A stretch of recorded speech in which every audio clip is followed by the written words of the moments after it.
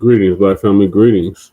And thank y'all for tuning in to another episode of the Frontline Black News. I'm your host, Chan Krummer. I'm joined with the other host, Lady Che. And we might be joined with Shabaka and some other people we'll see. On this season 5, episode 48, part 2 of the Frontline Black News, we'll be discussing several topics. The first topic is Democrats still shutting down the government for illegal immigrants' health care. SNAP benefits could be cut for November. That's really bad. One group would be shockingly hurt by the cut, and it's not us. Democrats like Gavin Newsom will attempt to deceive black voters in the midterms.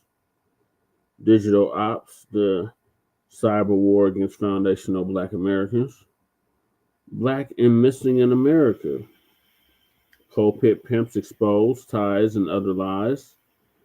Crime report from Professor Black Truth. Racist white man threatens Oakland Mayor Barbara Lee. Then why so many Americans are thinking about leaving the U.S. Truth or hype. Why TSA workers at Las Vegas airport must work without pay amid shutdown, what it means.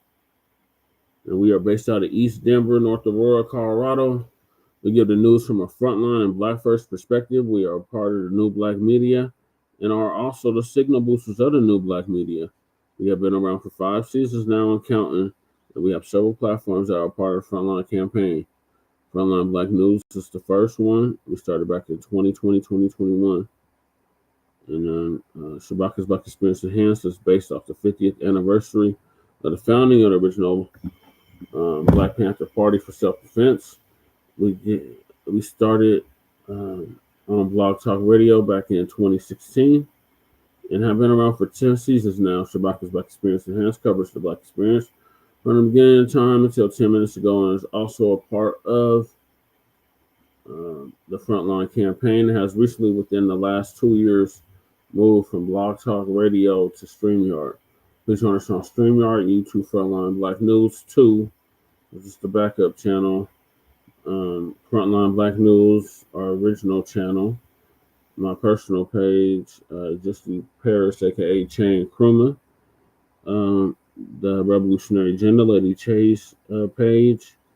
Jay Militant was cracking with Jay Militant, who was just live. His link is also in the description. Kukizi, who does our intro track usually for the Frontline Black News. His link is also in the description. And the Church of Black Power, brother out of Watts, California, who's now in Houston, Texas. His link is also in the description. Also, we have the petition to sign reparations in the description. Our brother Black Vote Charm Reloaded's funeral and memorial GoFundMe that his daughter set up is also in the description. The GoFundMe for the Black student at the Texas University who was expelled for mocking the death of Charlie Kirk. His GoFundMe is in the description. Support the GoFundMe. Lady Che is set up as well. And we got a copyright disclaimer under Section 107 of the Copyright Act of 1976. Allowances make fair use. Purposes is criticism, comment, news reporting, teaching, scholarship, education, and research. And I do not own the rights to the music. And if you don't understand racism, white supremacy, what it is and how it works, everything else you think you understand will only confuse you. In all 9 areas of human activity, which is economics, education, entertainment, labor, law, politics, religion, sex, war, and some say health and nutrition. All 9, 10 areas of human or people activity. And that's by the great Neely Fuller Jr. transition back in February of this year. And when you, a Black person, are captured by any race soldier, you must never fuss, fight, or flee. Comply and defend yourself in court. Neely Fuller Jr. as well. ProduceJustice.com. Is that outside?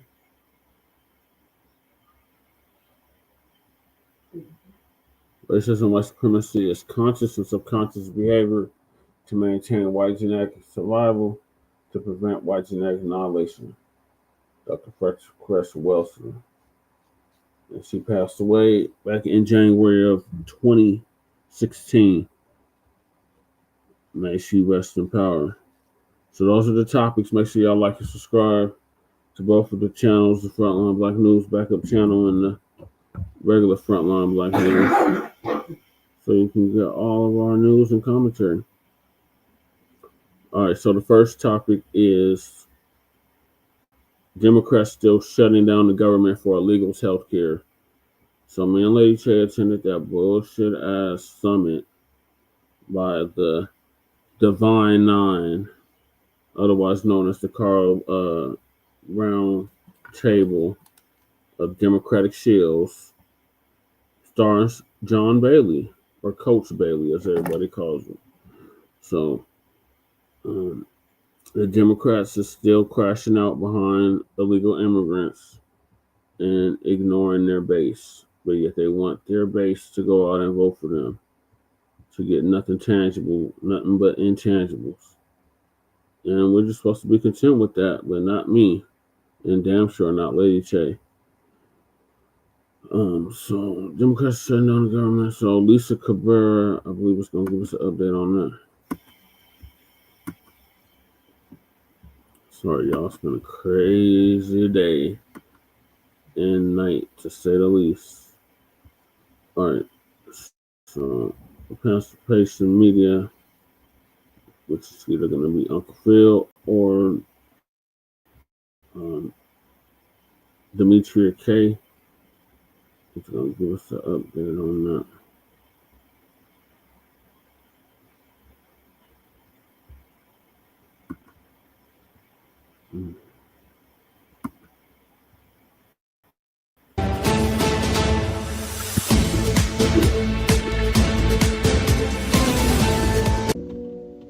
Yo, how are y'all surviving out here?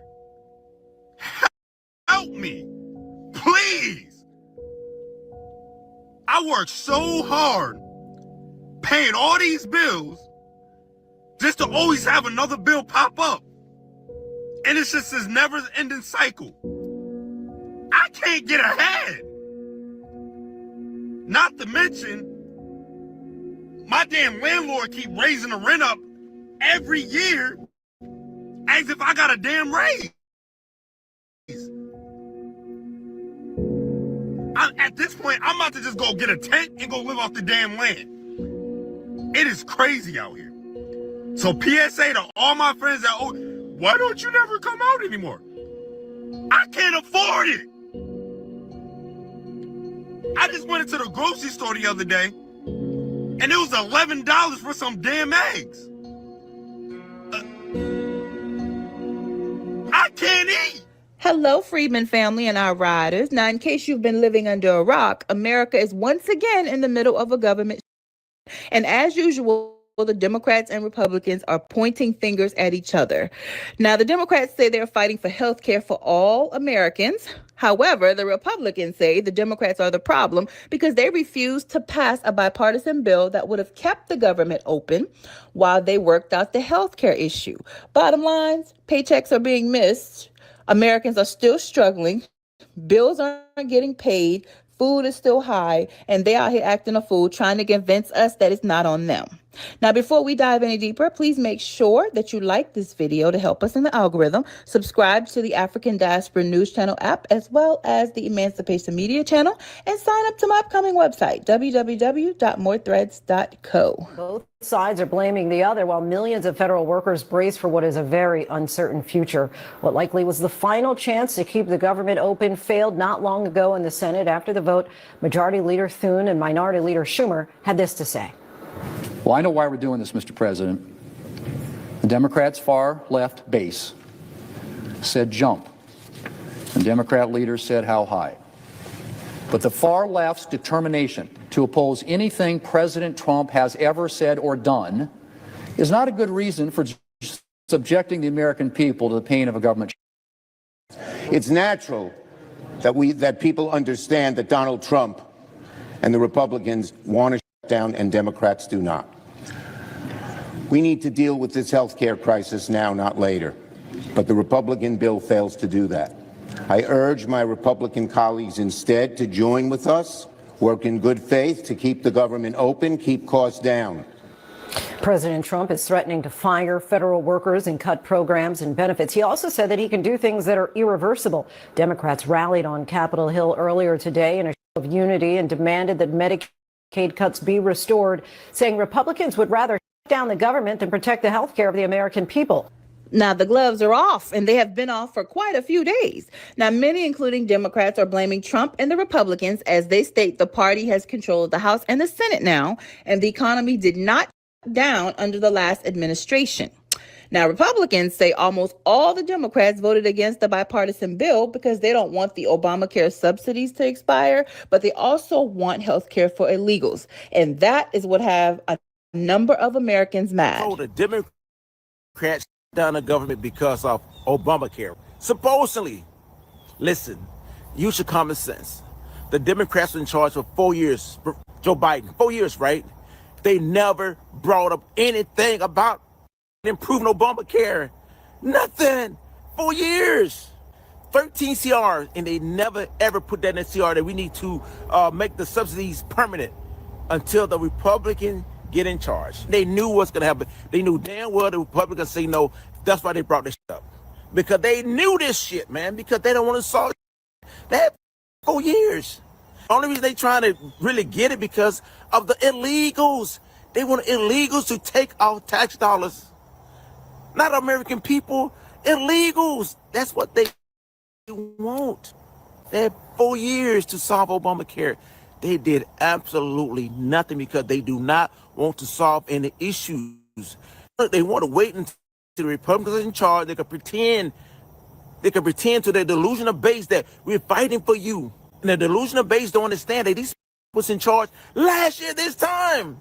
So the Democrats want to give away $1.4 billion of free money to the immigrants for health care.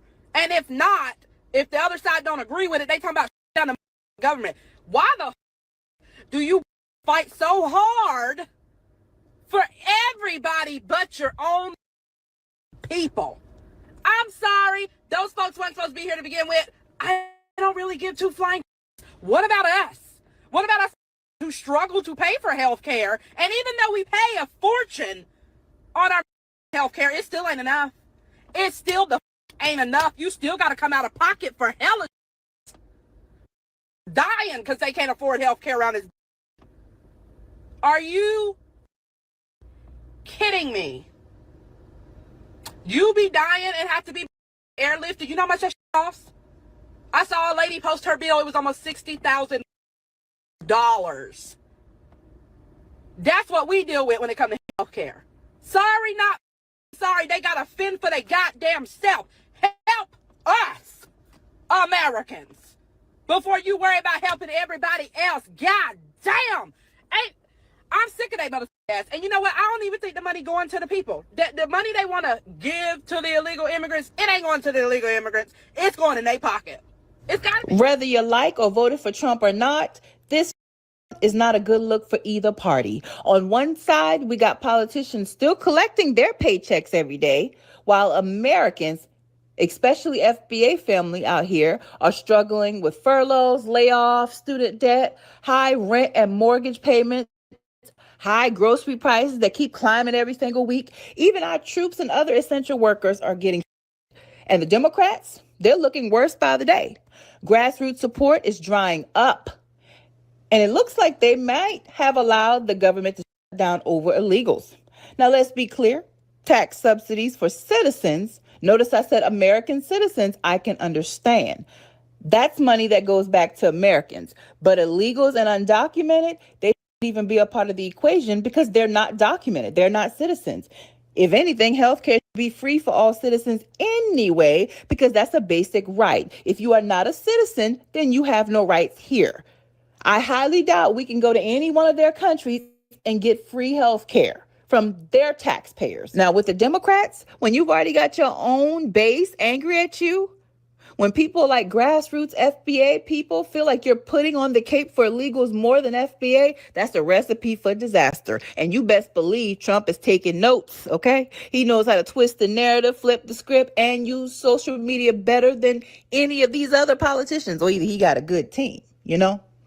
He's mastered taking their words and throwing it right back in their face. And honestly, the Democrats just keep handing him ammunition as well as alienating their voter base, which is FBA. Americans are already struggling with missing paychecks, high food prices, bills are too high, jobs are disappearing, and many are getting laid off. And now you add a government on top of that, that just creates even more uncertainty and anxiety that we don't even need. Now, FBA, like Dr. Claude Anderson says, when them folks catch a cold, we catch pneumonia. That's why now is the time to lean on each other. FBA, we've always had to find a way to survive when this country didn't care if we lived or died or if we had little to nothing. And this right here is not the time for us to be tearing each other down, arguing back and forth about roles, talking about who's right or wrong, who's healthy and who's not, or who cook and who's not. Now, I had to get that off my chest because it's always somebody who has to be negative or bring up a horizontal issue that I'm not even talking about at this point. Now, don't get me wrong. I don't agree with everything old school, but I will say some things we should let go. A lot of things we can take a lesson from back then. Again, not saying they did everything right. All this and uncertainty just goes to show we cannot depend on them folks. My daddy used to say, never let them folks or depend on them folks to feed you, because if they feed you, they can starve you. Now, you guys, as I've said before, I come from a family of landowners and out of South Carolina. Now, growing up, I did not pay a lot of attention to it, but my family grew everything from peas to okra to corn to collards. I mean, just anything. And that's what kept them alive through slavery, Jim Crow, the Great Depression, recessions, and any other crisis that they may have encountered. Now is no different, and I understand that. I know how to take the cheapest foods and make a full meal. Guys, I grew up on pork and beans with rice, spaghetti, chicken and rice, okra and tomato soup over rice. Now, again, I'm Geechee Gullah from the Carolina, okay? Rice was always on the plate. Now, those meals were not expensive, but they filled my belly every night. I never went to bed hungry unless I did not want to eat what my mom cooked that night. And I stand by that. You know, something like Brussels sprouts or cabbage or y'all, and to this day, I hate them. To this day, okay? Now, listen, I'm not telling my people what to eat or how to eat or judge anybody's health. You know, folks have a right to do what works for them. And I ate junk food then, and I still do. You know, my mother bought off-brand cakes and pies, and my cousins and I ran to the candy lady for pickled eggs, hot sausage, Fruities, all of that. What y'all know about that? Now, I don't know if y'all had a candy lady, but I did. Out to the candy ladies like mine, Miss Flory and Miss Rest in Power. I done got the reminiscence, so let me get back on topic. Anyways, I didn't realize it, but most of the time with eating from the land, it didn't just keep me healthy, but it saved my family a lot of money, which we didn't have much of. You know, guys, I can remember sitting with my cousin, shelling butter beans and okra, or lima beans, you know, and then, you know, freezing the extras in my grandma's deep freezer. You know, my daddy and granddaddy and uncles, they were hunters. They hunted deer, hogs, and they a lot. That's probably why I don't eat to this day. We had chicken every night if Piggly Wiggly had a sale, you know. So we rarely bought meat, but again, we would, you know, buy a box of chicken if Piggly Wiggly had it on sale for $25. I don't know what y'all know about that, okay? And with this down and, you know, inflation and all this other madness, we'll be all right if we do what a lot of our ancestors did. You guys, we must lean on each other. Don't look down on each other or notice all the things we don't do, but let's try to notice the things we can do. I don't eat from the land like I used to, you know, and that's just the truth because I don't live home anymore. But I make a budget every week and I grocery a little more for the week. I eat out still, but only in moderation. It's rare, you know. Now, again, I'm not telling people what to do or telling people they should do what I think they should do. No, that's not my style. What I am saying, bottom line, is if our ancestors and elders can make it through all those tough times with all of those kids with the little they had, we can make it now. I'm not saying some days it ain't going to be hard. Not at all. I'm not saying that, but we can make it. And that brings me to the last thing, my FBA family. This is for my FBA who understand that group economics is how our people can make our businesses and home work. This right here is for the FBA who understand that paid off and debt free sounds a little bit better than flexing for the gram while struggling behind closed doors. Bro, if I knew how bad the economy was going to be up today, I wouldn't have been riding no bikes, playing no video games. I would have bought a house when I was 10. They did a study based on today's economy. Like, what should minimum wage be based on today's economy to make sure an American is comfortable living a day-to-day life, like with the prices, how the prices is up to date. Bro, do you know how much they say you need to make an hour to be comfortable around this? $66 an hour. $66 an hour, bro. Who the making that? That ain't even the kicker. You make $66 an hour. You work 40 hours a week. At the end of the month, guess how much you gonna have in whole? 10 bands. Oh no, but don't think you taking the whole 10 bands. You forgot about Uncle Sam. You're going home with 6,500. Maybe a 7-ball if you're lucky. Okay, so eliminate all the bills and life expenses from that 6,500. You left, even motherfuckers who making $66 an hour after paying all their bills and life expenses at the end of the month, they only gonna be able to save a band or two a month. So regular like me and you was just cooked. We po. We just at this point we just on the internet seeing who can be po better. Who can be best at being po. And if you're living at home, kudos to you. Because Lord knows, if I was able to live at home with my mom and my dad, that's exactly where I would be. I don't care. Let me tell you something. If I had the ability right now to go live with my mother or my father, I would be there. Wouldn't be a fork in the sink. Wouldn't be a speck of dust on the floor. Wouldn't be a day I don't get up, hit my knees, and thank the Lord for where I am. Make that bed, go give mama or daddy a kiss on the forehead and say thank you for allowing me to stay here. Because ain't no way I wouldn't be exactly where I said, in my parents' house. Things are way too high. This for my black folk. Y'all get off that. The economy only gonna keep getting tougher. Move back in with mama or daddy. Everybody keep your jobs. Everybody pay bills. Save your money. Double, triple team on bills. Double, triple team on mortgage. Double, triple team on rent. Somebody gotta make something happen. We ain't gonna get too far without one another. Get off the. Get back in mama or daddy house and make it count. Everybody keep working and practice group economics. It's only as hard as you make it. In times like this, survival comes down to us pulling together. Families under one roof, if you can, paying bills together and helping each other out with our bills, if you can, practicing group economics, as well as supporting each other's businesses if we have them. That's how our ancestors make it through. I mean, them folks love negatively stereotyping us or calling us lazy, but just remember, FBA, please remember, we never had to do nothing devious to come up off people. We've never had to sabotage people. We've never fed our families by doing ruthless things or to get in power. Okay? Remember that. Now, if you need a little motivation, take a listen to these black towns that we built.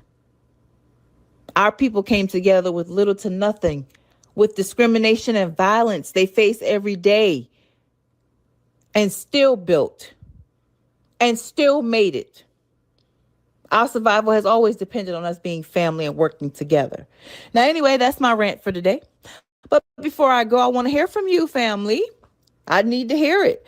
Have you suffered a loss or worried about something with the economy or this current government shutdown? Or you can tell me, who do you think is to really blame for this?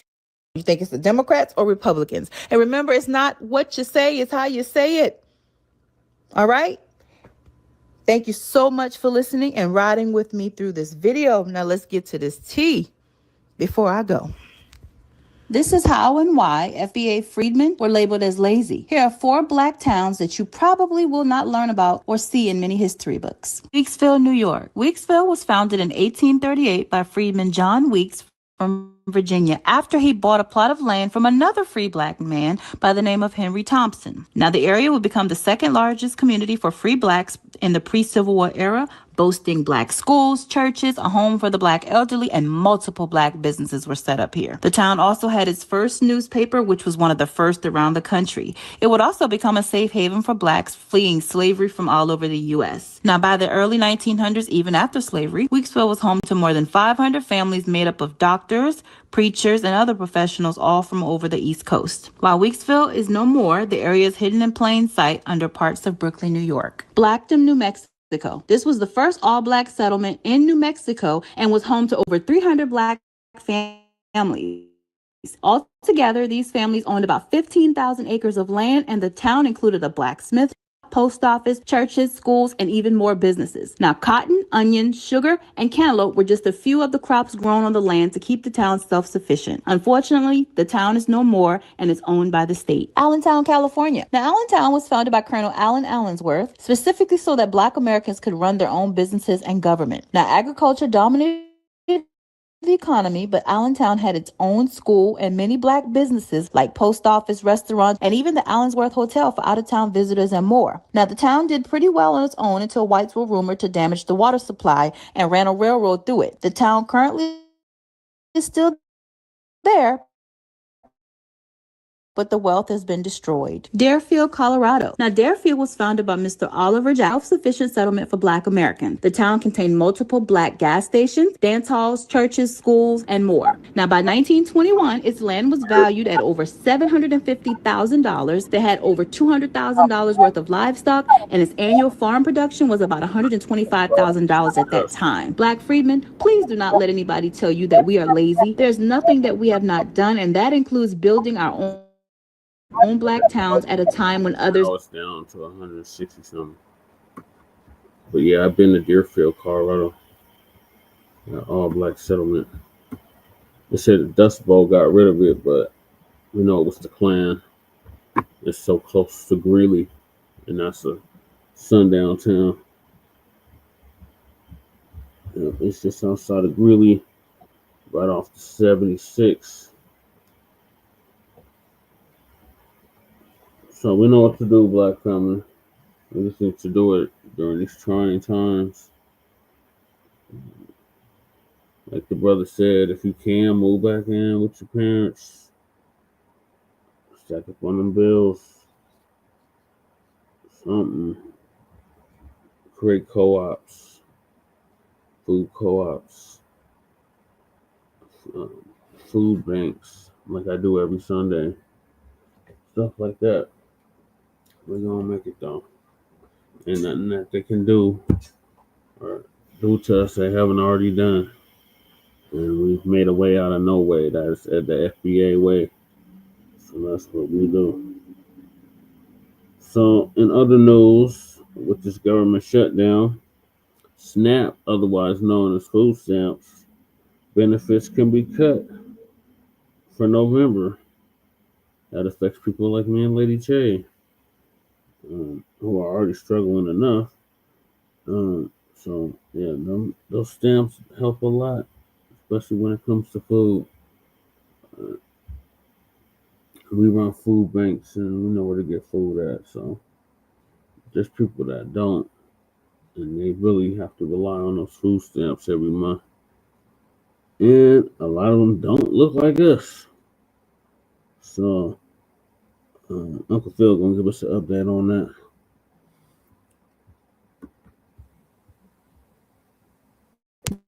You've tried it your way, but you're still in debt. Or maybe you're doing okay, but want to invest smarter, grow faster. MillionaireX.ai gives you real step-by-step strategies to do. Last night, y'all, because I was good and tired. I ain't gonna lie, I was tired. I needed an evening off. I really did. I saw a brother yesterday, and shout out to that brother. He was saying, he was telling me, say, Phil, look like you a little tired, Phil. I'm like, I am.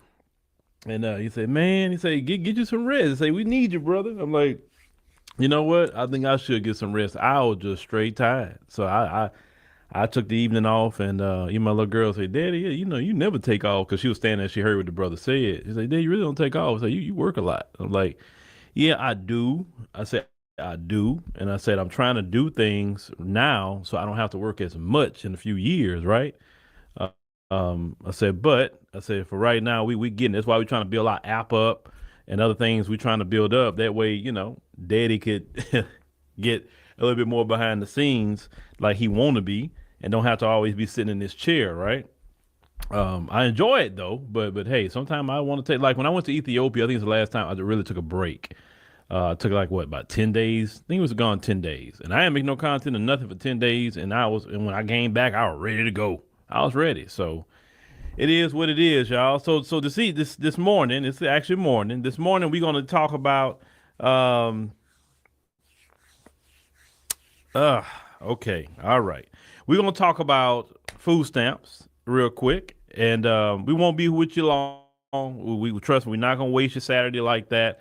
Y'all can catch it on the replay or whatever if you have not, checked it out. But what's going on here, and let me explain something to you real quick before I get into what I'm doing. So, because some people may be new and they're not used to certain people doing certain things, we have a thing here where we want to show what we're talking about. We reference things. Sometimes we may have to look at an article, videos, whatever. We do all that because when we start doing our commentary, we don't want people to say, well, you just talked out your head for about whatever hour, 30 minutes, whatever you did. So we always do that. Now, if you're so used to people just talking out of their head and not showing you nothing, then that's cool. You can go listen to them kind of people, and that's fine. But over here, we haven't been told too many times that, oh, man, you all said this. And it wasn't even the case because we saw the video. We saw an article, this and that, and they didn't even match up nothing to what you were saying, right? So we haven't had that kind of commentary here because we have a certain level of excellence here, and we got to have excellence. So if you're not used to dealing with excellence, then you can go listen to them platforms that just talk out their head. All right. So let me go ahead on and get started with this. Like I said, we can't take long because I got other stuff I got to do. And look, Israel 777.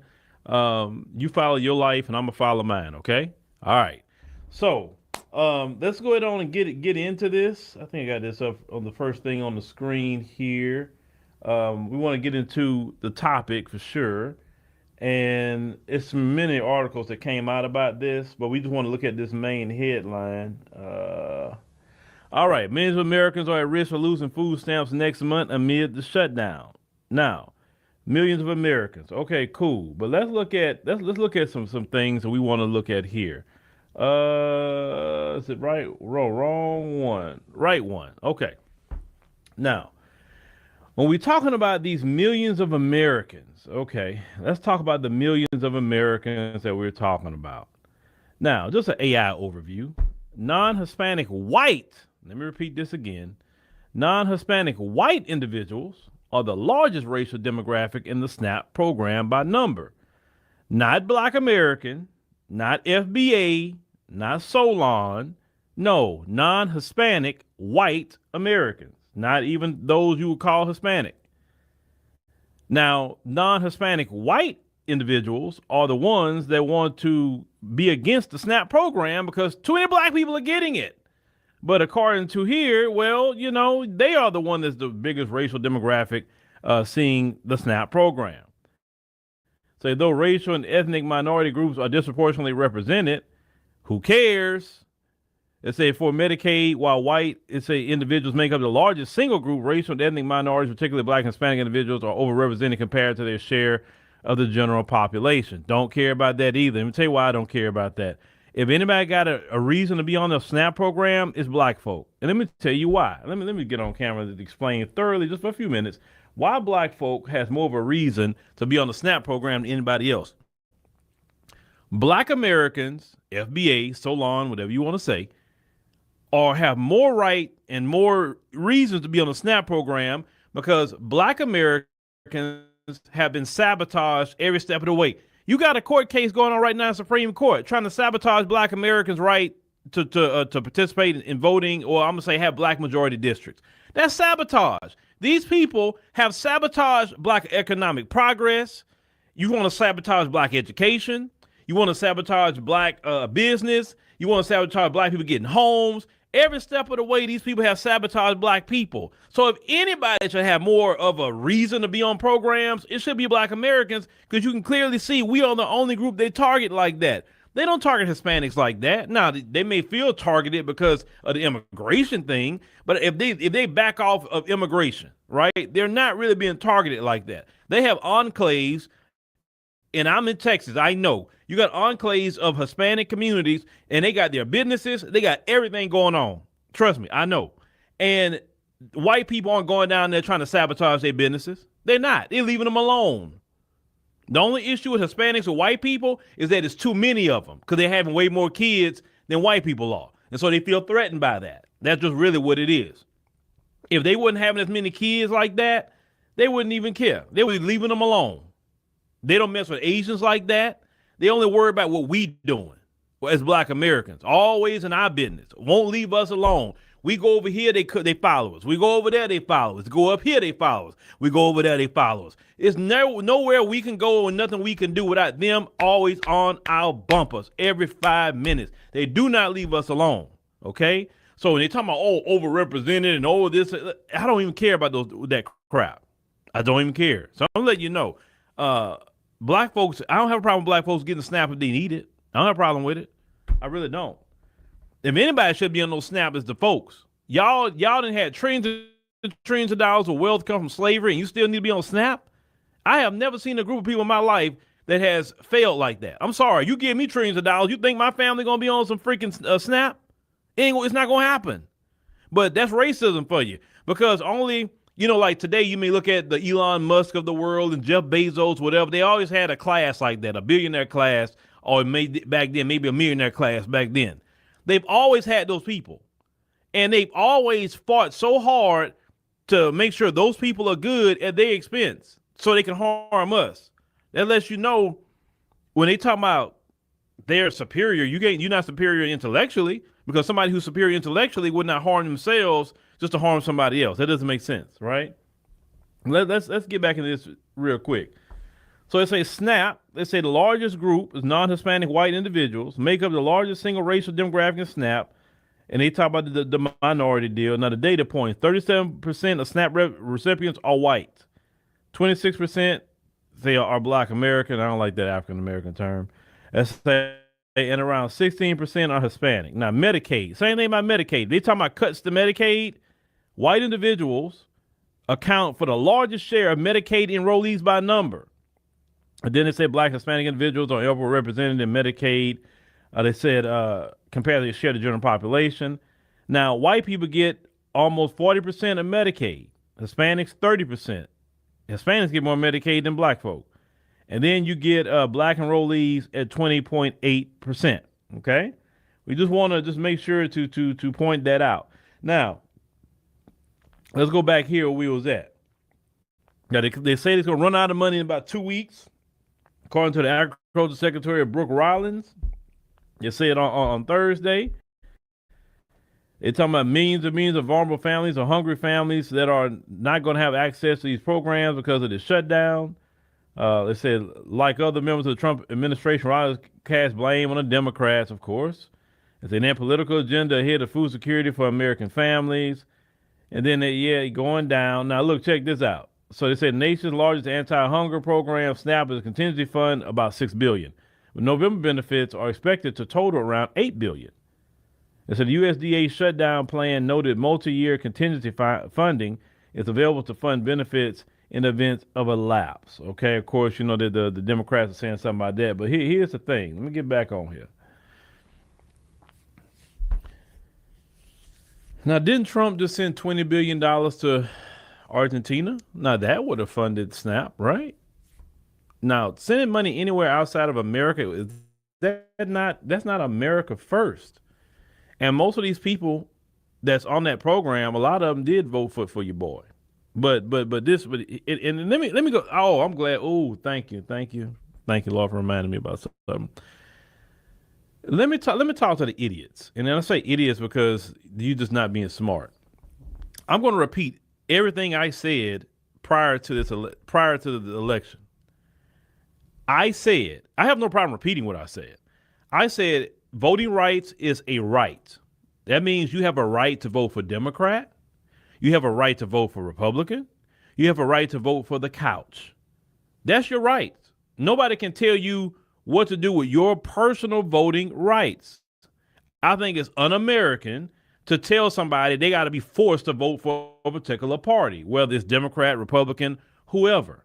And if you're a person that's trying to force somebody to vote for a particular party or whatever, then you're acting like a freaking authoritarian. You're acting like a terrorist to me, because you can't force somebody. And supposedly in a democracy, you can vote for whoever you like to vote for. I said vote your interest. Whatever party is voting your interest. I don't get into telling people what parties to vote for, but I will point out what politicians are doing or what they're not doing for black people. I will point out politicians who want the black vote but aren't delivering for black people. I will do that. And one particular party, the Democrat Party, always reaching out for the black vote. So since you're reaching out for the black vote, you need to be doing something for black people. And if you're not doing something for black people, I'm going to point that out, period. Because no party outside the Democrat Party is catering for the black vote like that. They don't deliver. They haven't been giving anything to black folks. It's not just me saying that. It's not just me. It's millions of the black people. Why you think millions of the black people who don't even know me, who don't even know I exist, didn't even want to vote for Trump or Kamala in the election? Do you realize more black people sat it out than voted in the election? I hope you realize that. If you just do maybe just 5 minutes worth of research, you'll see more black folks set it out. But at the same time, it's not black folks' fault, even if they did set it out, because I refuse to sit up here and to let any of you Democrats shields, because that's who talk like that, any of you Democrats shields to let other groups off the hook too, because a lot of Hispanics sat it out too. And a lot of Hispanics voted for Trump. Way more Hispanics voted for Trump than black folks did. Asians voted for Trump as well. Okay? A lot of Asians sat it out. So leave black people alone. Like we are the only people in this country have the responsibility to be putting people in office or not putting people in office. I refuse to sit up there and put that on black folk. Y'all haven't even gave a single dime of reparations to black people. Not a single dime. Hold on. Let me cue this up. You know, I like the new little video. Hold on. Where is this at? Where is it at? Here we go. Play that again. Hold on. Put it on play. They keep acting like we're joking. Like reparations is some buzzword we throw around during election season. Nah, we're dead serious. Generations of wealth stolen, and they think a couple slogans will keep us quiet. We told them what it is. If you want our votes, if you want us to show up again, cut the check. Straight up. Policy, money in our... Yes, that's it. Black folks are saying they gotta have the checks. I seen some of you Democrat shields talking about, yeah, they didn't vote because they wanted reparations. Well, give the reparations and you get the votes.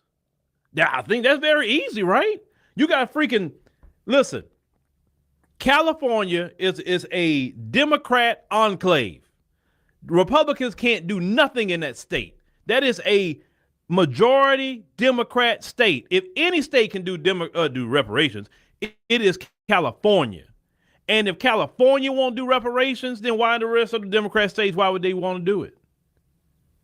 The fact is, you Democrats got to show and prove to black people. So my personal opinion to you Democrat shields, to hell with y'all. Give reparations and do what you did for the illegal immigrants in California for black folk, and then you'll have me on your team at that point. I promise you'll have me on your team. Do for black people, I'll be on your team. I'm telling you up front, publicly. You do for black people specifically, and make sure we are good. I have no problem getting on this microphone and say, hey, man, we need to support the Democrats because, hey, the Democrats is this. I'll do it because the difference with me, because I'm independent, difference with me is that I'm not beholden to Democrat. I'm not beholden to Republican because I don't like now one of y'all. I'm an independent, and that's the only way to be is a black independent. That's it. You can't guilt trip black folk. Oh, you see black people, he gonna cut food stamps. See, this is what happens when you don't vote. This is gonna hurt more white people. Hold on. Let me get to the brothers. Let me get the sisters real quick. Hold on. Let me tell y'all something. Non-Hispanic white people are about to lose their shit when they don't get their SNAP and their Medicaid. Granted, other people are gonna lose their shit too. Other demographics are going to be affected by this. But let's be real. For SNAP and Medicaid benefits, non-Hispanic whites are the largest proportion of recipients. I'm just saying, shit's really gonna hit the fan. Y'all about to see it. And 80% of the Medicaid and SNAP recipients voted for Trump. Talking about cutting your nose off to spite your face, baby. They hate black people. I'm not even gonna say just black people. They hate non-white people so much. Once again, they voted for their own demise. I'm just saying. So yeah, let them go out there and protest. Once I realized that the majority of people on food stamps and all like the benefits are white people, the people that voted for Trump, you know what? I ain't even tripping about this shit too much, really. I ain't on food stamps and I don't get no benefits, and I didn't vote for Trump. So yeah, it's hey, what y'all gonna do, white people? Hey, there you go. There you go. So see, don't let the Democrats get up here and say, see, black people, it's you. You should have voted. You sat at home. To hell with y'all. To hell with all y'all. Because it is a community event when it comes to voting. It's not just a black people event. If black people got to sit up here and vote for everything and save this country, well, you know what? Move out the way and let black America run this country then. If that's the point. We are not sitting up here trying to vote for managers of the plantation. If the plantation is not going to do nothing for black folk. No. So it's like this.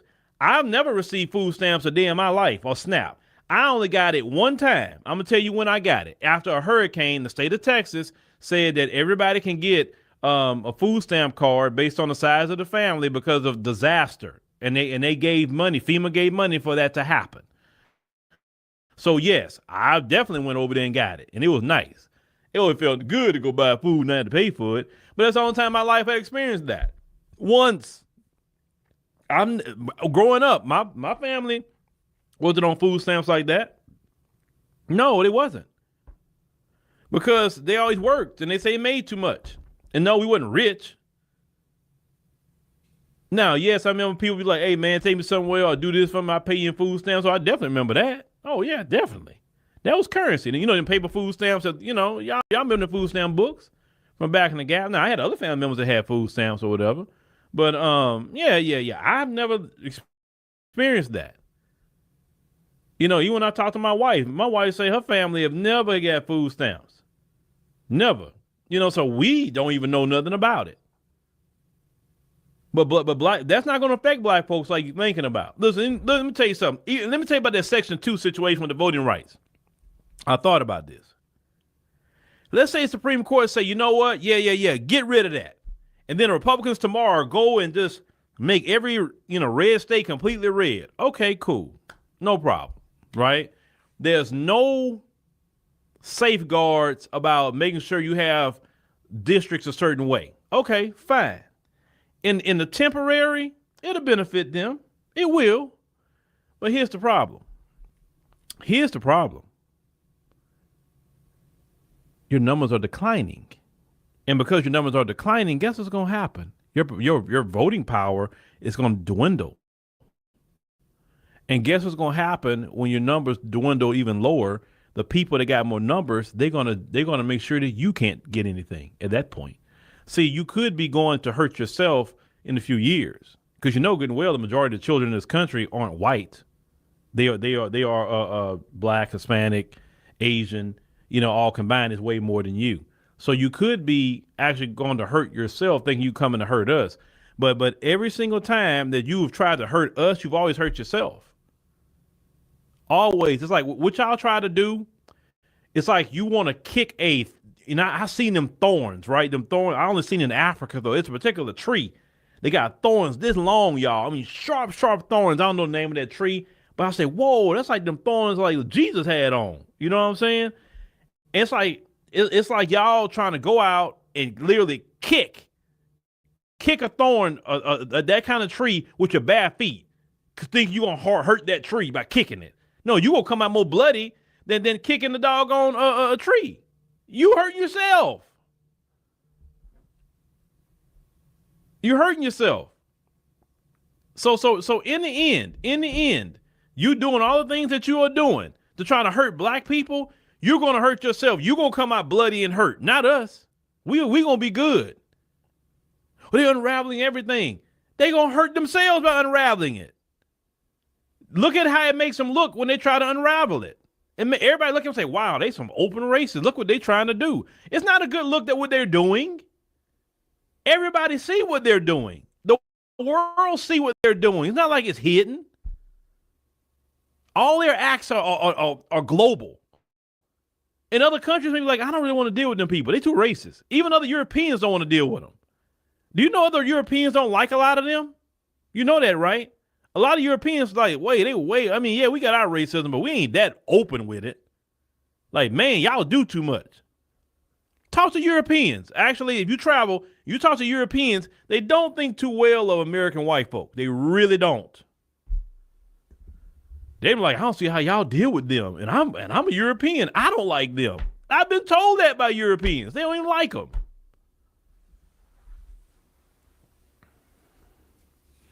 Yeah, you're right. They prefer to see China win before you. You're 100% right. They prefer to see China. Give me a second. Give me a quick second.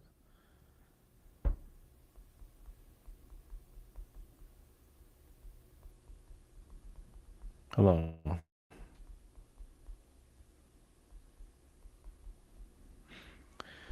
Yeah, they prefer to see China and everybody else win over me and you. 100% right. And that's fine. Because the Chinese don't like them. The Chinese about the Chinese. 100% accurate on that. The rest of the world see what they doing. Like I said, the world don't like them like that. I'm telling you, they really don't. They deal with them because they have to, but they really don't like them. Look at what happened with George Floyd. The whole world saw that and got on board with it. You had George Floyd rallies in other countries, and they had nothing to do with George Floyd. They never seen that kind of response. And it wasn't a good look on the United States either. United States always get themselves in some sort of pickle with their racism. And the whole world like, wow, really? But they want to run around here talking about democracy? Wow. Okay. They can't come tell me nothing. Look what you did to George Floyd. Do you remember the Chinese had put out a report about America? And they were just mentioning in that report about how everything they do to black people? Like everybody knows what they do, these people. So really all this mess about them trying to unravel rights, the SNAP program, all that stuff would just be like, it's mean-spirited. And really they're going to hurt themselves in the end. You ain't hurting black people. You're hurting yourself. There's more white people in these rural communities who are broke, who don't have nothing, that's going to be hurt by this. Black folks in the cities will be all right. They always have been. Always have been. So I've been saying a long time ago, take everything you want to take away. Take it all away. My people are going to be good. I promise you. Because see, what's happening in this presidency of Donald Trump, he's going to unravel all the systems that make them comfortable. We good. We are so good at black people. I'm telling you. We are good. Oh, ICE doing this and ICE doing that. In the end, that's hurting them more than it's helping them in particular. Why do you think all of a sudden you're seeing Home Depot offering all these certification classes for free? And what I would tell the black men and women, go get it.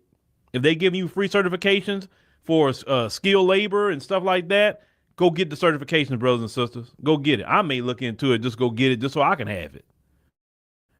Do I need it? No, but hey, it'd be great to have. I'm going to look into it, just see what classes they got. And if it's something I'm interested in, why not? Education is education, bro. You can always use more education, especially working with your hands. If it's free, go get it if it's free. Why not? Get it. Take free education all you want. Get it. If Home Depot got some free education, well, go get them classes. Go get it. You ain't paying a dime for it. You're not getting in debt. Go get it. Black men and women need all the education because, listen, we lost a lot of our skilled labor, unfortunately. We were the builders of America, but we lost a lot of that over the years. We need to go get our knowledge back. So let's go get that. Why not? We can take some classes. We can learn this. Hey, we learning HVAC. We learning how to be carpentry, plumbing, electrical. We need to learn that as black people. Because right now, the way it is, the folks do everything. And the folks wasn't doing it. Do you know how to run a power station, a substation? Do we in mass know how to make sure power's delivered to neighborhoods? Do we know how to make sure the water's delivered? How to run a water treatment plant? Yeah, some of our brothers and sisters know how to do that.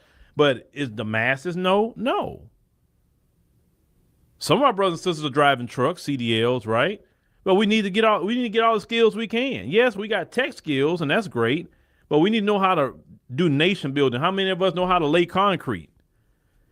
How many of us know how to do driveways, roads, bridges? Some of us do know, but not enough of us know.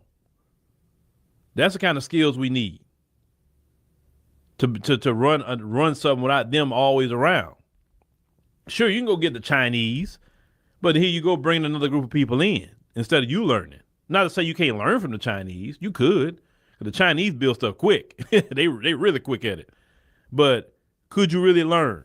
And that's what we got to think about as black people. So go get all the free certifications you can. Definitely working with your hands. Like I talked to a brother the other day, and I think he was doing pest control. And I said, look, hey brother, that's something everybody needs, pest control. He said, yep, and I do all these businesses too. And I said, yep. I said, that's what we need. I said, AI can't take your job. He said, oh no, it can't. I said, and that's a beautiful thing. Because you always gonna have pests, and they definitely gonna need to be controlled. So, hey, get your things, brothers and sisters. Get it. But black people, don't fret, don't worry, don't do it. That's sure it's gonna affect some of us, but the ones that will affect us, hey, I'm gonna just be real, like my grandfather told me. You can't depend on these white folks for nothing. He said that a long time ago. He said you can't depend on these white people food stamps. You can't depend on these white people Section 8. You can't depend on these white people anything, and they'll take it from you, then what? He said that a long time ago. So I never got in that mindset to depend on white people or the government for anything. Because they take it, then what? Now you're crying about you ain't no food. Get your behind out there and work whatever job you got to work and put some food on the table, cook at home. Some of y'all go out there buying soda and candy and all that mess with that. No. But anyway, ladies and gentlemen, I got to wrap it up because this is a short one today, y'all. It's a very, very short one. But I appreciate y'all joining us on this short Saturday.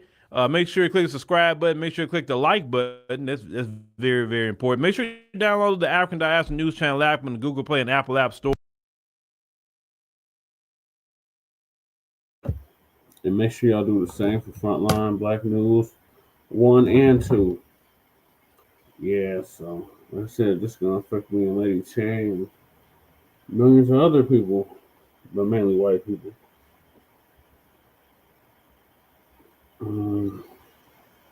Democrats like Newsom will attempt to deceive black voters in the midterms. It's the next topic. No Aurora. Bad Aurora. Bad boy.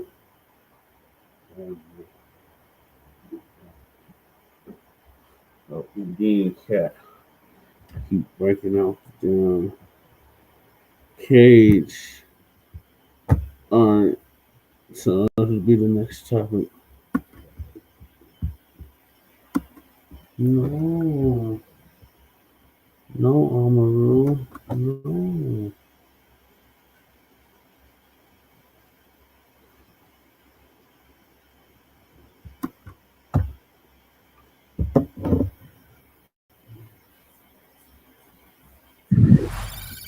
Gavin Newsom just showed us the entire Democratic playbook for 2026. Give black voters symbolic gestures with one hand while snatching away actual material benefits with the other, then expect us to show up and vote anyway.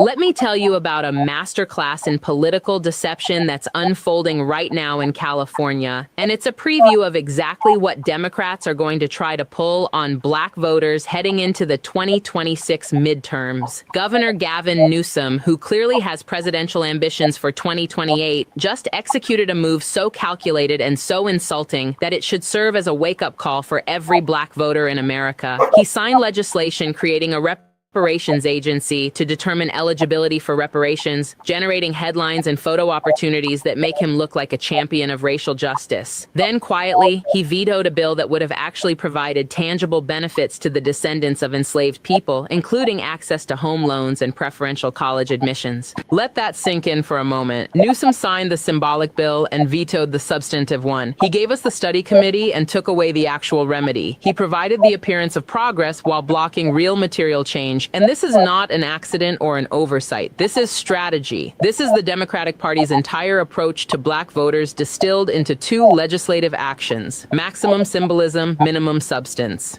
The bill he signed creates an agency that will spend months or years determining who qualifies as a descendant of enslaved people eligible for reparations. It's a process, a framework, a structure for future conversations. It costs the state very little, commits them to nothing concrete, and allows Newsom to campaign on being the governor who moved reparations forward. He gets to stand in front of Black audiences and say he created the agency that will finally address this historic injustice. He gets the credit without having to write any checks or redistribute any resources. Meanwhile, the bill he vetoed would have immediately provided material benefits to Black Californians. Home loan access for descendants of enslaved people would have begun addressing the racial wealth gap that persists because of centuries of discriminatory housing policy. Preferential college admissions would have started correcting the educational disparities that limit Black economic mobility. These weren't theoretical future benefits contingent on endless studies and political negotiations. These were concrete programs that would have changed lives starting now. But Newsom looked at those two bills and made a calculated political decision. The symbolic gesture advances his career. The substantive policy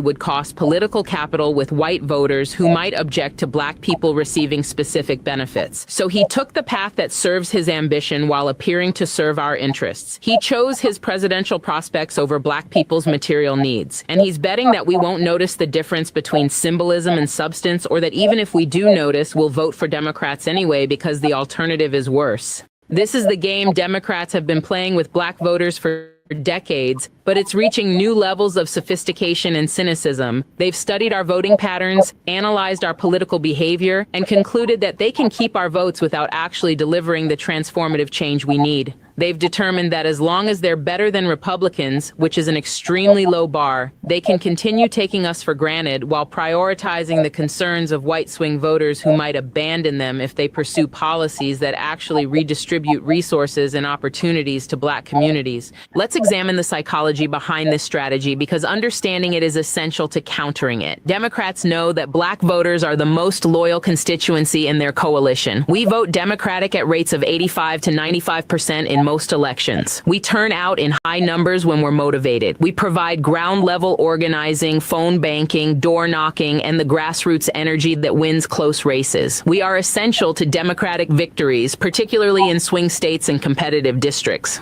But here's what they've also learned. Our loyalty has been relatively unconditional. We vote Democratic not because Democrats have delivered transformative change for our communities, but because Republicans actively work against our interests and sometimes our basic humanity. We're not voting for Democrats, we're voting against Republicans. And that distinction is crucial because it means Democrats don't have to earn our votes through policy achievements. They just have to be marginally less terrible than the alternative. This dynamic creates a perverse incentive structure where Democrats can ignore Black policy priorities without electoral consequences while spending their political capital courting white moderate voters who might swing Republican. They can reject reparations, oppose defunding police, water down criminal justice reform, and maintain economic policies that perpetuate racial wealth gaps, all while knowing that Black voters will still show up on election day because the Republican alternative is unacceptable. Newsom's move with these two bills is a perfect illustration of this calculation. The reparations agency gives him something to campaign on in Black communities and in Democratic primaries where racial justice rhetoric plays well. It costs him nothing with white moderate voters because it's just a study, just a process, just a framework for future conversations. Nobody loses anything. Nobody has to give anything up. Nobody's taxes increase. Nobody's college admission slot goes to someone else. It's pure performance. But the bill providing actual benefits, that's different. That bill would have generated opposition from white Californians who believe they're disadvantaged by policies that specifically help Black people. That bill would have given Republicans ammunition to attack Democrats for reverse racism and special treatment. That bill would have forced uncomfortable conversations about why descendants of enslaved people deserve preferential access to resources. So Newsom vetoed it, calculating that the political cost with white voters outweighed the political benefit with black voters, especially since black voters would likely continue supporting Democrats regardless. Now let's talk about what these specific provisions in the vetoed bill would have accomplished, because understanding what we lost is important. Home loan access for descendants of enslaved people would have directly addressed one of the primary mechanisms through which the racial wealth gap has been created and maintained. Home ownership is the single largest source of wealth for most American families. It's how you build equity, how you pass assets to your children, how you secure your retirement, how you access credit for education or business ventures. Black Americans have been systematically excluded from home ownership through slavery, through post-Civil War land theft, through redlining, through discriminatory lending practices, through predatory contracts, through every imaginable mechanism of exclusion. The result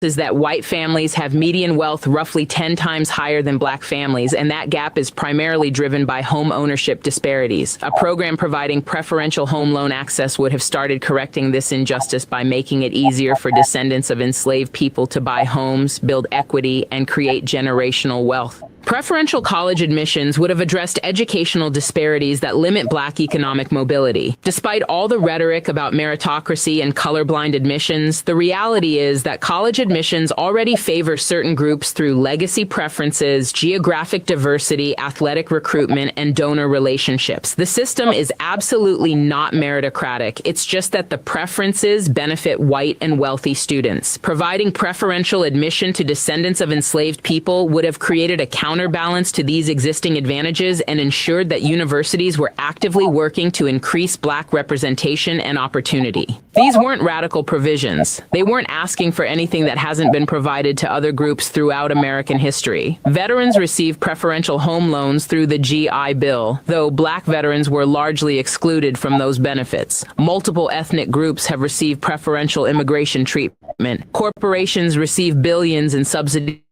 and tax breaks. The entire American system is built on preferential treatment for certain groups. Providing specific benefits to descendants of enslaved people is not special treatment. It's corrective justice for centuries of exploitation and exclusion. But Newsom looked at that corrective justice and said no. He determined that his political career was more important than black people's material needs. And here's the part that should make every black voter furious. He thinks we're not going to hold him accountable for it. He thinks we'll focus on the symbolic agency he created and ignore the substantive benefits he blocked. He thinks we'll show up to vote for him and other Democrats in the midterms regardless of what they deliver or fail to deliver. And the tragic reality is that he might be right. If black voters don't start demanding accountability, if we don't start treating our votes as something politicians must earn rather than something they can assume, if we don't start punishing Democrats who take us for granted, then this pattern will continue and intensify. Newsom will run for president in 2028, campaigning on creating the reparations agency while never mentioning that he blocked actual reparations benefits. Other Democratic politicians will follow his playbook, offering symbolic gestures while opposing substantive change.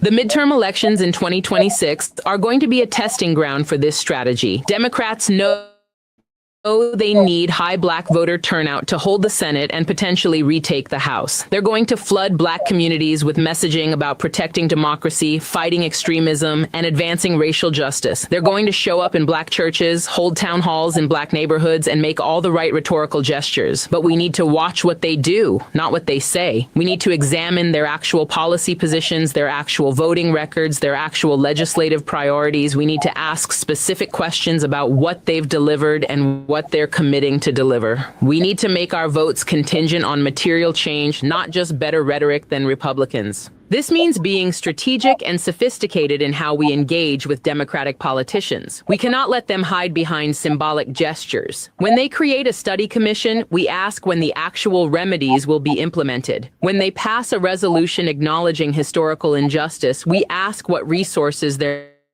allocating to address that injustice. When they show up asking for our votes, we present them with a specific list of policy deliverables and make clear that our support is contingent on their commitment to those policies. We also need to be willing to use our leverage, and that means being willing to withhold our votes when Democrats refuse to deliver. I'm not suggesting that Black voters should support Republicans. That would be politically suicidal given the current Republican Party's open hostility to Black interests. But we can absolutely sit out elections, support third-party candidates in safe districts, or create enough uncertainty about our turnout that Democrats have to take our demands seriously. The power of Black voters is not just in how we vote, but in whether we vote. Democrats cannot win without us. If Black voter turnout drops even 5% in key states and districts, Democrats lose. That threat is the only leverage we have, and we need to be willing to use it. Not recklessly, not in ways that hand power to Republicans who will actively harm us, but strategically in ways that force Democrats to choose between taking us for granted and losing elections.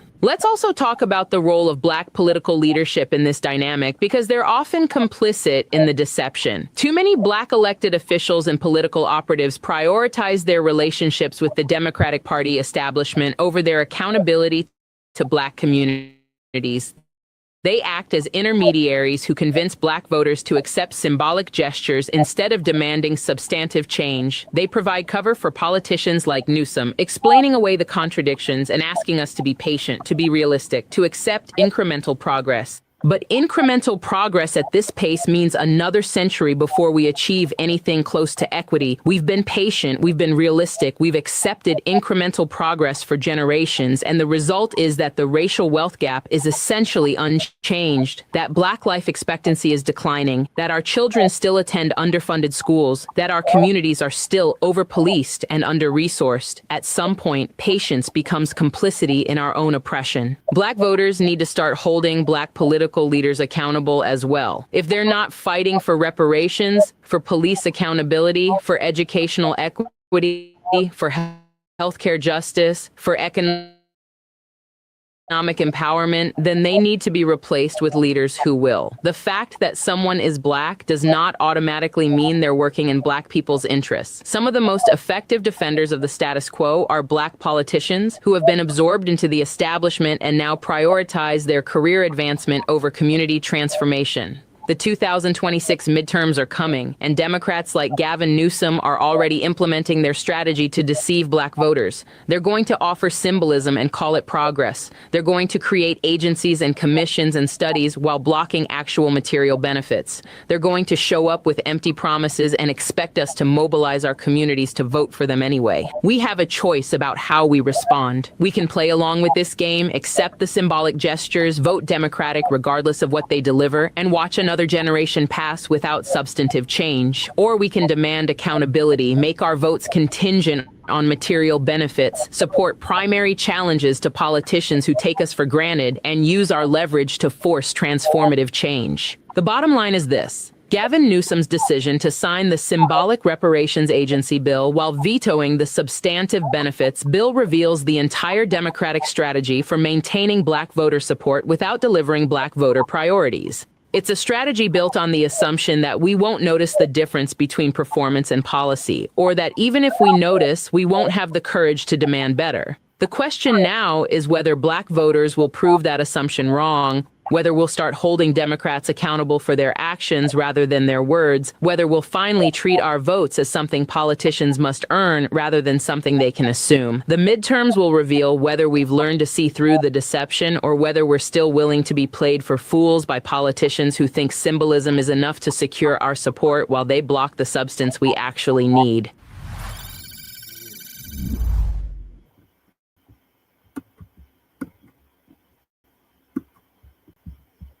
Yep, Serica is right. I agree with everything Serica said. That's why it's tangibles. 2025 all the way up to 2100. If they're not offering nothing tangible, don't waste your time voting for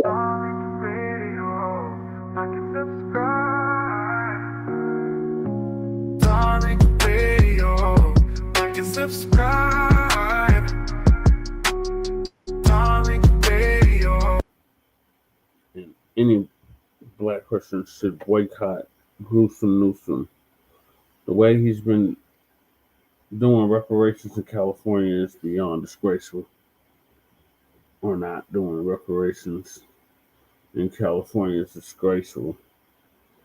Like the sister said, he's been vetoing the substantive stuff, but passing the symbolicness. No, we're over the symbolism. We want tangible benefits specifically for us. No other group. Otherwise, you're not getting our vote.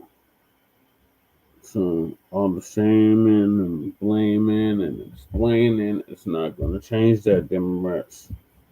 So in the next topic is digital ops, the cyber war against foundational Black Americans. So Shabaka had made reference to one of these tethers that's calls himself going at Tariq Nasheed, and according to Shabaka, Tariq got owned, but me and Lady Chase see it completely different. Like that chick got owned along with the rest of them tethers. Let's see what Tariq and them have to say.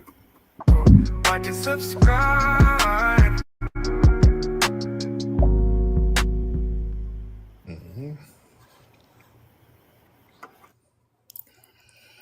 All right. All right, everybody come on in here. We are indeed live in effect, ladies and gentlemen. How are you? What it do, family? What it do? We're live. How y'all living, fam? You know, I need to learn how to change the layout on the live. I've been trying to figure that out. I've been trying to figure out how to change the layout on this thing. And, you know, I'm real clumsy with this stuff, so probably got to get Brother Leo to show me how to do that. What's going on, man? Y'all come on in the room. What's up, Brother Leo in here? We're in here. We're ready to turn up. We're doing the tap in. Glad to have everybody in. Trying to get it in early. What's up, Michael? With the rose. Kimberly with the rose. Renee with the rose. Shout out to everybody. Miss Lynette with the rose. There you go. I love everybody coming in with the gifts. I love it. I love that. That is all love, ladies and gentlemen. Well, let me shout everybody out who's coming in with the roses. Let me shout out everybody doing the roses and the gifts. Michael, Brother Michael in the building. T in the building. Easy does it in the building. Brother Michael again with the heart. Melanie. Let me see. A lot of people in here. Brother Michael Anthony. Respect to Michael Anthony. Let me see. Y'all come on in here. We in here, guys. All right, let me start inviting some folks up so we can start chopping it up. Let's start getting that thing going. I want to hear from the family early on. Let's do that. And, you know, we freestyle whatever's on your mind, we can discuss. And then I'll discuss what's on my mind. And it'll be just like that. Before we get started, let me shout out a couple of more people in here. We got Zandria from Los Angeles, FBA Nate, Pink Ice in the building. Shout out Queen Blacc, Megadon, Nola Noir. Everybody's giving the roses much love. Now let me get to the phones real quick. Miss Candace, how are you, Miss Candace? Hey, how are you, Tariq? I'm good, Miss Candace. How are you? I'm doing well. So I'm a Black American woman, originally from Memphis, and I've been on the East Coast now. So I had a question for you, and I would love to get your perspective. And I think a lot of the times we underestimate how deep digital warfare can go. When we look at the history of whenever we've had like Black unity or spaces where we could congregate and start to either have conversations that are long overdue or organized, it's been infiltrated. So on the digital front, there has been, lots of random trolls, clout chasers, whatever, but paid agents, etc. I'd be curious to know your thoughts around what you think with that whole dichotomy, and also are we doing enough? Like what your pontifications are on that. You know, Miss Candace, that's such a great question because as we see here on TikTok, and I'm going to call it Tariq Talk. Well, this is Tariq Talk now because all they do is talk about me on here. So all these naysayers, ops, agents, tethers, it's Tariq Talk at this point. But the sister made a very good point. There's a lot of provocateur type energy happening on this app, really surrounding and centered around the Renaissance movement that foundational Black Americans are having. And I've been explaining to people, this movement is very significant because it's the only Black movement that's basically designed to not be infiltrated because it's lineage based. It's decentralized. It's not based on a leader. It's not based on a group. It's not based on an organization. It's not based on an ideology. All it is you recognizing your lineage. So they can't infiltrate that. And they're trying their best to find little inroads into infiltrating that. And out of frustration, what they're trying to do is create a four-wall type organization where there's some type of structural hierarchy with the movement. That's why they lie and say, I'm a leader. Anytime y'all see something, I want people to be very clear. At this point, we've been identifying using the Identified Foundational Black American for years now. Millions of people are identifying as foundational Black Americans. You have songs that are about this lineage. You have movies like Sinners that's about the lineage. So it's in the lexicon. There's been think pieces from think tanks. It's all in the media. So nobody's really confused about it now. They're not confused. The problem is they can't control it. All Black movements are supposed to be controlled. Any Black movement that's not controlled, it's seen as a threat because it's not a centralized movement. There's no rules or regulations or ideologies or nothing. You don't have to do anything. It's just your lineage. Being a foundational Black American means one thing and one thing only. You have lineage of somebody who didn't immigrate here. That's it. You have a non-immigrant lineage. That's all it is. Everything else is subjective. But with the tethered class and the fed class and all of these people, they have to pretend that there's a leader and we're going to attack the leader that we said is the leader. And that's failing. You notice how that's not working because there is no leader. I'm not a leader. Nobody of our lineage looks at me as the leader because it's impossible to lead a lineage. It's literally impossible. So all of these discrediting tactics, it just doesn't work.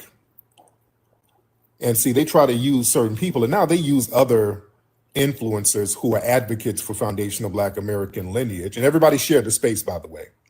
Everybody share the space, please. Everybody share the space. See, they'll try to use me or any other influencer as a proxy attack because they can't attack foundational Black Americans head on. And the thing is, a lot of these people, I'm talking about the tether class, they've been denigrating us privately for years. Then they would slip out and start doing this stuff. Hold on one second, guy. Hold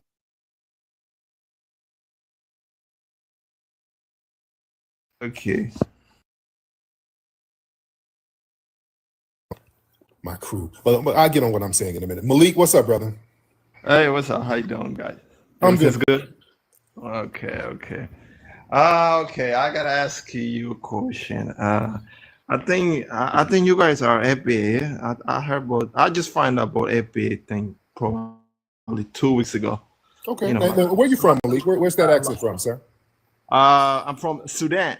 Sudan. There you go. You've Myron Gaines territory. But go ahead. Yes. I just find out like 2 weeks ago, a lot of people start calling themselves FBA. So you guys are not Black no more, just FBA? No. Yeah, Black. Yeah. The Black comes in the name, Foundational Black American. So of course we're Black. We're Foundational Black American. Okay. I'm FBA too. You what? You what? FBA. You're FBA? Yes, FBA mean FBA mean Foundation Black African. No. I'm just playing. I'm just about to say. Okay. No. For you, it stands for Foo-foo, bushmeat, and anteaters, my dude. That's what that stands for. A lot of We're not foundational Black American, but No, you know, no, no. that's okay. Go ahead. There's a lot of meaning. Foundation African, so okay, I'm African.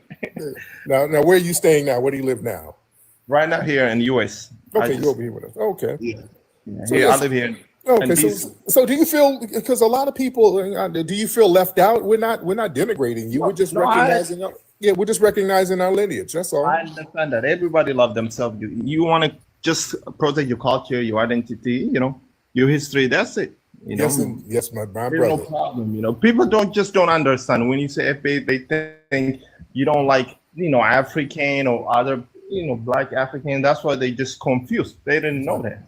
Right. So, yeah, and I don't know where they got that from. I don't know why. I don't know. They think when you say FBA, that means they think you don't like the other Black people. Things like that. Which is not the case at all. Thank you. Yeah, Yeah, they think because they get you guys and then I learn.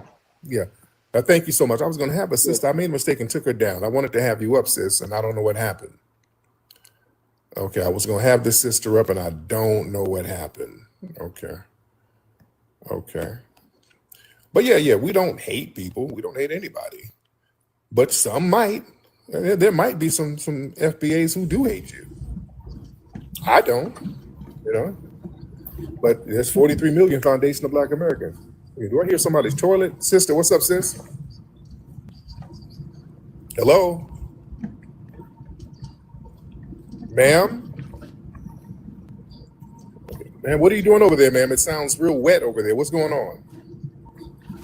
Okay, it sounds like she's taking a douche. Okay, let me get you out of here. I don't want to hear that, ma'am. I'm sorry. I'll get you on later. Okay, you put that douche bottle up, ma'am. You can do that later on tonight. Okay, I think she might have company coming over. Okay, let's see who else we got. What kind of sounds are those? Come on, your family. Come on now. Come on. Y'all have it together. Y'all cleanse yourself a little later. If y'all don't call me while you're cleansing. Okay. Hey, Tariq. Nikki, how are you, dear? I'm confused. So Why are you everyone else gets to protect their lineage. They got the Scottish people. They got the whitey people. They got them in the villages and got them getting married to the folks. And they got them in traditional garb, and nobody asks any questions. Right. But as soon as foundational Black Americans just say, "Hey, we just want to identify based off of the long history of the Americas, that when it was founded, there's all kinds of photos from 1800, all kinds of history here, just to say, hey, this is what we're gonna stand on." All of a sudden, everybody start bibbling and babbling.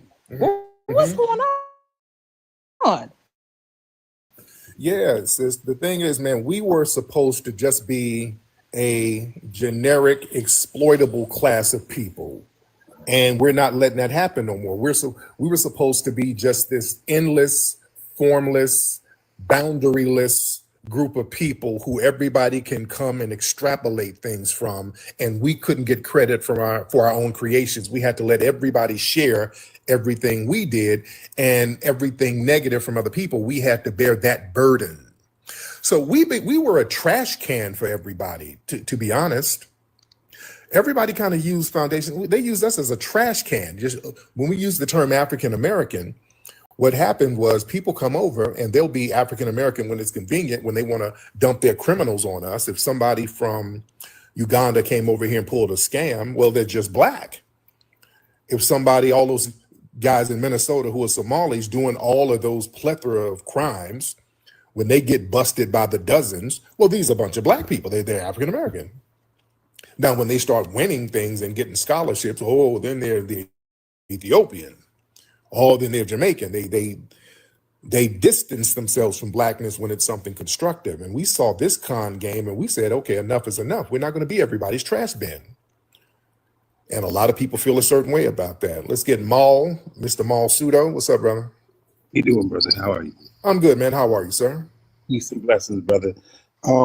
I just wanted to ask a question. This is very important. Yes, sir. How do you, because all over TikTok, this is where the confusion is. How are you associate? How is the FBA associated with the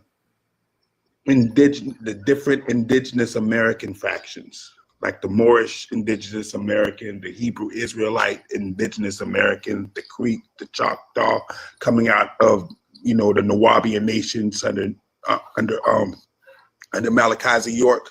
How are you associated? Because I ran into a lot of different forums where the indigenous Americans claim to be FBA as well. Well, the thing is, a lot of these other different factions, a lot of these are ideologies. Nawabian, that's an ideology. Moorish Science Temple, that's more of an ideology. Hebrew Israelites, that's more of a religion. And there could be people who are foundational Black Americans who can have all of those ideologies. Again, it's 43 million people. Foundational Black American is one thing. You just need one thing to be a foundational Black American based on logic. Somebody in your family has to have a lineage that don't have immigrants in it. A non-immigrant lineage. That's it. That's literally it. Everything else is subjective, all right? So there is no confusion. There's no confusion whatsoever. Now, with the indigenous people, there's confusion with them. Now, there's no confusion with foundational Black Americans. Either you were here at the beginning of this country, or you have lineage who was here at the beginning of this country, or you don't. Some of the indigenous people and the so-called Aboriginal people, and I talked about this yesterday, a lot of these people are actually Caribbean, and what they're trying to do, they're trying to use Aboriginal to tie in the natives that were in the Caribbean islands, and some of them hundreds of years ago, thousands of years ago, were traveling back and forth. So they're trying to say, since they're mixed in with them, that makes them Aboriginal to the Americas. So that's like a little backdoor game that they're trying to play. And I broke that down yesterday. So that's something else. So, you have to, when they start saying Aboriginal and indigenous, you really have to look and see where their background is for real, for real. Tropical Niger. Hello. Hello, ma'am. How are you? I'm good. How are you? I am good. What part of Nigeria are you from, ma'am? Ogun. Ogun. So what's on your mind, beloved? So you say that to be FBA, you have to come from a lineage of no immigrants. A non-immigrant, yes. So that is false because your ancestors were immigrants, African immigrants. How? That is how you got over here, right? They didn't immigrate here. They did. Well, they were put on a boat and they were brought over here. That ain't immigration, ma'am. They are still African immigrants, regardless. No, ma'am. Immigration don't work like that. Immigration is when you leave one place and go somewhere better. You don't leave and go into a hell and get punished and castrated and beat and forced to build a nation. That ain't immigration, ma'am, at all. At the end of the day, your ancestors are African immigrants. Everybody's ancestors are African. On a boat. Everybody's ancestors are Africans. On a boat. We didn't America. We didn't immigrate to another country. You cannot deny. We didn't, ma'am. You are African. Ma'am. Catalish, ma'am, slow down. We didn't immigrate to another country, ma'am. We built a whole different country, ma'am. So we're not immigrants by definition, right? Country was built off of African immigrants who were your ancestors. It was built by, ma'am, it was built by people who had an ethnogenesis and became foundational Black Americans. There were Black Aboriginals here, and some of the African people who came over were mixed together, and that became foundational Black Americans, ma'am. Foundational Black American is a new term. No. But it's for the same group of people that's been here for centuries, ma'am. African American was a new term in 1988, but they applied that term retroactively, right? Been African. You guys don't like yourself. You keep denying it. We don't like, ma'am. You're not even in Nigeria now. You're not even in Nigeria now. How we don't like I am in Nigeria, but you're not. I talk on these topics. You're not in Nigeria. You guys are self-hatred. You guys hate yourself. You're not in Nigeria. We love ourselves. Like, ma'am. This is sad. You guys deny who. Ma'am, I'm not Nigerian. Why are we gonna? I'm not a continental African. We're not continental Africans. So But what are you're you still talking African. about? Africa is within you. So No, ancestors are African. Really? Your bloodline is African. Your culture is African. So now what? Really? What's African about my culture? The food that you eat, the hairstyles you do, the music. Who? What music? The hip hop. You don't think that has influence from Africa? Name the African Nas. The beats that you use, it comes.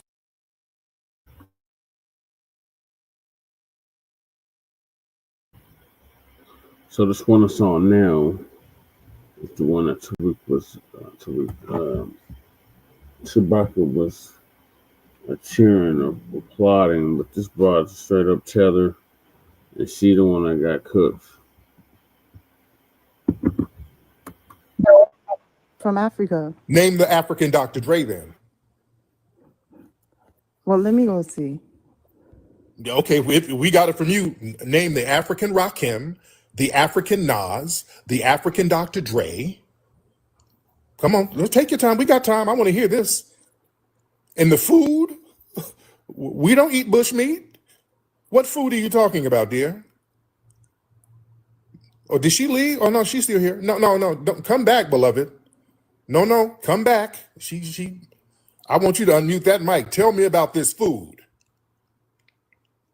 Please unmute your microphone, beloved. I want to hear about this food.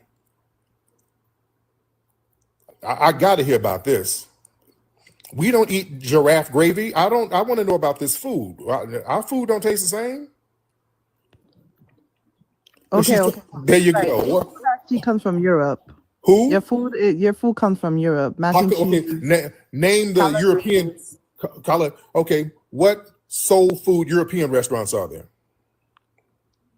So you can look it up. It's literally influenced what by Europeans, where in Europe do they make collard greens? You guys get your mac and cheese from German. Like, okay, no, that actually, the modern mac and cheese, no, it came from, ma'am, that came from Sally Hemings' brother. That was a brother who was, I think Andrew Hemings. Look, I'm telling you, that was you a can look founder. it up. Modern mac and cheese, the way it's baked, that came from a brother named Hemings. He was a slave of Thomas Jefferson. Comes from Greek.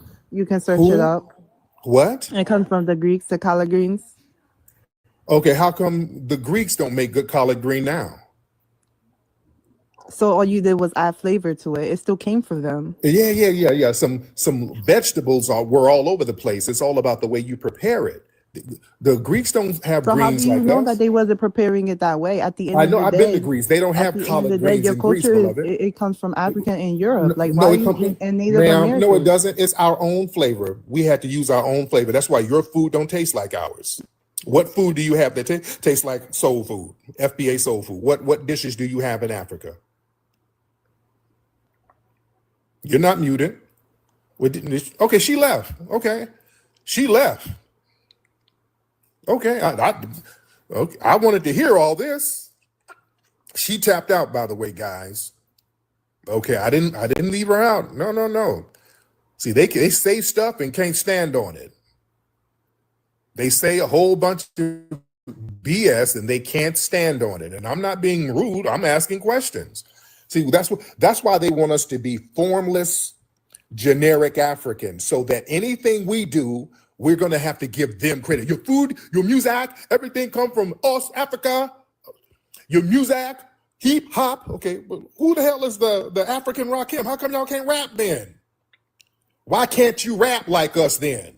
How come we do everything different? Where's your Beyonce? Where's the African Beyonce? How come we do everything in a certain way that nobody else can do? No, we have a unique culture. We have a unique culture, ladies and gentlemen. And I'm not trying to shine on people, but y'all don't do shit like us. Y'all not gonna do that. Where's your jazz? That's us. R&B is us. Well, there was a drum in the village, well, you didn't do nothing with it. We had to do something with it over here. It's no. You don't get credit because there was a drum in the bushes somewhere. No. See, this is why they're upset, family, because they can't take credit for FBA creations no more. See, that's the con game, family. We've been sitting up here giving away our damn culture to everybody. Now that we've delineated, people are starting to look around and see what folks ain't got. They ain't got nothing. They ain't got nothing popping.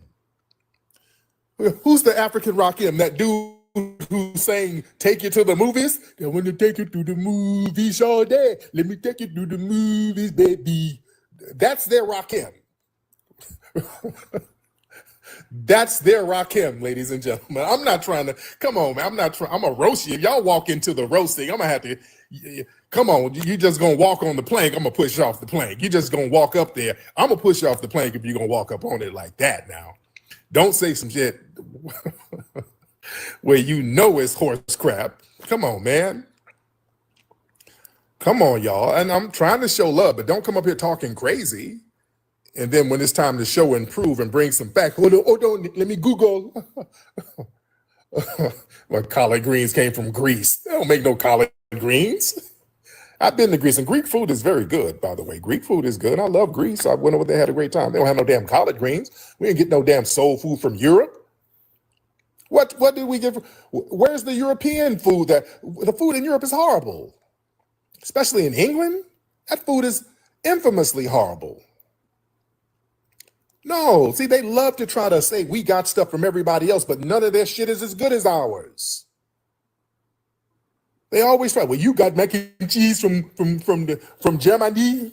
Modern mac and cheese as we know it, that was Hemmings, a brother named Hemmings. Y'all look it up. Look up Hemmings and mac and cheese, baked mac and cheese. You know, he was a chef. He went over to France because Thomas Jefferson sent him over there to France, and he was working with cooks over there. And the mac and cheese was over there, but it was that runny ass mac and cheese with basically some noodles and water and some melted cheese. It was just real janky the way they made it over there. It's that runny ass stuff. And he said, no, we got to put some flavor on this. Let's season it this way. Let's get this type of cheese. We're going to bake it. We're going to do it this way. That's where the modern mac and cheese came from. It came from a foundational Black American, Hemmings. Now, y'all look that up, fact check it. So I like to give names and dates. This was early 1800s. Come on now. See, you know, I know we're foundational Black Americans. We're phenomenal people. And we've been too damn nice with sharing our damn culture. And then people start taking that for granted. We share our culture and say, okay, well, since we all melanated and we all of African descent, yeah, we all can share. And then what happens is we saw what Busta Rhymes did. Y'all remember some years ago, Busta Rhymes was like, they back on Americans, they ain't got no culture. Yeah, hip hop came from us. Everything about hip hop, that came from the Caribbean. Yeah, because, you know, they over here, they ain't got no culture. Well, what they got? They ain't got no culture. You know what I'm saying? That type of stuff. So yeah, we said, no, we're gonna have to change this thing up. Now we're gonna have to start bringing truth to power. We're gonna have to, you know, if you're gonna make an omelet, you're gonna have to break a couple of eggs, and a couple of feelings gonna get hurt because we got to get this omelet together. LC Don, hop on, LC Don. Hey, you lighting this whole TikTok on fire? What's good? What's up, Playboy? You good? What's up with it? Hey, we met a few times in real life though, but have you been to the museum? Yeah, the museum on Crenshaw. Yeah, I went to the screening for Hidden Colors 5, all that shit. No doubt. I appreciate you. You know, because because I remember years ago I had a Jamaican friend though, right? It didn't dawn on me why he was always like because when I would be hip up on what Black folks need to do and, you know what I'm saying, overcoming, you know what I mean, our oppression and all this other stuff, he was always on some, you know what I'm saying, he was always on some anti, you know what I mean, he wasn't against, you know what I'm saying, he was always against what we doing on the spaces. And it didn't dawn on me, like, why he would be like that, you know? Yeah. And you know what? Thank you for the call, brother. And you know what? We started noticing that whenever we started talking about reparations, we would always see somebody jump up. Man, we don't need no reparations. Man, we don't need nothing. Man, we ain't gonna get no reparations. We and us and after a while, we start saying, who are these people? Why are they saying that? Who would be against reparations? And then we start looking in the backgrounds of these people. And we started to see these were people who weren't even qualified for reparations. These are immigrants. Every time we would talk about reparations, the loudest people against it were immigrants. And I bring this up all the time. When they had that little jive-ass reparations hearing in D.C. years ago, they had a dude named Coleman Hughes, and they had Candace Owens up there. And both of them were on national TV talking down on reparations. Now, we know Candace Owens, she identifies as Caribbean. This Coleman Hughes guy, they left his last name out. His real last name was Cruz, and he was Puerto Rican. He's not qualified for reparations, and he was against it. Yeah. So we started to put 2 and 2 together with these people. Okay, let's get them. Jasmine. Hi, Tariq. I want to say that I super appreciate what you have brought to TikTok. Yes. When I first came on this freaking app a year ago, I was just like everybody else. Like, where do I fall into the space of these weird Africans and the Siberian Native Americans and Mexicans sometimes, and like everybody is trying to say that they are foundational Black Americans. Be okay. And I always thought that it was super weird. Then I would go to the panel and they'd be like, well, you know that Kamala Harris went to an HBCU. And I'm like, there's white people that go to HBCUs too. Oh, yeah. But on her birth certificate, where she's allegedly from, which is Cali, where I'm from also, it says on her birth certificate, Caucasian and Jamaican. Yeah. Who has Jamaican on their freaking birth certificate? Right. Very weird behavior. And she supposedly was born here, just like Obama, who was born supposedly in Hawaii when he's a whole Kenyan, and he grew up in freaking Indonesia. He only went to high school in Hawaii with his white tea KB mom. These things bother my soul. Yeah. And I've been saying that since I've been on TikTok, and I kind of floated between the term FBA and the Caribbeans, and they like to lock onto the American Indian tie, right? Yeah. They'll be like, oh, because we're American Indian. And it's like, are you talking about the continent? Or are you talking about the USA part of who we are? That's where they always start to falter. Well, you know, I'm American, so I'm Tejano. I'm South American. I'm Guyanese or whatever, and we're Indian. And they're not the same. And I don't want to get too off point because I can just go on and on and on about these pretendians. And I heard you talking the other day about the 2 types of Indians, American Indians. There are the indigenous Black types, the Amasi, the Choctaw, all those tribes where they had to either be forced to go to a reservation and get welfare, or be freedmen and actually build this country. And that's what FBA is when I think about it. Absolutely. Thank you, dear. Because that's another hustle. I'm telling people, a lot of people who are saying that they're Aboriginal or indigenous, some of these people are actually Caribbean. Yeah, I just saw a video of some chick was Tariq, he shouldn't be saying FBA because the Haitians, they Aboriginal to the Americas too. Yeah, I'm telling y'all, they're trying to backdoor this shit, man. They're trying to backdoor with some Arawak and Carib Indians. They're trying to use this retroactive backdooring into the foundational Black American lineage. They're trying to be real slick. And the thing is, if you immigrated here, that's irrelevant. If anybody in your family immigrated here, they ain't FBA. If there's some immigration papers somewhere on one side of your family, that ain't it. It's that simple. What's your name? Monumental? I think that's your name. Yes, sir. Monumental Musa, man. Shout out to you, man. Respect. How are you?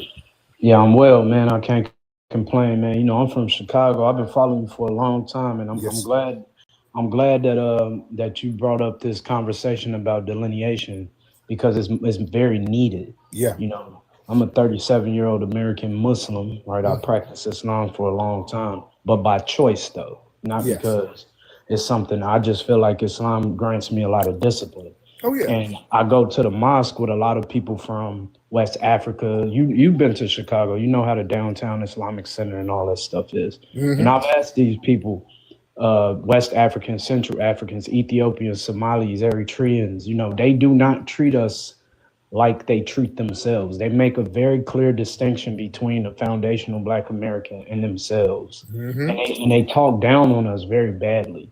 Yeah. So like when this delineation occurred, I was so ecstatic for it to happen, and shout out to Professor Smalls, because y'all two talking points is the main talking points that I've been able to utilize to substantiate why I am a foundational Black American. Oh yes, Professor Small, he's the truth. That's one of my master teachers. Yeah, and you know what? I'm glad you said that because people always try to say that you don't like him, and I'm like, that's contrary. Who the hell, man? Anybody say that is a damn liar. Don't ever, man. Anybody say some shit like that? Check them. Professor Smalls is like a father to me, man. Hell no. I love. They Professor always Smalls. say that. I'm like, that's not even true. Like, That's not true, Rick man. Nasheed always speaks highly of Professor. He's in a new movie. Yeah, we got a new movie coming out. He's in it. So yeah, don't let these folks be on here just lying their asses off, trying to sow division and all that stuff. And yeah, we ain't going for that. Watch these liars out here. That's a bald-faced lie. Lady, thank you for the call, brother. Lady Dolphina. Hi, Tariq. Thank you so much for having me on. And I saw you in person at the Reparations Task Force hearing in Oakland, and you are a lot taller than what I imagined. I don't know why. I thought you was about like sitting at like 5'10", 5'11". I think you're at like 6'2", because I was in heels and you were still way taller than me. Oh yeah, I'm like 6'4", 6'5", 6'4". Oh yeah, you very tall, because I was still looking at, I was like, oh wow.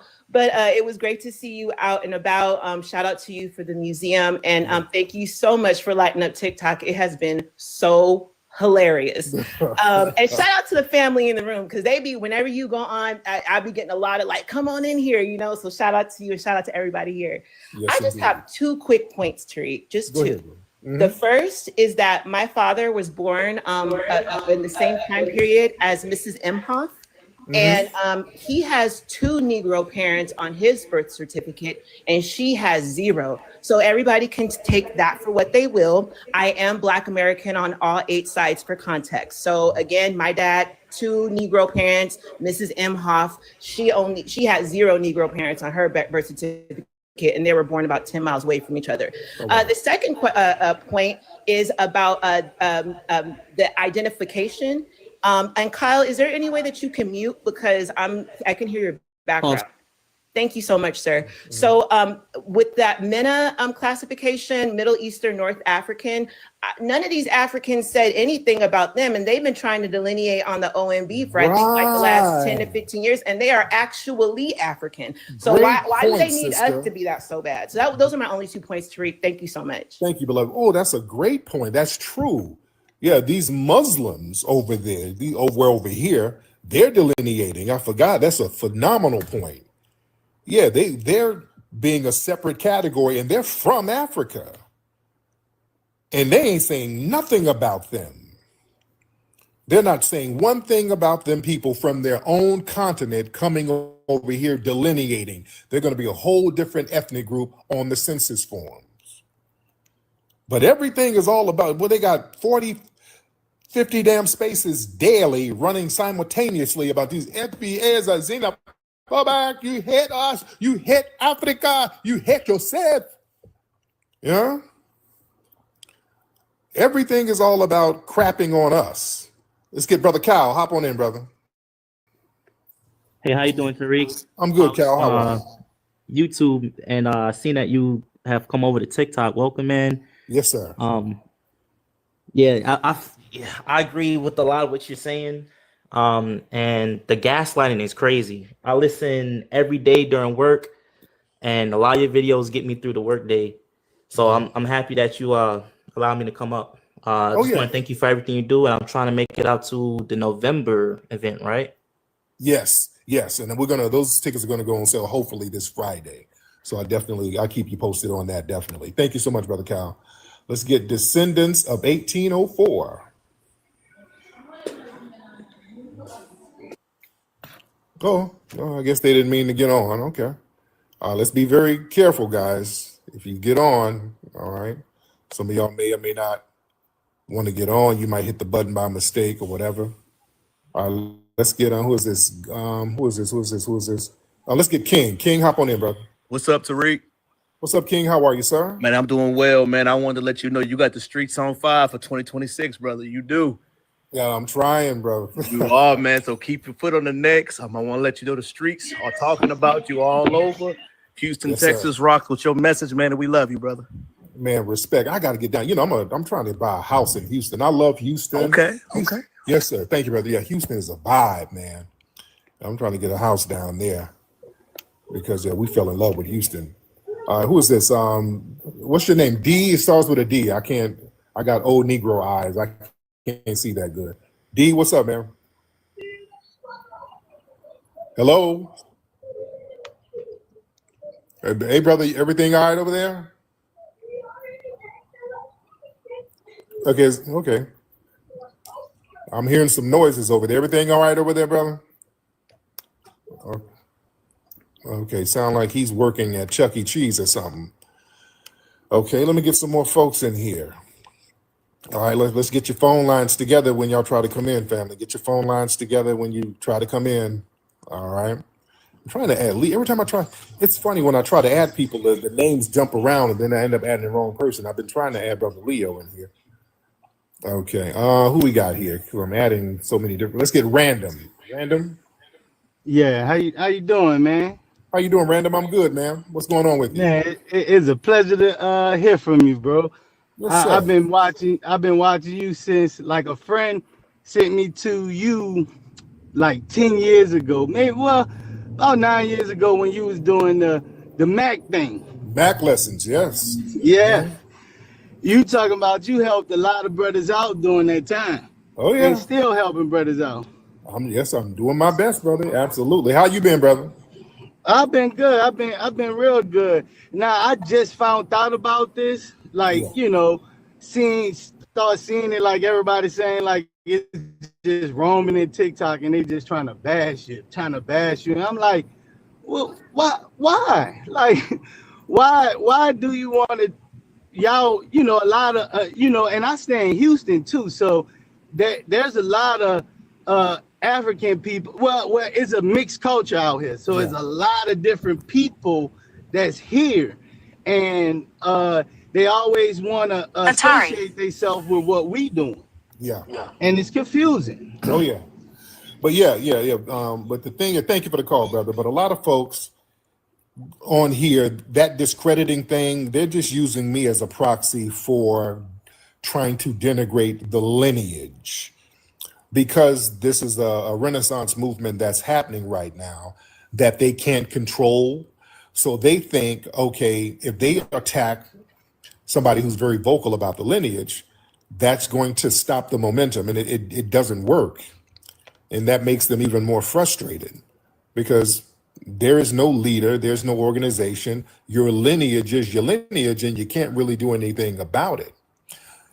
Discrediting me is not going to make people not want to look at their lineage. I always tell people, if I get abducted by a damn alien and I disappear, people are going to still understand what their foundational Black American lineage is.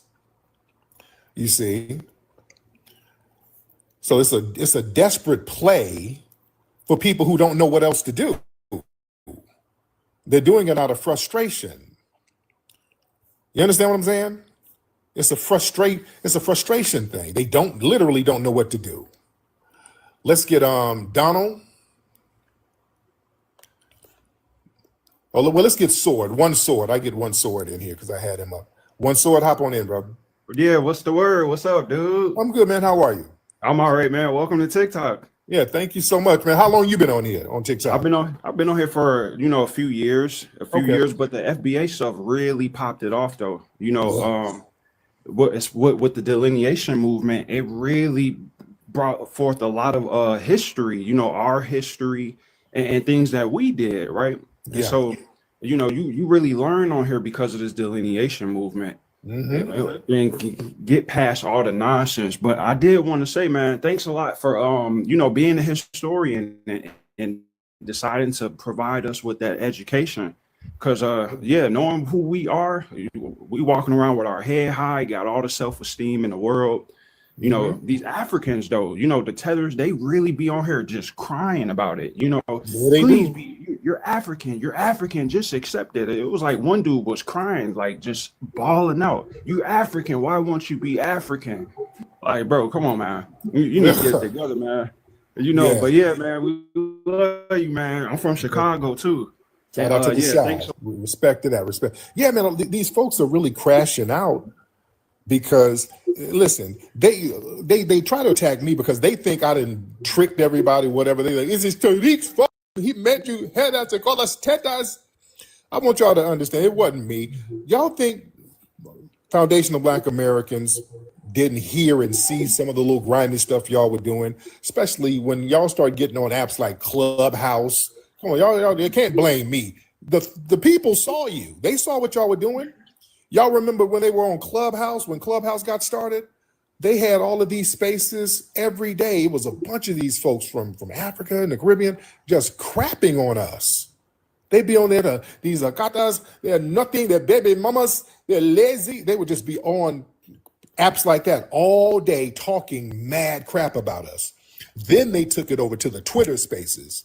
For those who remember the early Twitter space days, and y'all can look at those old recordings. That's when we start getting some straightening, because they would be in the Twitter spaces. They would be East Africans. They would be referring to us with the hard ER. Even Myron Gaines, who's East African, he does that to this day. It was a whole bunch of them acting just like Myron Gaines. He ain't the only one.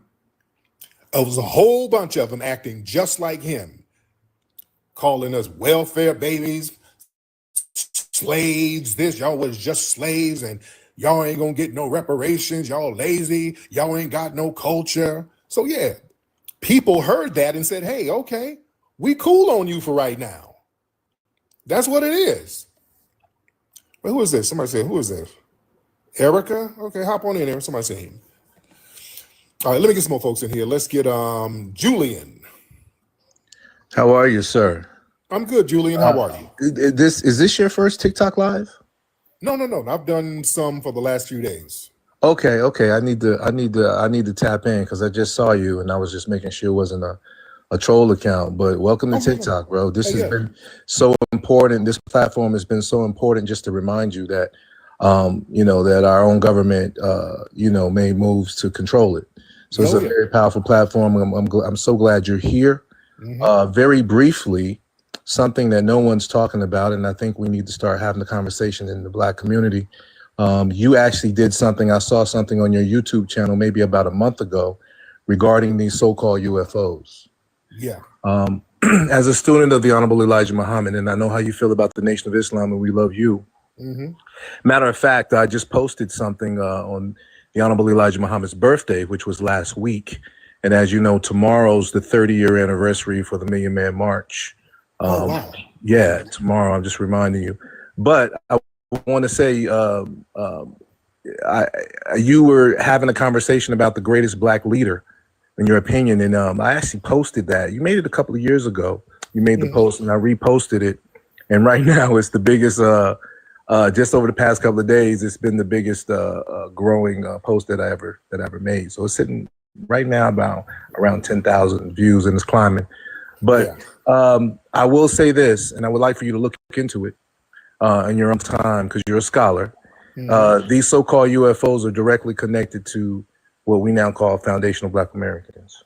Yeah, the Honorable Elijah Muhammad spoke on that decades ago. And what's interesting, a white T man who worked at NASA, they had video of him saying the exact same thing. Yeah, that's Dr. Norman Berggren.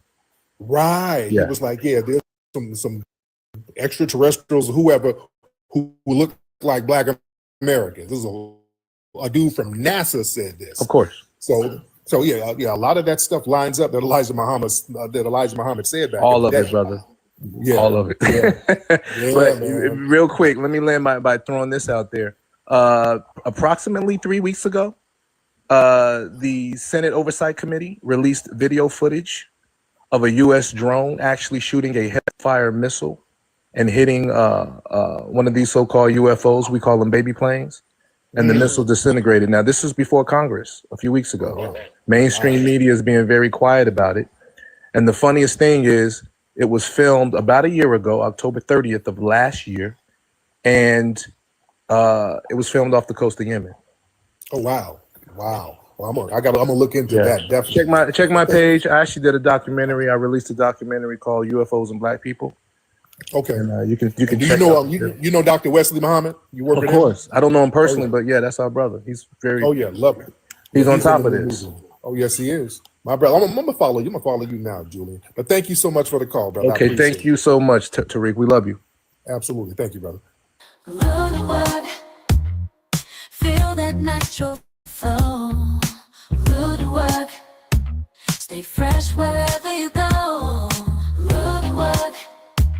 I like the way it feels. Rude work. The magic is so real. Rude work. You need it for work or play.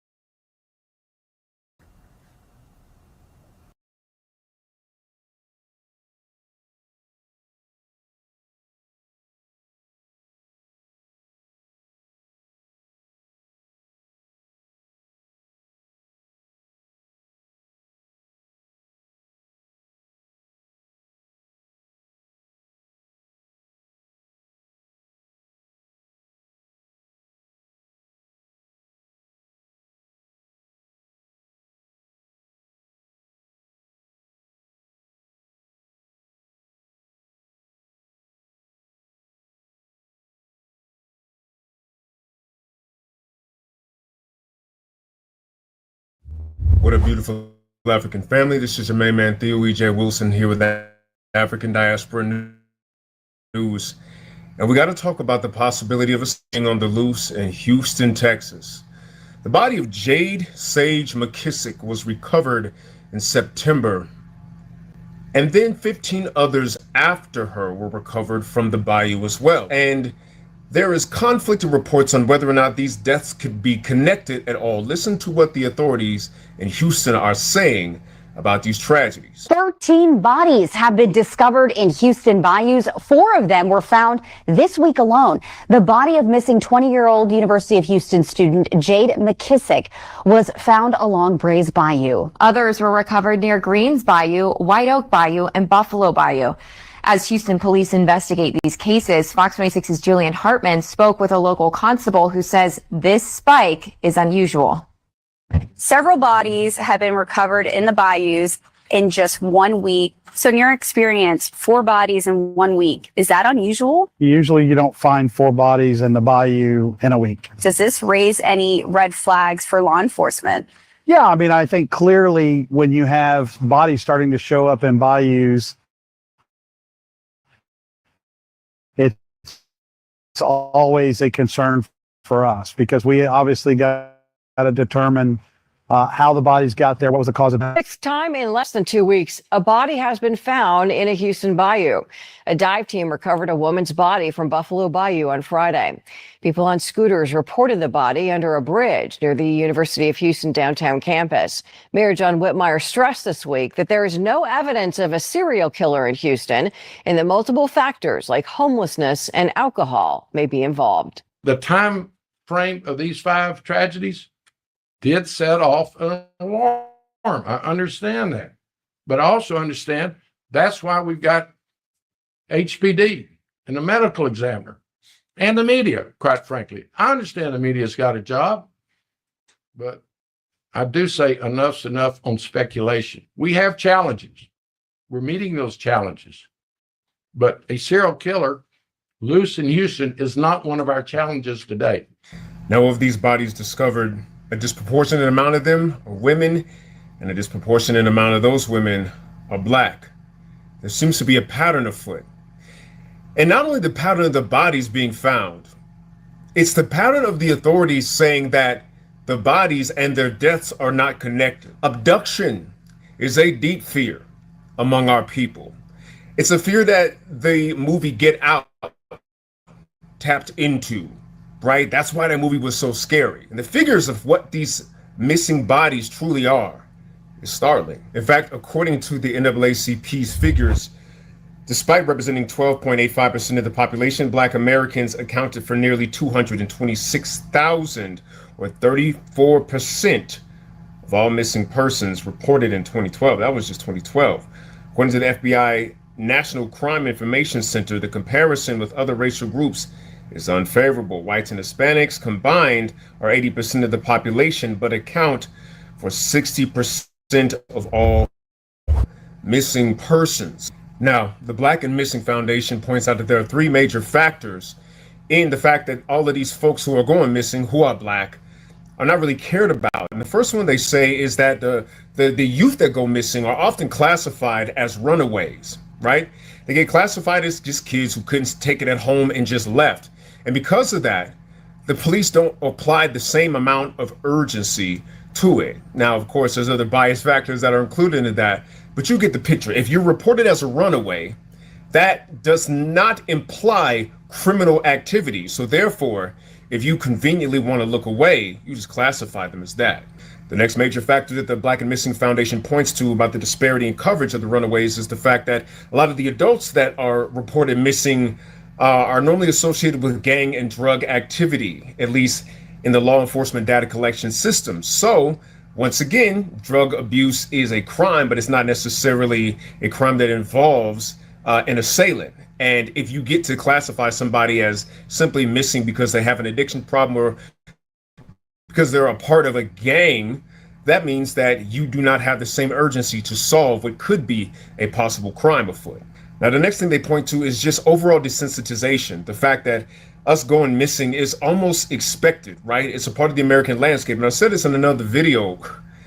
We have images from 4 separate centuries of Black people in pain, in shackles, under a whip. Our misery is not as shocking, of course, to the gaze of society that is more sensitized to, let's say, the pain of white women, right? And so the desensitization factor is a weapon that gets used against us when we go missing. But I think that there's another factor that we need to possibly look into. And I think the next factor that we need to look into is possible complicity with the authorities that we would look to solve the problem. What if they're involved? He was my only son. And I would have never thought this had happened to him. Betterston Wade says she last saw her son Dexter on March 5th when he left home after an argument. Days later, Wade reported him missing to the Jackson Police Department. Wade said she spent months following up and searching the city for her son, even asking for help online. What she didn't know was that Dexter was already dead and buried in a grave marked with only a number at a cemetery outside a county prison. According to his death certificate, Dexter was killed on March 5th, less than an hour after he left home, when he was accidentally struck by an off-duty officer driving a Jackson police SUV near an interstate exit. Wade says police told her about the incident on August 24th, nearly 6 months after his death. Give me a reason to really why y'all did not contact me, why y'all didn't knock on my door. Wade said a coroner identified Dexter from a prescription medication that he was carrying and received the next of kin information from a medical clinic. According to Wade, the coroner was unable to reach her, but she was told Jackson police tried to contact her several times. Wade says she never received a call. What the heck is going on? There's no protection. There's no authorities that we can trust. Even with the fact that we are paying taxes into these places to make sure that our money is well spent, right? And this is the biggest problem that I find. You know, not the biggest problem, but one of the main problems is with racism and how it's set up in America. It's structured as a taxation without representation situation, right? They're taxing us. There's public goods that we're paying into, and those public goods are not being delivered, as they failed to deliver to Dexter Wade's mama and all of the bodies that were buried there. So when you have a case like Trey Reed, right, we have every reason to suspect that a Black man, number one, being found, number two, in the South, in a state like Mississippi, is not just to believe on face value. You have all the evidence you need based on circumstantial data alone to suspect that there's foul play from the authorities. This civic failure makes all authorities untrustworthy when it comes to the missing bodies of Black folks. But we all we got, and the evidence shows up every single day that we got to look out for ourselves, because that is the nature of the beast that we find ourselves in. And that's why Black unity is so important. And that's why you keep tuning into news from the African Diaspora News Channel. This is where you find the news that they won't report on. This is where our folks are going to stay up on what's going on with the diaspora. And I appreciate y'all's support. Why don't you support us by downloading the app? $9.99 a month. That's 13 cents a day. And by all means, make sure that you support us on all our platforms. My name is Theo E.J. Wilson with African Diaspora News. Go ahead and follow my personal channel at Theo Cyrus Rising, and I'll see you in the next one. Take care, family. Bye.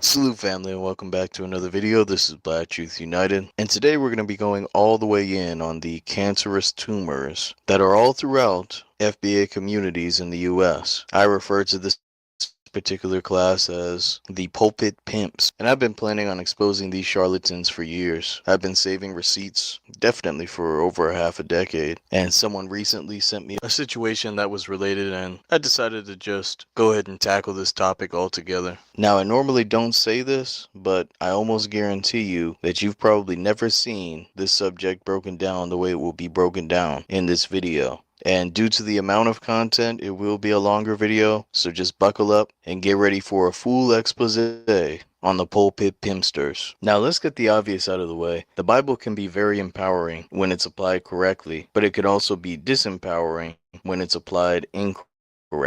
This is what Dr. John Henry Clark and others were referring to with the misuse of religion. Now think about it. The same Bible that was used by Brother Nat Turner and Brother Denmark Vesey to justify armed resistance against white supremacists and their demonic practice was used by cowards and coons to hide behind misinterpreted scriptures about forgiving everyone and loving our enemies. But not everyone was on that type of time, and that's why white supremacists had to come up with the Nigger Bible, which for those who don't know cut out about 90% of the Old Testament and a good chunk of the New Testament as well. It also didn't have the Apocrypha, so it was all kinds of messed up. But again, there's a reason why they had to produce it. There's also a reason why they decided they wanted to set fire to our churches, as in many cases they were our sanctuaries from white supremacist terrorism. Hell, in some cases we were having gun battles and used the churches as forts. Again, there's a reason why these buildings were targeted, but I digress. Now, for the most part, churches have been co-opted by white supremacists and their token Negroes, and that's why they've, for the most part, quite literally gone to hell. There are almost innumerable things that these churches spew that are downright false. And while we could dip into other aspects of the church as far as the sexual depravity and underhanded dealings here and there, today we're going to be hyper-focused on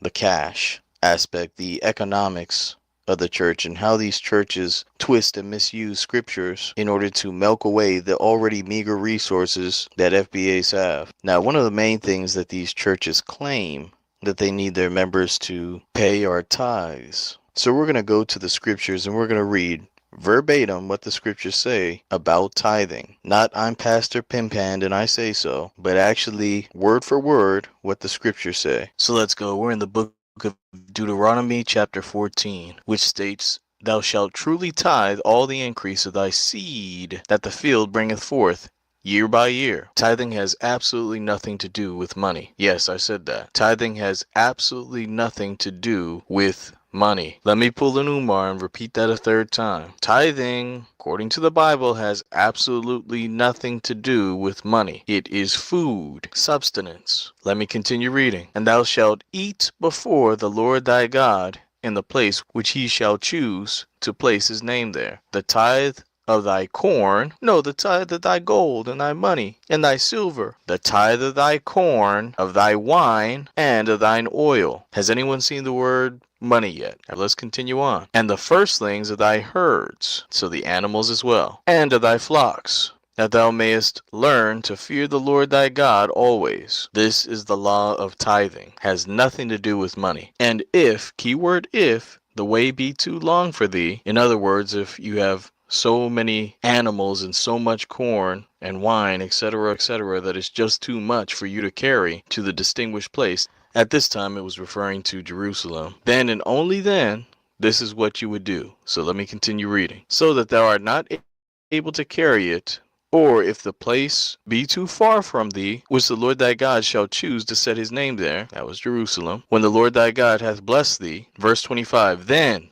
and only then shalt thou turn it into money, and bind up the money in thine hand, and shall go into the place which the Lord thy God shall choose. So in other words, you would take all the grain, all the wine, all the vegetables, everything that you had, all the animals, and you would convert all of those things, the true tithe, into money. Then let's see what happens in the next verse. Verse 26, and thou shalt bestow that money for whatsoever thy soul lusteth after. Lust doesn't just mean sexual lust, by the way. Many times it's referring to food. There are even instances of bloodlust, so it's not always referring to something sexual. In this case, it's talking about food. Let me continue on. For oxen, or for sheep, or for wine, or for strong drink, or for whatsoever thy soul desireth. And thou shalt eat, keyword eat, there before the Lord thy God, and thou shalt rejoice, thou and thine household. In other words, even if you converted the 10th part of your increase from your grains, your flocks, your herds, into a form of money, you would still have to convert that back into a form of food, wine, grain, etc., etc. And this is something that you would eat before the Lord your God. This is a tithe, something to eat. And notice how it says thou and thine household. The tithe is really for you to enjoy before the Most High God. Now in the upcoming scriptures, there will be some people who get part of it, but the overwhelming amount of the tithe is supposed to go to you and your household. Let me continue reading. Verse 27, and the Levite that is within thy gates, thou shalt not forsake him, for he hath no part nor inheritance with thee. For those who don't know, the tribe of Levi was not promised a specific landmass. They had some little sectors and cities, but not a whole entire landmass like the other tribes. And that was due to the fact that the Levites were in charge of the ordinances and sacrifices and whatnot. So their inheritance was with the Most High God. Now the other tribes did receive a land-based inheritance, meaning that they had the land, not only for crops, but for herds, because it takes a lot of land to be able to graze your animals. So this is just for context sake. Thou and thine household will eat, and also the Levite, those who do not have the inheritance like you have. Now let me continue on. Verse 28, at the end of 3 years thou shalt bring forth all the tithe of thine increase the same year, and shalt lay it up within thy gates. No, in someone else's pocket. Within thy gates. Verse 29, and the Levite, because he hath no part nor inheritance with thee, and the stranger, no pastor, the stranger, and the fatherless, and the widow, which are within thy gates. In other words, within your territory, your community. Shall come and shall eat. No, just give them cash. Shall eat and be satisfied, that the Lord thy God may bless thee in all the work of thine hands which thou doest. This is the real tithe. Now, how many times have you gone over these scriptures with Pastor Porkchop on Sunday? If you for some reason still feel obligated to go to one of these churches, I challenge you to bring this scripture up to your pastor or minister and watch him or her squirm like an eel. But we're not done yet. We're going to be going to the other scriptures that are often ignored that refer to tithing, because I really want to drill this point in. Let's go to Leviticus chapter 27. We're going to start off in verse 30, which states, "And all the tithe of the land, whether the seed of the land or the fruit of the tree, is the Lord's." Once again, where does it save money here? It is holy unto the Lord. And if a man will at all redeem out of his tithes, he shall add thereto the fifth part thereof. The word ought may confuse you, but it's pretty much just saying if you use part of what would be considered the tithe, you'll have to add not only that amount, but also 1/5 of that amount to your tithe. But anyway, let's continue. "And concerning the tithe of the herd, or of the flock, even of whatsoever passeth under the rod," meaning when an animal is born, "the 10th shall be holy unto the Lord." Notice this is not referring to money. It's only referring to meat, fruit, crops, etc. Let's go to another scripture. This is the guilt trip one that pastors like to quote. "Will a man rob God?" But of course, like many other things, it's taken out of context. Let's read the context of this scripture, which Pastor Pizza Hut ignores. "Bring ye all the tithes into the storehouse, that there may be meat in mine house." This is a storehouse for storing food, essentially a mini food bank. This is food that you would eat with your household, the Levite, the fatherless, the widows, etc., all in remembrance of the Most High God, blessing him and giving all praises to him for the good success that he gave you during the year. Let me continue on. "And prove me now herewith, saith the Lord of hosts, if I will not open you the windows of heaven, and pour you out a blessing, that there shall not be room enough to receive it." For those who don't know, that's talking about rain. And rain not only is important for your crops to grow, it's also important for your animals to drink and so that they have food as well. But anyway, where in all of this do you see money mentioned? Obviously, the answer is nowhere. Let me continue on with verse 11. "And I will rebuke the devourer for your sakes, that he shall not destroy the fruits of your ground, neither shall your vine cast her fruit before the time in the field, saith the Lord of hosts." In other words, he will protect your crops and won't cause a devourer such as a locust or some other type of bug. Hell, could be talking about an arsonist. Whatever it may be, he's going to protect your crops because you remembered him and you brought those tithes before him, saith the Lord of hosts. Again, nothing to do with money. "And all nations shall call you blessed, for ye shall be a delightsome land, saith the Lord of hosts." This is tithing. Now, alms/donations, that's something different. That can be in the form of money, but we're not going to go down that rabbit hole. Plus, any amount that you give is voluntary. It's not a fixed amount like 10%. And those donations are not intended to go to one person. They go to helping the widows, the fatherless, etc., those who actually need it. Which if the modern churches were doing, I'd have no problem with them collecting alms and donations. But of course, in 99.99999% of the churches, that's not what's going down. Even if you look at the examples of the temples that were built, both in the time of Moses and in the time of King Solomon, in both instances, brothers and sisters gave willingly. King David, because he had more, gave more, and the chief of the fathers and princes came together to do the same, to give every man according to what he could. This wasn't some pyramid scheme with one person at the top getting all the cash and everyone else scraping together coins to pay the water bill. I digress. And isn't it interesting that Pastor Porkchops, especially in the Christian church, will say that the law is done away with? But not the law of tithing. They're not worried about any of the other standards except for that tithing. All the other laws, for the most part, they ignore or they sidestep. But that law of tithing, oh boy, that one wasn't done away with. And for those who don't know, the law was not done away with. Christ himself said that he did not come to this earth to destroy the law nor the prophets, but to fulfill the law, certain aspects of the law. such as the animal sacrifices and everything. But I don't even have to go down that rabbit hole. All you have to do to debunk someone who's claiming that the law was done away with is to say, oh, okay, great, the law is done away with. So that means incest is on the table, right? Bestiality, murder, sexual assault, bearing false witness. And don't worry, you can do all those things because the law is done away with, right? And just listen to the person backtrack. So we're not going to go down that rabbit hole. There are various points that we could address, but suffice it to say, these pastors pick and choose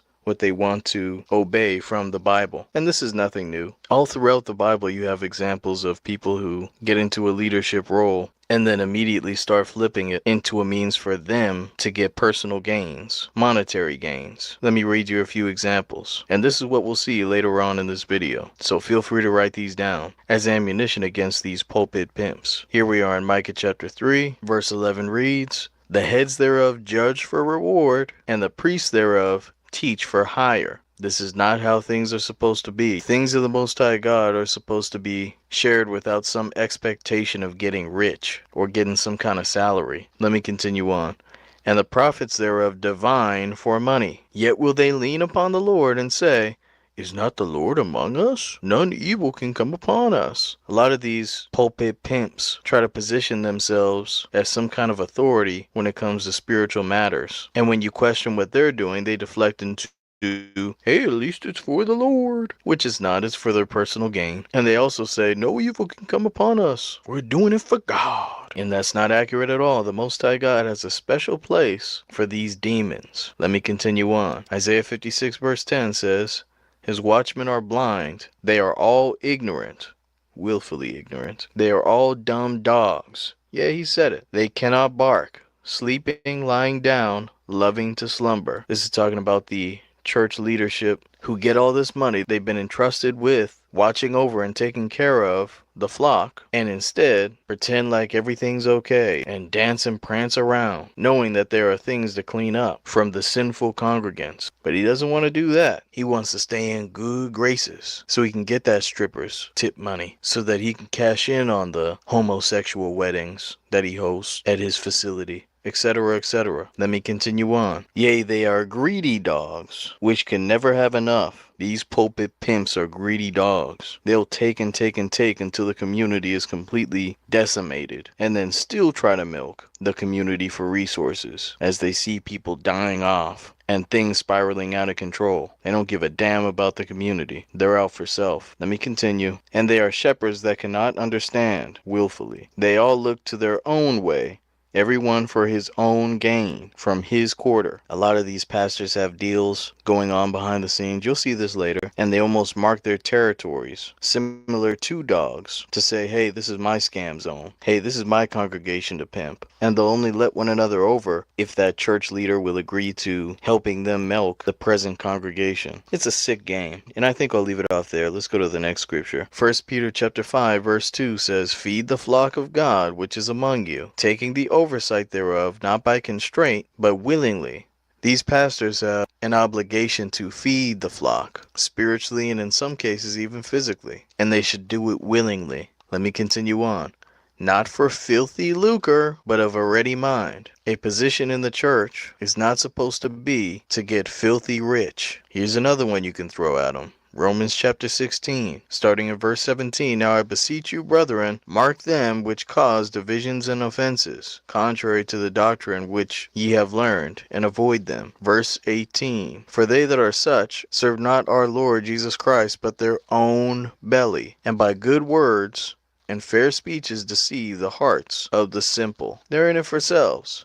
And there's a reason why it mentions that belly. They're serving that belly as opposed to the Most High God and the congregation. And they deceive a lot of people who may have good intentions, but may be a little simple-minded. So there you have it. Plenty of receipts and scriptures to bring out to debunk these pulpit pimps whenever they're talking about tithing. But anyway, now that we've established right in the Bible what tithing is and what these pastors are up to, divining for money and serving their own bellies, seeking to gain that filthy lucre, we're going to transition into sharing plenty of examples to show you what these pulpit pimps have going on.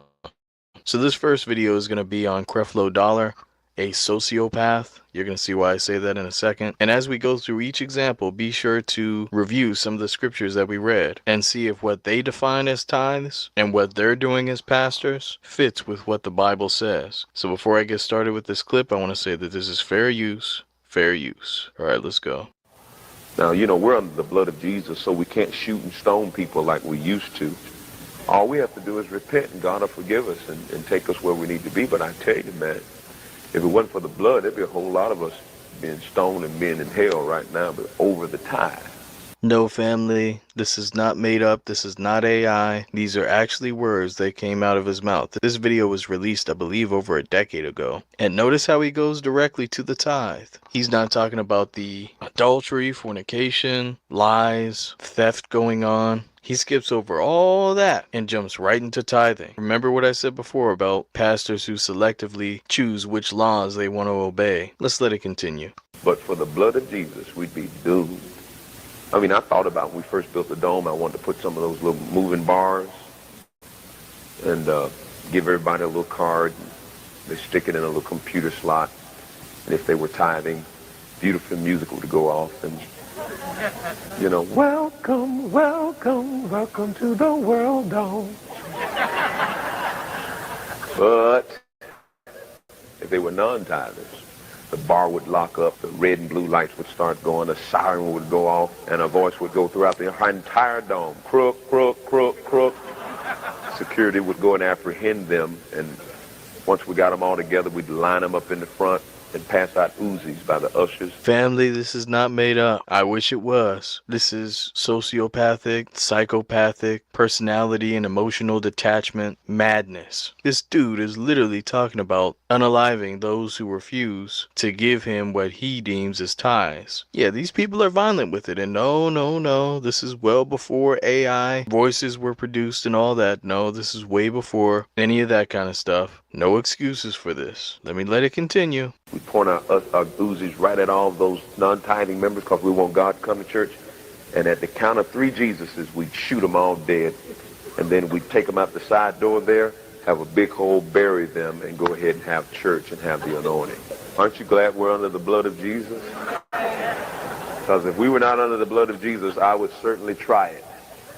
I don't normally say this when it comes to our people, but I would highly recommend someone doing an investigation on this clown. This is not a normal hypothetical. This is really in his heart. In other words, his mind. We know that the tithe is the agreement. We know the tithe, according to this, we're believing right now that the tithe is the covenant. I'm telling you that your tithe is your covenant connector. I'm telling you that all the promises that God ever gave you, you cannot get them without being connected to them with the tithe. I'm telling you the only way you're going to get hooked up to healing is through the tithe. I'm telling you the only way you're going to get hooked up to prosperity, deliverance, or any promise in the Word of God is through the tithe. This is a pulpit pimp. We already went over what tithing really is. But this clown is obviously obsessed with his own version of tithing. Hell, his name is Creflo Dollar. What more do you need in order to know what this dude is all about? Obviously, he's on a bigger scale than most small-time pastors, but he's definitely an example that I had to cover in this video. And we're not done with him. That's just the tip of the iceberg. Now we're going to see probably the most infamous example coming from Creflo Dollar. Some of you have probably heard of this before, but if you haven't, it definitely will surprise you. Now this is outside of quote-unquote tithing, which he was preaching about and making threats about in his previous videos. But like I said before, even if a church leader knows about tithing and instead uses the word alms or donations, those things were supposed to go to the congregation to help the downtrodden, not to fatten someone's pockets or buy them luxurious gifts. Now brace yourselves, family, for Project G650. Fair use, fair use.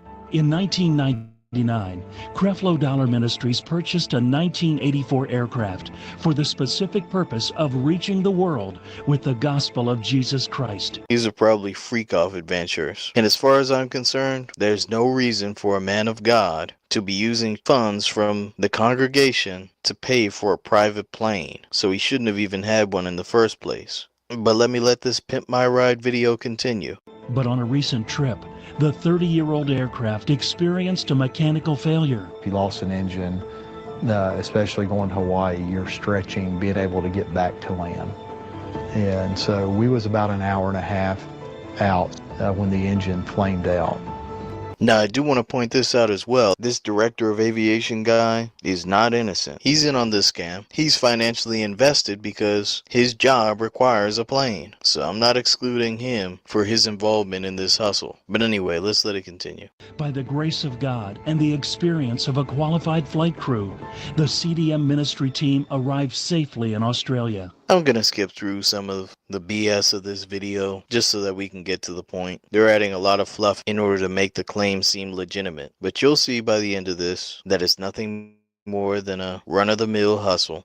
Today, the plane is permanently out of service, but the work of the ministry must go on. We have offices on multiple continents, and our ministry stretches across television, personal appearances, and meeting the needs of people all over the world. Now, correct me if I'm wrong, family, but if you really needed to travel across the world, aren't there places called airports around where you could book a commercial flight and take your whole entire crew to wherever you want to go? Hell, even if you fly first class, that's still less expensive than owning, maintaining, storing, etc. your own aircraft. But you know, scammers are going to scam. Let's let it continue. So a plane is a vital part of the mission of our ministry. Once again, it's not vital at all. And he knows this. He's just hoping he has a congregation that's gullible enough to believe this nonsense. Let's let it continue. So where and how is this ministry resource used? In the 20 years I've been here, we've flown over 4 million miles. That's 4 million miles and well over 40 countries. Again, most likely these were freak-off adventures. Don't take my word for it. I challenge you to look up what goes down on a lot of these so-called ministry adventures. But let's let it continue. Reaching the lost and influencing the influential, including heads of state. His teaching and his preaching will strengthen our faith. So his visit has been most important.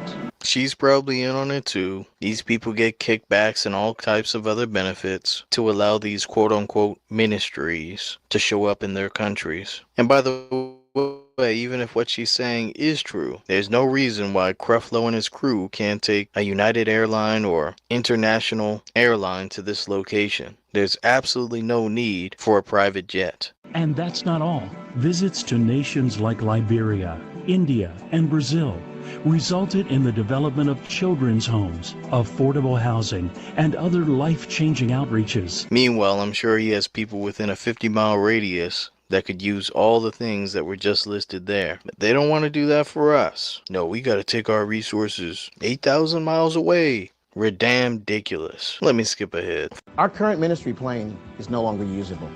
We need your help. And I ask all of our partners globally to get on board with Project G650. Family, that little commercial was the definition of pulpit pimping. And for those who didn't know, the particular plane he was looking for was not just your average private aircraft. It was a $65 million private jet. Yes, you're reading that correctly. A $65 million private jet. You have billionaires lining up, putting themselves on wait lists in hopes of getting one of these. It's an extra luxurious jet, and he had no business asking his congregation to pay for this. Now, because the story is kind of old, I was able to find the follow-up regarding this private jet, and like most pulpit pimps, he didn't reveal what he actually did with the money to his audience. But after the rightful backlash that he received, he pretty much gave up on his hopes of getting the $65 million jet, so he settled for 2 different jets, one of which he sold. Demonic bastard. But that's not the end of the story, because after all this was said and done, he later came out changing his stance in regards to tithing. I'm not going to put words in his mouth. I'm going to let you hear what he said, and I'll add my commentary in between. Fair use, fair use. Saying to you that I'm still growing, and that the teachings that I've shared in times past on the subject of tithing were not correct. You don't say. Not only does tithing have nothing to do with money, it's not even supposed to go to you. We already read the scripture. Go back and replay the video if you need to review those scriptures. Let's let it continue. And today I stand in humility to correct some things that I've taught for years and believed for years, but could never understand it clearly because I had not yet been confronted with the gospel of grace. What? Bro, what are you talking about, man? Bro, I'm out, man. That nigga's tripping. This clown didn't confront any gospel of grace. He simply decided to cover his tracks and his violent, demonic rhetoric regarding tithing by changing what he collects to another name, and we'll get to that later. But isn't it very convenient that after all the cash, all the jet trips, all the properties were obtained, he's now claiming, oh yeah, what I said before, that's not quite correct. Well, where's the damn money? Now that you know so much. You see, watch out for people who just give a vague apology for things when they know tangibles should be attached. This is almost like what the white supremacists do in regards to slavery. They know that we're owed, but instead of coughing up the tangibles, they want to give fake apologies without anything substantive. But let's let it continue. Which has made the difference. I won't apologize. These people are not sorry for what they've done to the community. Even after all that, even after quote unquote finding out he was wrong about tithing, he's not even willing to apologize. So damn, this is even less than what the white supremacists give. A fake, frivolous apology. Let's let it continue. If it wasn't for me going down that route, I would have never ended up where I am right now. What? What? What? Bro, what are you talking about, man? You can't make this up, family. How convenient that you, I, me have gone through your journey. Wait, where are the tangibles for your congregation? He's completely ignoring the people he victimized. Now, if Creflo was truly honest with his teaching, he would do corrective action to show firsthand that he acknowledged his offense before the Most High God. But that's too much like right, isn't it? Let's let it continue. But I will say that I have no shame at all at saying to you, throw away every book, every tape, and every video I ever did on the subject of tithing, unless it lines up with this. I've done some corrective teaching in the last 10 years, but not to the degree of what we're getting ready to do now. Hell, this sounds like a DVD promo scam. Throw out the old materials that I already charged you for and pick up some copies of our new content. Now let's get this straight. If he was really serious about teaching his congregation, he would lead by example, by redirecting those funds. But that's too much like right. Let's let it continue. So why is this important? Because religion is sustained by two factors: fear and guilt. And if it's one subject that the church has used for a long time to keep people in fear and guilt, it is in that subject of tithing. And it has to be corrected, and it's got to be corrected now. I may lose some friends. Preachers may not ever invite me no more. Oh, please. And this is when you sometimes get a person who says, ooh, he made a point there. Tithing was used as fear. Of course, but this clown knew this the whole time. Are any of you seriously buying the fact that Creflo is just now coming into this knowledge? He is willfully ignorant, feigning ignorance. Because some of you may be saying, oh, he changed though, he changed. Forgive him, accept his apology. First of all, he didn't apologize. And second of all, let me point this out. He's still collecting donations to this day. And when you do a quick AI search, you'll soon learn that he's making the same amount that he used to, just using a different title for the same thing he collects. By the way, I highly recommend using an AI that gives you sources, because you can easily go here and see that Creflo Dollars Ministries is reportedly earning $10.1 million. But honestly, that sounds too low. He probably has other companies, trusts, and subsidiaries that he's hiding money in. And of course, like most 501c3s, he doesn't file any forms that would reveal how much he actually makes. So it's really just hearsay, typically for obtaining business credit and stuff like that.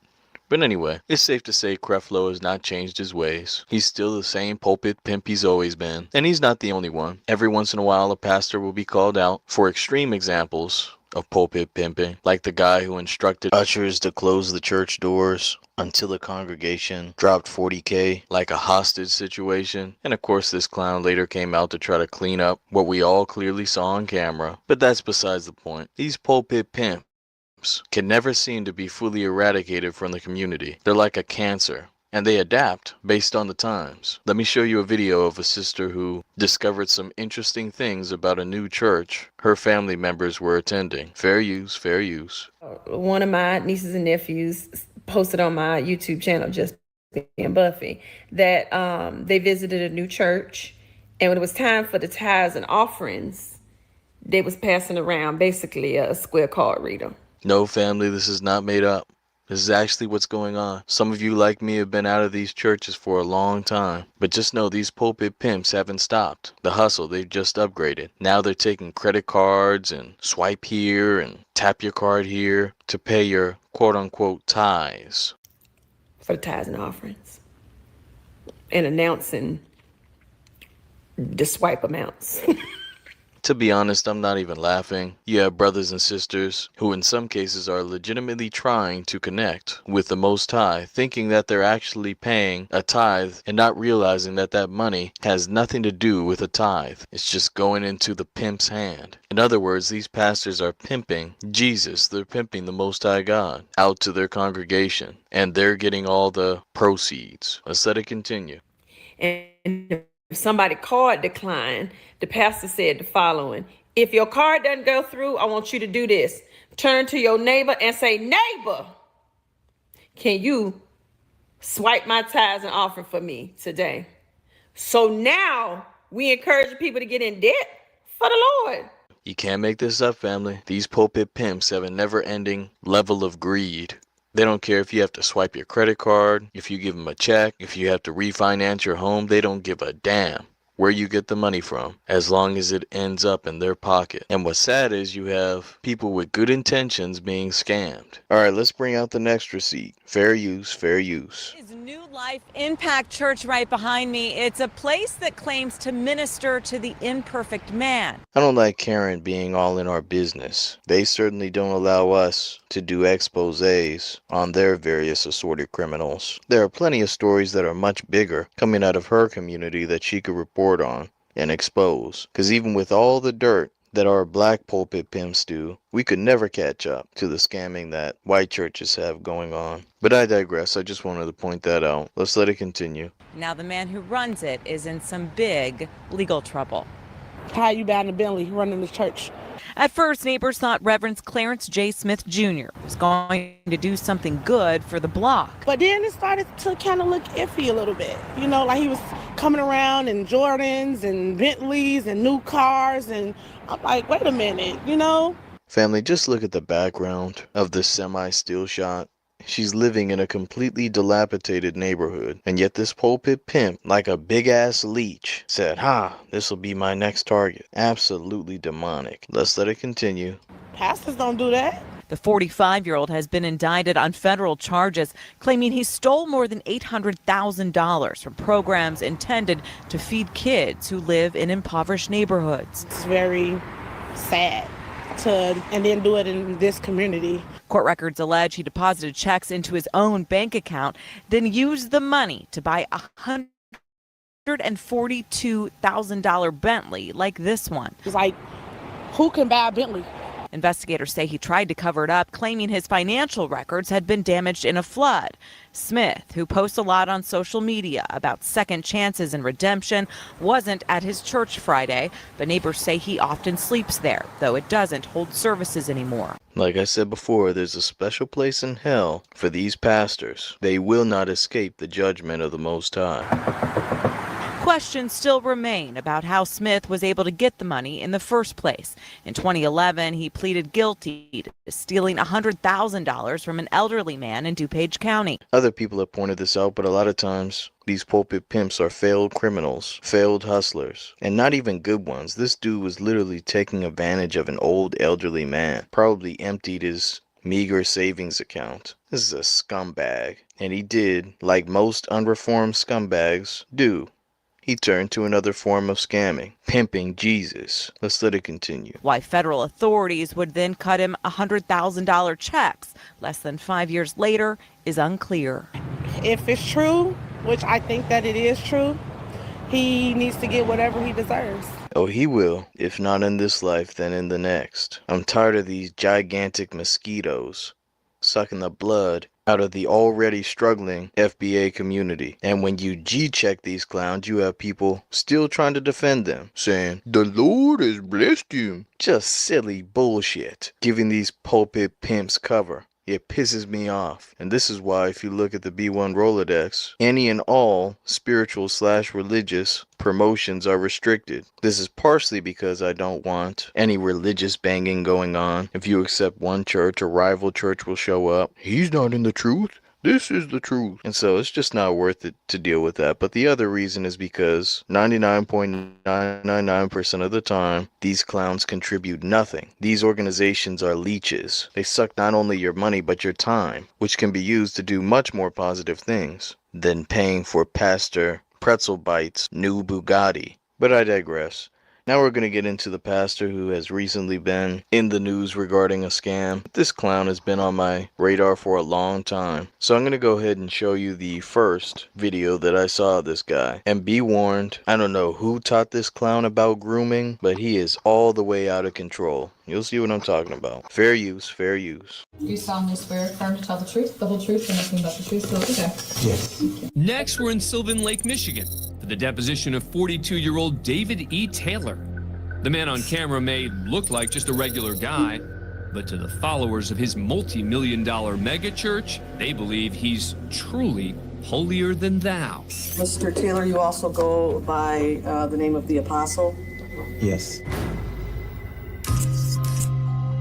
David Taylor claims he was personally visited by Jesus Christ and now brings others into the light through his nonprofit organization, Joshua Media Ministries International, or JMMI. Same hustle, new name. I was visited by Jesus Christ, who told me I need all your money. I received a message from God that you need to transfer your deed to the ministry's trust in the name of helping the work. Now, just to let you know, when you hear that kind of talk, typically the church has taken upon itself more of a cult-like position in which the person in charge cannot be questioned by anyone. This is the same thing that happened with Jim Jones and the People's Temple over in Guyana. So just look out for those kind of keywords. I got a message from God, which none of you could hear or verify. Cult territory. Let's let it continue. Today, Taylor's being deposed in a divorce case involving one of his volunteers, a woman who donated over $1 million to his ministry. Now, as part of the divorce proceedings, lawyers want to know exactly how that money was used. On November 29th, 2013, JMMI paid over $6,000 to Louis Vuitton. Yes. What would that be for? Well, this is for clothes concerning my TV ministry as well. June 2014, you spent $3,500 by JMMI to Versace in the Bahamas. Family, this is not made up. This is what a lot of greedy, demonic pulpit pimps are doing. And this guy took it a step further by having his love interest tricking off over $1 million for his ministry. Ridiculous.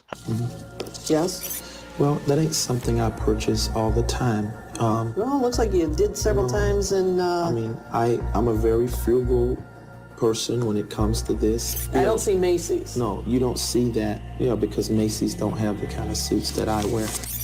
2013 and 14, GMMI spent over $30,000 in your clothes. Does that sound about right? What year was that? 13 and 14. Oh, God, yes, because I was traveling so much. Yes, and sweating through all my clothes. Exactly. That probably wasn't enough. The hot seat gets hotter when Taylor's questioned about the ministry's fleet of luxury cars. You testified that JMMI owns 3 vehicles, a BMW, a Mercedes, and a Bentley. Yes. I have a question, just from you minister the poor and the sick and all that. Isn't it a little offensive to be driving around in a Bentley and a Mercedes to people that really, are impoverished and sick and ill. It could be offensive if they didn't know my life. I'm letting this play through because I want you to see it's all about them. It's not about the congregation. This clown has no shame, buying himself Louis Vuitton stuff, Bentleys, all types of nonsense, while his congregation struggles to pay a light bill. Let's let it continue. And the baptism by fire continues when he's asked about a $2.8 million mansion listed as a, quote, residential center by the ministry. All right, so what is this residential center? Oh, this is a place that the ministry owns. Well, not own, we're in the process of buying that. All right, so where does the number $2,844,000 come from on your asset and liability? That's, I guess, the appraisal value. And no, these numbers are not made up. This guy is on a larger scale, but for the most part, this is really how they get down, balling out while attempting to use the Most High God as a guise. And I don't know about you all, but there is absolutely no way, if this dirty, decrepit creature believed in the Most High God, he would be playing around with the law of tithing and the funds of the congregation. He doesn't believe in the Most High God. He's just good at scamming. Of the home. Wait, the appraised value of what? I guess the appraisal value of the home. The lawyer catches that Taylor refers to the property as a home. Is it a home? No, it's a residential center. While Taylor's deposition was just part of a divorce case, it would later come back to haunt him. After the more than 3-hour video was posted online, the ministry and Taylor himself came under fire as allegations of misused funds flooded the internet. Despite the negative publicity, David E. Taylor continues to spread his gospel around the world. Yep, these pulpit pimps don't stop, and proof of that is the upcoming story, which is the most recent, dealing with that very same clown. The scamming never stops. So let's get into it. Fair use, fair use. A pair of church leaders accused in a nationwide human trafficking case will remain in jail after appearing in federal court today. One of the hearings was in Tampa, where Michelle Brannon declined to have a bond hearing, instead choosing to have the hearing in Michigan, where the case is actually based. In a court filing, prosecutors say that they want Brannon held until her trial. They wrote that she is a danger to others and worry that she may try to run. They also indicated that her home address was listed as a mansion in the affluent Avila neighborhood in North Tampa. That property was one of 4 across the country raided by federal agents yesterday. Authorities say the properties belong to David Taylor and his Kingdom of God Global Church. Court documents indicate the church was operating 9 call centers. One of them was actually at that Avila mansion. Yes, family, this is the same character from the previous video. Apparently that last case didn't do anything because years later, not only is he in full operation, but it looks like he's expanded his territory. Let it continue. Investigators say unpaid workers were forced to solicit donations or face punishments, including physical and psychological abuse and food and sleep deprivation. Okay, now he's taking it too far, family. Look at this. What is this? All that money and you have your hair looking like this? Alright, yeah, we had to clown this pulpit pimp, man. Why does this dude's hair look like that clown from the horror movie? What is it, Pennywise or something? Tell me I'm lying. This may be something from my generation, but how many of you read Captain Underpants when you were younger? This dude has the... Why does this dude have the haircut of Professor Pee-Pee Poopy Pants? What is this, man? Tell me I'm lying, family. Look at his hair. Now look at this. Come on, man. Damn. You can't even call it a bird's nest. Hell, the birds would get mad at you. Bird's nest have more structure than whatever's on the top of its head. I don't know what that is. And this dude teamed up with Karen to get a whole congregation to essentially do his bidding. All right, let's let it continue. The indictment alleges that Taylor made the rules and Brannon, the church's executive director, enforced them. The arrest came as a relief to a woman who says she was in a relationship with Taylor back in 2018, and she says she ended it and wrote a book in 2020 trying to expose his abuse. This is just part of a video that she recorded yesterday. Now pay attention here, family. Apparently old Pastor Porkrinds had a thing for Karen. I'll let you see for yourself. There were so many people that were taken advantage of, and I was one of them. God damn. Where are the bed bugs? Come to the front. Y'all stay taking L's, man. What is this? Old decrepit bastard. And some of you may be saying, well, he got the bag, though. He got the bag, though. Listen, not everything is worth a bag. I mean, what is this? But to be fair, they're both ugly. Whoever said that opposites attract? Here we have two ugly old grouches. And yeah, I'm not pulling any punches because she's not a victim. Just like what I said with the aviation guy. She was in on it. She's just mad that she got cut out of the deal. Old quote-unquote Apostle David must have put the pimp hand down. And she got angry and filed that lawsuit. So, no, she's not innocent. But I'm going to let her continue. I experienced firsthand the abuse, the lies, and the corruption of both of the individuals who were arrested today. What a shame they are to authentic churches and ministries who had the character and the humility of Christ. Please. If old Professor Poopy Pants wouldn't have cut her off, she would still be there to this day, scamming right alongside him. Let's let it continue. According to the federal indictment, Taylor referred to himself as an apostle, claiming that he communicated with Jesus and that he could heal people through faith. But investigators say it was all a con. They say the church raised $50 million in donations over the last 12 years. And investigators tell us the money funded extravagant lifestyles for Taylor and Brandon, who were the only ones receiving a salary. And this is what you get with a lot of these churches, similar to multi-level marketing schemes. They have a whole lot of people at the bottom doing all the work, all the footwork, all the calling, cleaning the building, preparing for events, donating talents, such as singing or playing an instrument or running bakery sales, whatever it may be. And despite all that work, no one's getting paid a salary except for one or two people. Yes, this is more cult-like, but you should be able to draw parallels between this and many congregations that are not of this caliber. Of course, there are still many questions about how this church was able to operate for as long as it did. Some have been watching and raising red flags for years. Let's bring in Fox 13's Genevieve Curtis, who spent the day digging into the church's past. Hi there, Genevieve, in our newsroom tonight. What'd you find out here? Yeah, Mark, there is a lot to go through, and those who keep an eye on ministries say that there were red flags with David Taylor and his church for years, but truly nothing of this magnitude. They have, frankly, from the very beginning, shown evidence of being a bad actor, a bad operator. Warren Smith makes it his mission to keep faith leaders accountable. He's the president of Ministry Watch. The news outlet tracks finances and actions of Christian ministries. They followed the actions of David Taylor and the Kingdom of God Global Church over the years. But Smith says the allegations contained in the federal indictment of forced labor and human trafficking were shocking. A level of evil, a level of wrongdoing that even among some of the worst actors that we've been covering over the years here at Ministry Watch, and we've been around for 26 years, I don't believe I've ever seen anything quite like this. Cap. Yeah, much bigger scandals and thievery going on in their congregations. They just don't want to expose it. And a lot of times these churches pay to stay out of the spotlight, by the way. But let's let it continue.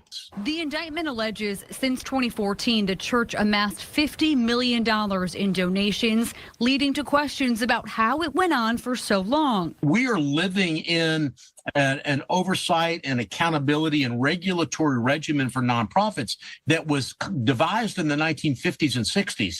It is completely inadequate for the number of nonprofits that we have in this country today. So I think one of the ways that David Taylor was able to get away with it was that they were just not being scrutinized by the government at all. Duh, that's by design. Ever since these quote-unquote churches have been in existence, they've been money laundering schemes. Look at the Vatican, look at the Church of England, look at the connections to the quote-unquote Orthodox Christian church in Russia and the Russian mafia. I mean, it's always been a dirty operation. All right, let's let it continue. Authorities accuse Taylor and his right hand, Michelle Brannon, of forcing workers to meet unrealistic quotas at the church's call centers, and they were punished when they didn't.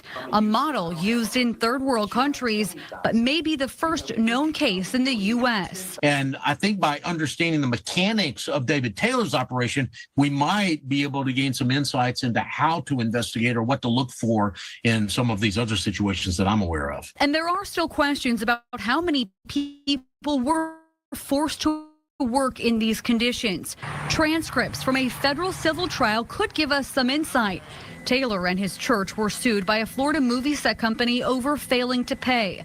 Last year, one of the church's pastors testified that they rely on 75 to 80 full-time volunteers to run the day-to-day operations. I absolutely hate to see our people getting taken advantage of. And I know not all of these were our people, but sadly, a lot of our people are accustomed to giving away tangibles, our time, our effort, our meager resources, in hopes of quote-unquote pleasing the Most High God. But in reality, all we're doing is fattening old Pastor Porkbelly's wallet. All right, let's let it continue. Fair use, fair use. He also testified the church has thousands of volunteers in almost 200 nations around the world. So there are a lot of victims here, a lot of problems, a lot of damage done, but at least it's coming to light and maybe we can learn a few lessons from it.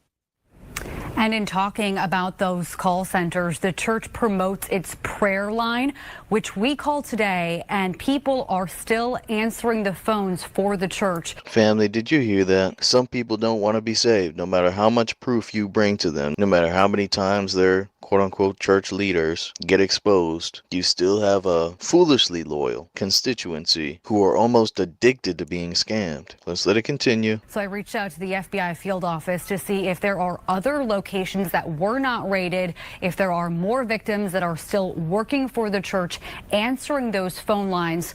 We'll let you know what we find out. Mark. Sickening. Now, I'm doing what I can in this video to expose these clowns, but we all have to individually do our part. All right, let's get the next clip. Fair use, fair use. Well, there's no peace in this house of worship. New Era Detroit stages a protest that turns into a brawl. That video right there has since gone viral. Now, this is the same church that recently hosted Republican presidential nominee Donald Trump. But this protest is about more than just politics. Fox News' Randy Wimbley live now with the explosive story. Randy. Look, I'm willing to call it up the middle. I don't like the Democrats or the Republicans being in houses of worship. In this case, it was on the Republican side, but I would say the same thing if this was a Democratic politician. Let's let it continue. Hey guys, this has a lot more to do than just politics. New Era Detroit, they call it church accountability. Taking congregations to task for not serving the community in their estimation as those churches should. They say something doesn't add up when a pastor makes a lot of money, drives a luxury car, and yet the people who live near his church are in poverty.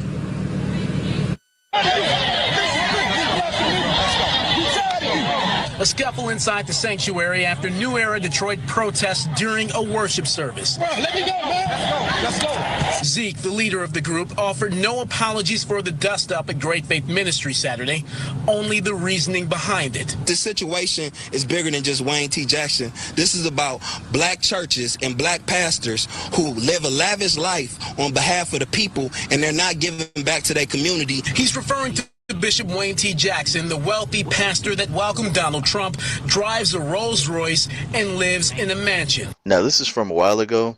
I think it's almost a decade old. But as you can see, it's the same scenario everywhere you go. Pastors balling out while the community is completely dilapidated. And you wonder why you can rarely find straight-laced black men attending these churches. We see the scam. Let's let it continue. Zeke was there for the offering Saturday. When they started the offering at $1,000, and then they said if you don't got $1,000, then do $300. And if you don't got cash, then we got ATM machines. I don't understand that logic. I don't understand that way of thinking, and I don't understand that to be what religion is. I have zero problems with what this brother was doing. In fact, I believe New Era Detroit is listed in the B1 Rolodex. Now, yes, they got into a scuffle, but you got to think about this. These churches run essentially as criminal organizations. They're the real thieves of the community. Like he says, starting the offering off at $1,000. What the hell is that? as homes are being taken away through tax sales and whatnot. And by the way, we don't know who started the scuffle anyway, so hey, it is what it is. Let's let it continue. New Era Detroit says the neighborhood surrounding Great Faith Ministries is by and large impoverished. This guy has networks, churches, fancy cars, you know what I mean, $1 million houses, and it's babies in this community that's going without food at night. Somebody has to be frustrated about this enough to do something that will get people's attention, and that's what New Era Detroit did. Here's the thing. Pick up the phone. Call. Right. I want to talk to you, Apostle. Right. Apostle is a very fair man. He would meet with you. He would talk to you. What's your issue? But to do it that way, that is so disrespectful. Oh, sassy pants. These clowns have been shitting on the community the whole time, taking the meager resources that they had, exchanging tangibles for something intangible, and now they want things done their way. I don't think so. Let's let it continue. And members of Great Faith Ministry say New Era Detroit has their church and their pastor all wrong. I bet you give away homes, cars. They say he's an astute businessman. Juanita Kinney says he's one with the heart of gold. And when he found out that I didn't have anywhere to live, within an hour he was calling me back, telling me to go and look at an apartment. And because of that, and because of the love from him and his wife, I now have my own place. You should talk to people that he's hired. There are always one or two congregants, and no matter what you expose, because of one thing that was done one time in 2004, will not see what's right in front of their damn eyes. And by the way, most of the people who are quote-unquote employed are in on it, or they're people who are doing favors of the sexual variety. Again, most of the time. Let's let it continue. Ex-cons, people that were in prison. He's done so much work for this community. There are homes that he's bought and gave to people. But Zeke don't know that. Many feel New Era Detroit crossed the line and violated a sacred space. They even drew comparisons to Dylan Roof, the man who walked into a church service and gunned down 9 people in Charleston, South Carolina. Come on now, we all know that brother didn't do anything even close to what Dylan Roof did. And drawing those comparisons, by the way, downplays the seriousness of that event and what the actual victims and survivors went through. I don't like that. They can't come in here and think they're going to take over our service, have our women and children, mothers up in here terrified, and they're talking about that they are out there protecting the community. Right. This is a community up in here. Right. Sadly, no matter how many brothers and sisters come out and try to expose what's really going on, you have people who cannot separate their connection to the Bible and to the Most High God from some lying, stinking, no good, pimping pastor. They're willing to ignore what's right in front of them and instead go along with the con, nodding their heads and saying, right, like marionettes. Let's let it continue. Hindsight is 2020. Given all this being said, would you do it all over again? Absolutely. We would definitely do it all over again. Would we tweak something? Absolutely. We would probably tweak up a few things and change it, but going back, no. We would definitely go in there again, and they better get their act together because we just might be back.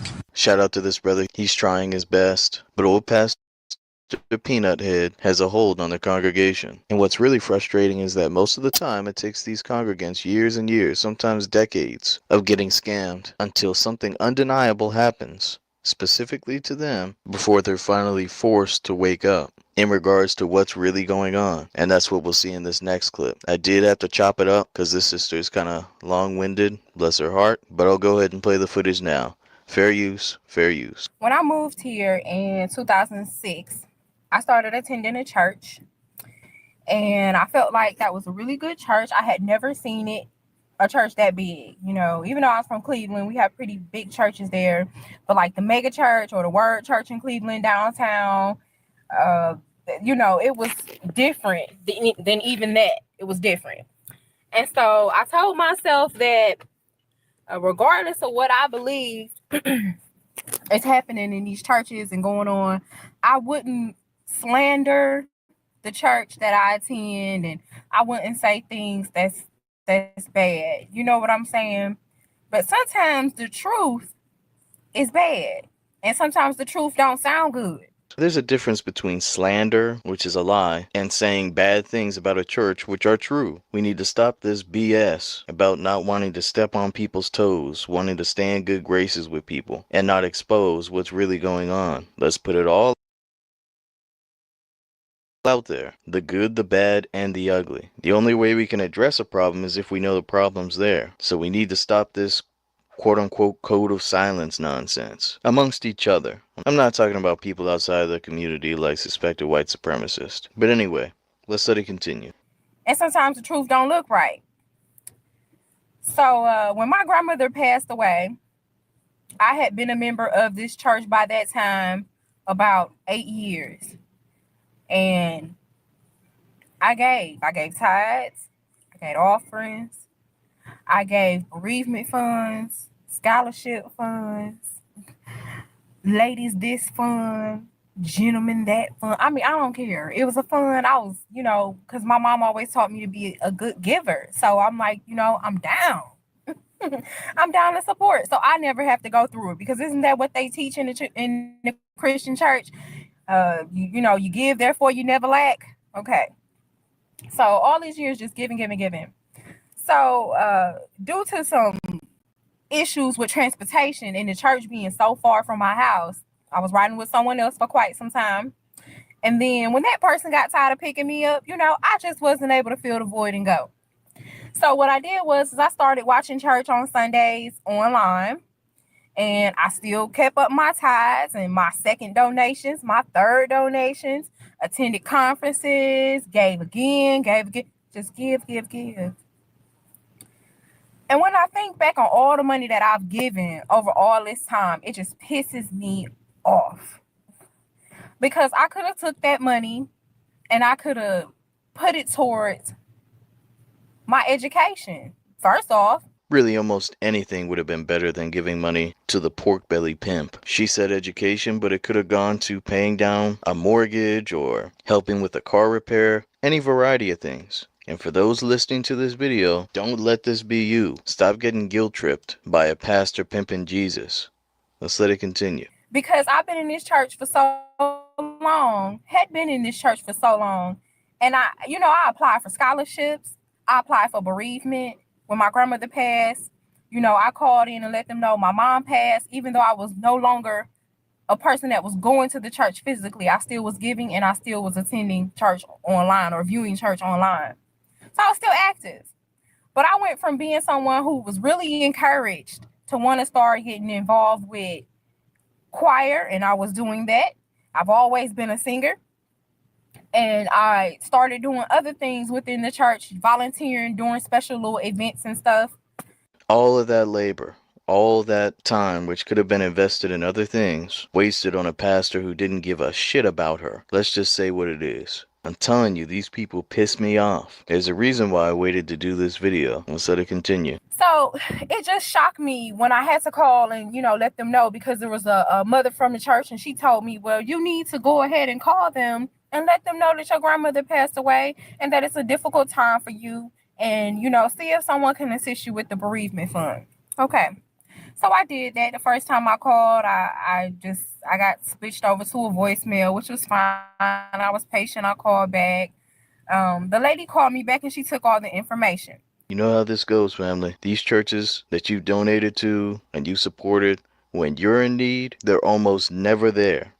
After that, I heard nothing from them. So I was like, this can't be right. You know what I'm saying? I've been in this church all these years. I see and hear when I go and see online, sister such and such passed away, we can do this or blah, blah, blah, or just little general things, So she didn't call back. So I let it go because I was like, maybe the church is just busy, blah, blah, blah, blah, blah. Stop making excuses when you see these things happening before your very eyes. So after all of this stuff blew over, I haven't heard back from anyone. So I called the lady again and left a message. Okay. Now, at this point, I feel like basically what y'all saying is just F me in my situation. The same people is going to be the same people. The only people that get benefits in them type of churches are people who have been going for 30 and 40 years. Because every single time I filled out an application to apply for a scholarship for any year, I was never even considered. It's like, I don't even know if they got the damn application. Who's gonna tell her? Family? Who's gonna tell her? Those scholarship funds and people who are getting little benefits and trinkets from the church, a lot of times are in pastor's bed. There, I said it. I'm taking the gloves off. She's probably just not that pastor's type. Let's let it continue.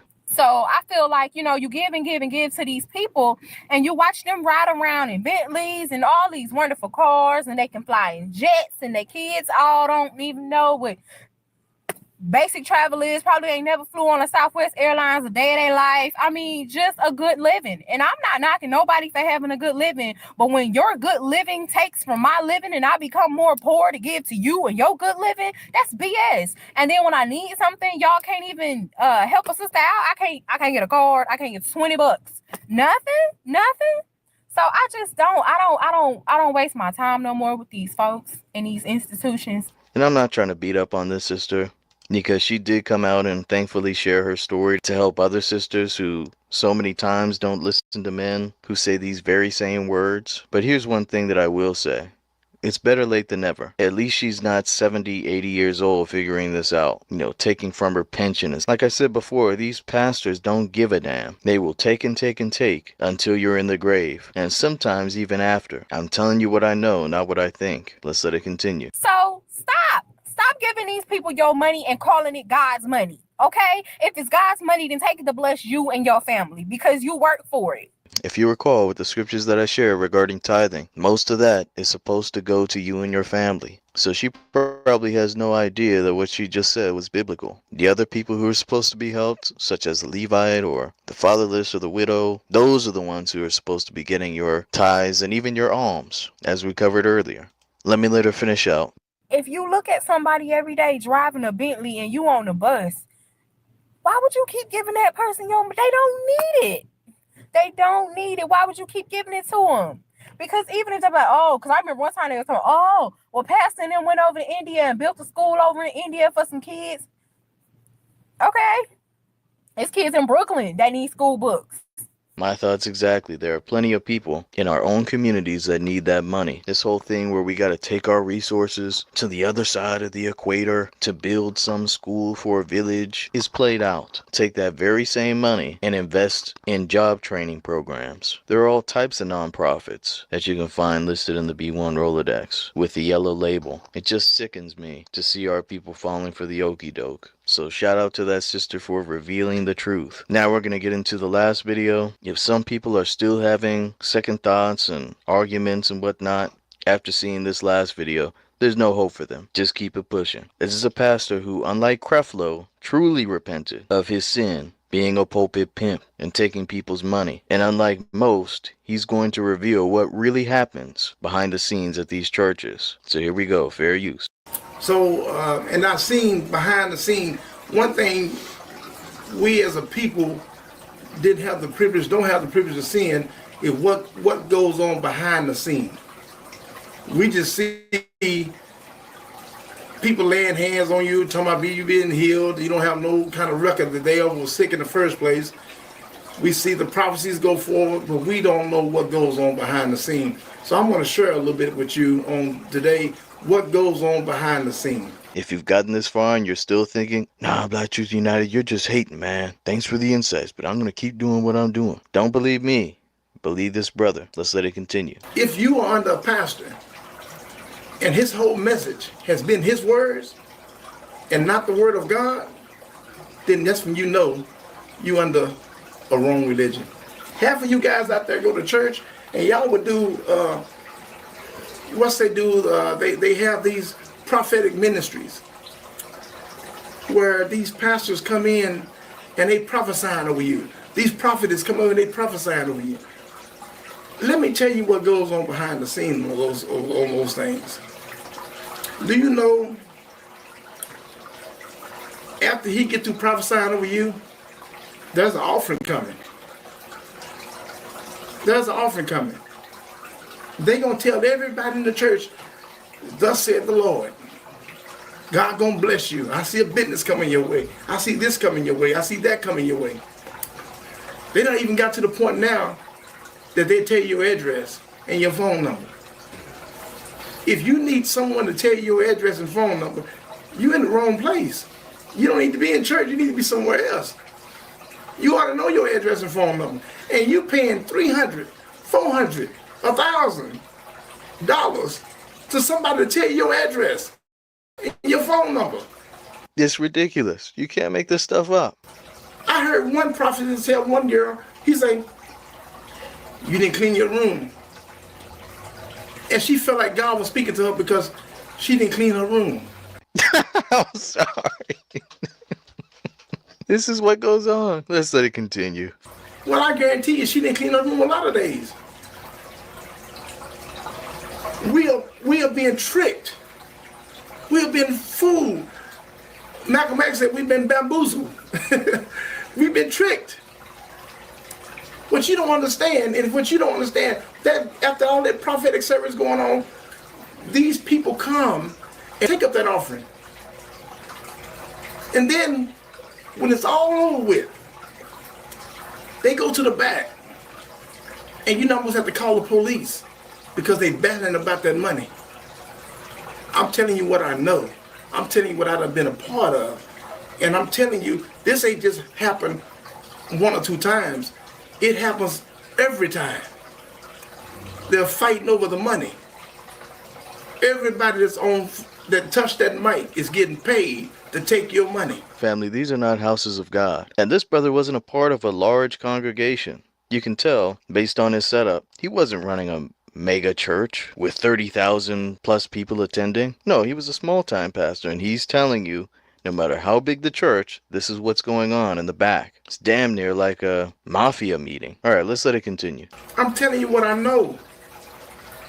The pastor sits over to the side with an ink pen in his hand and a tablet. He sits there.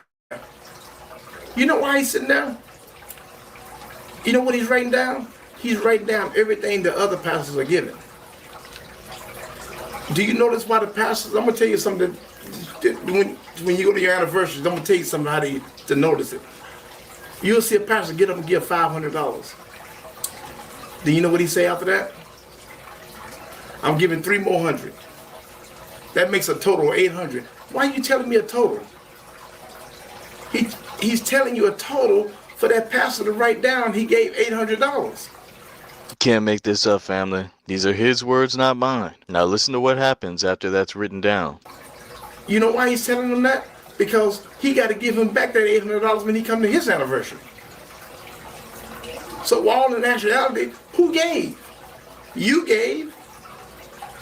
But the pastors up there that's in the pulpit didn't give nothing. It's a scam. How many people have to come out and tell you what's really going on before you believe it? Everyone else is sitting there giving, oh, he gave, I'm going to give. I'll double it. Let's pass the plate around again. But little did you know, these pastors, and some plants in the audience, by the way, are there to encourage the other members to give more. But in reality, you're the only one giving. Let's let it continue. They only gave along. Because that pastor sitting to the side knows he got to take all that money back. And he better not be short. Let me tell you where your Sunday school money going.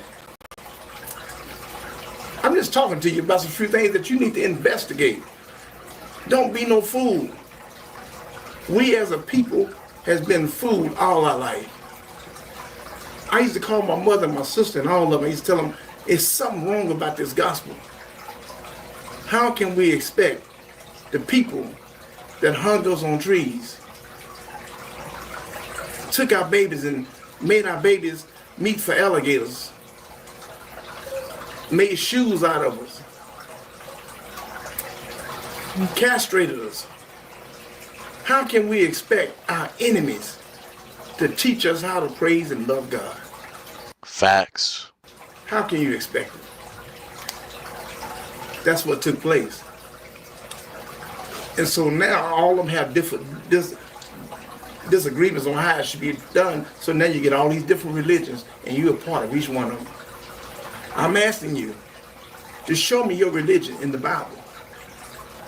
Show me your religion in the Bible. Just go any one of them. Show me where is that in the Bible. You see, I'm getting emotional now because it's ticking me off on how evil is that took place to our people.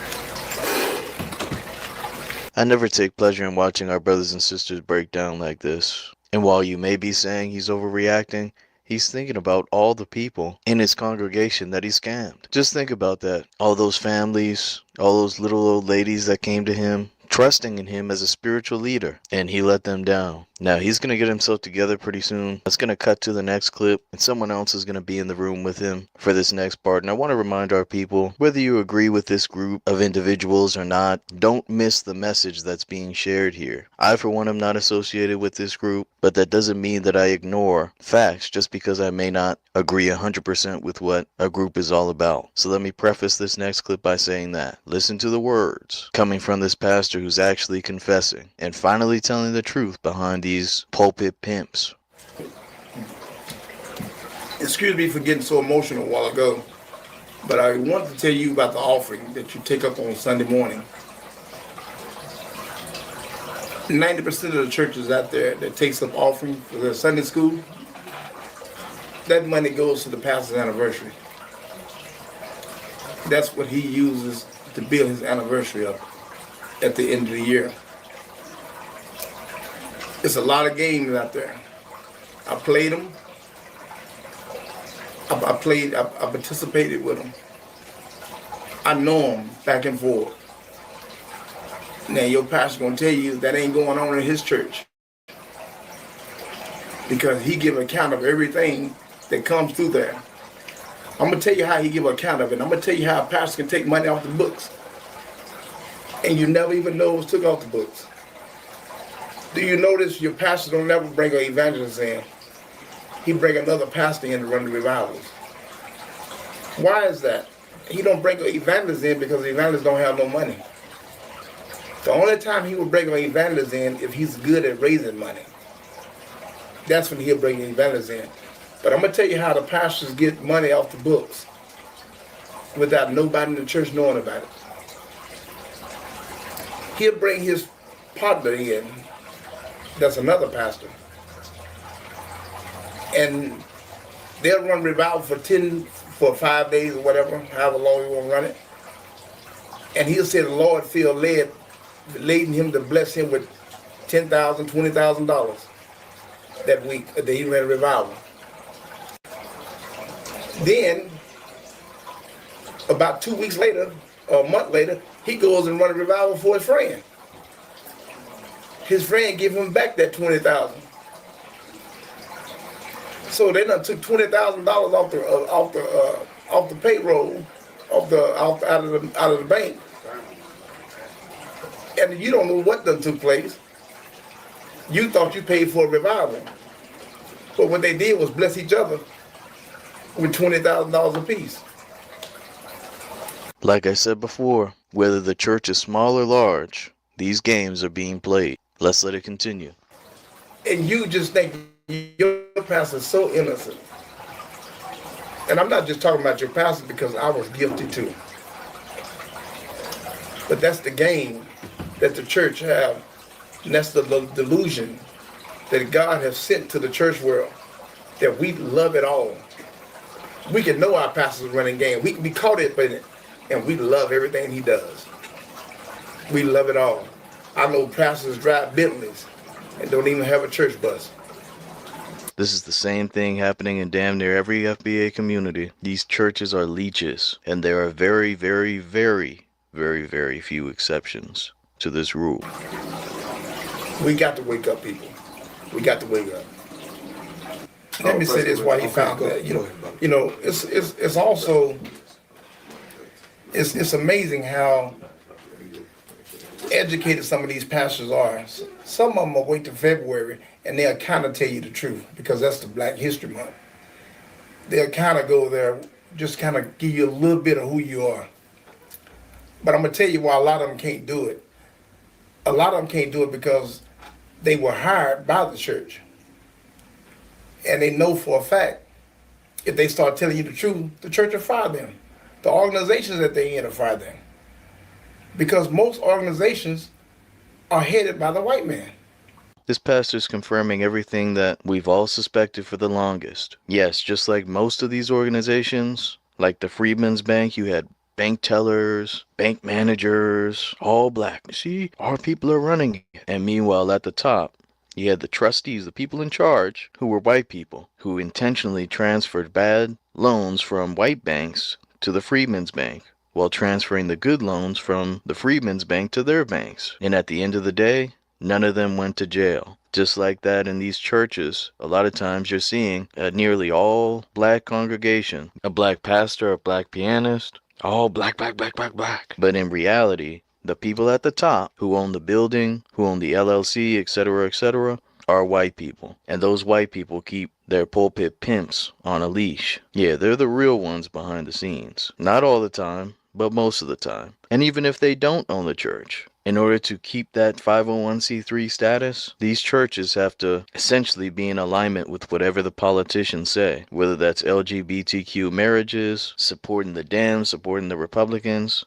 They're in control. This is why Elder Neely Fuller had religion as one of the 9 areas of activity controlled by white supremacists. But I digress. Let's let it continue.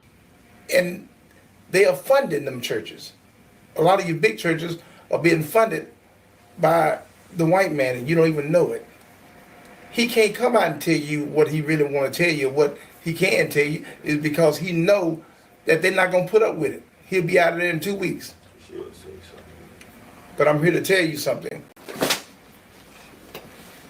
You need to test it for yourself. Do your own research. Do your own research. And then when you get through doing it, ask yourself, are you in the right place? Because I'm telling you something. It's game being ran on you. All of you.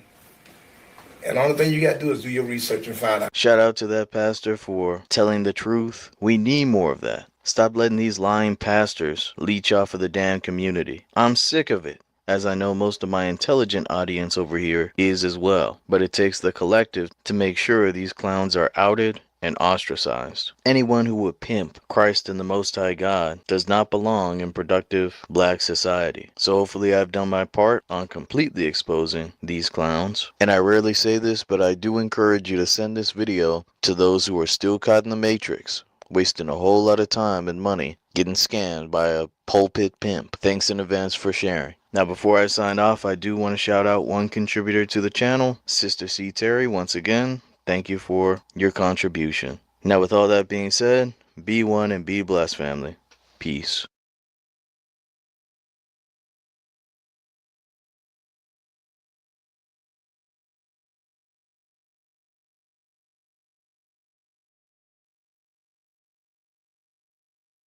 Family and fellow soldiers, I'm the Professor, and this is the moment of truth. And now the Friday Crime Report.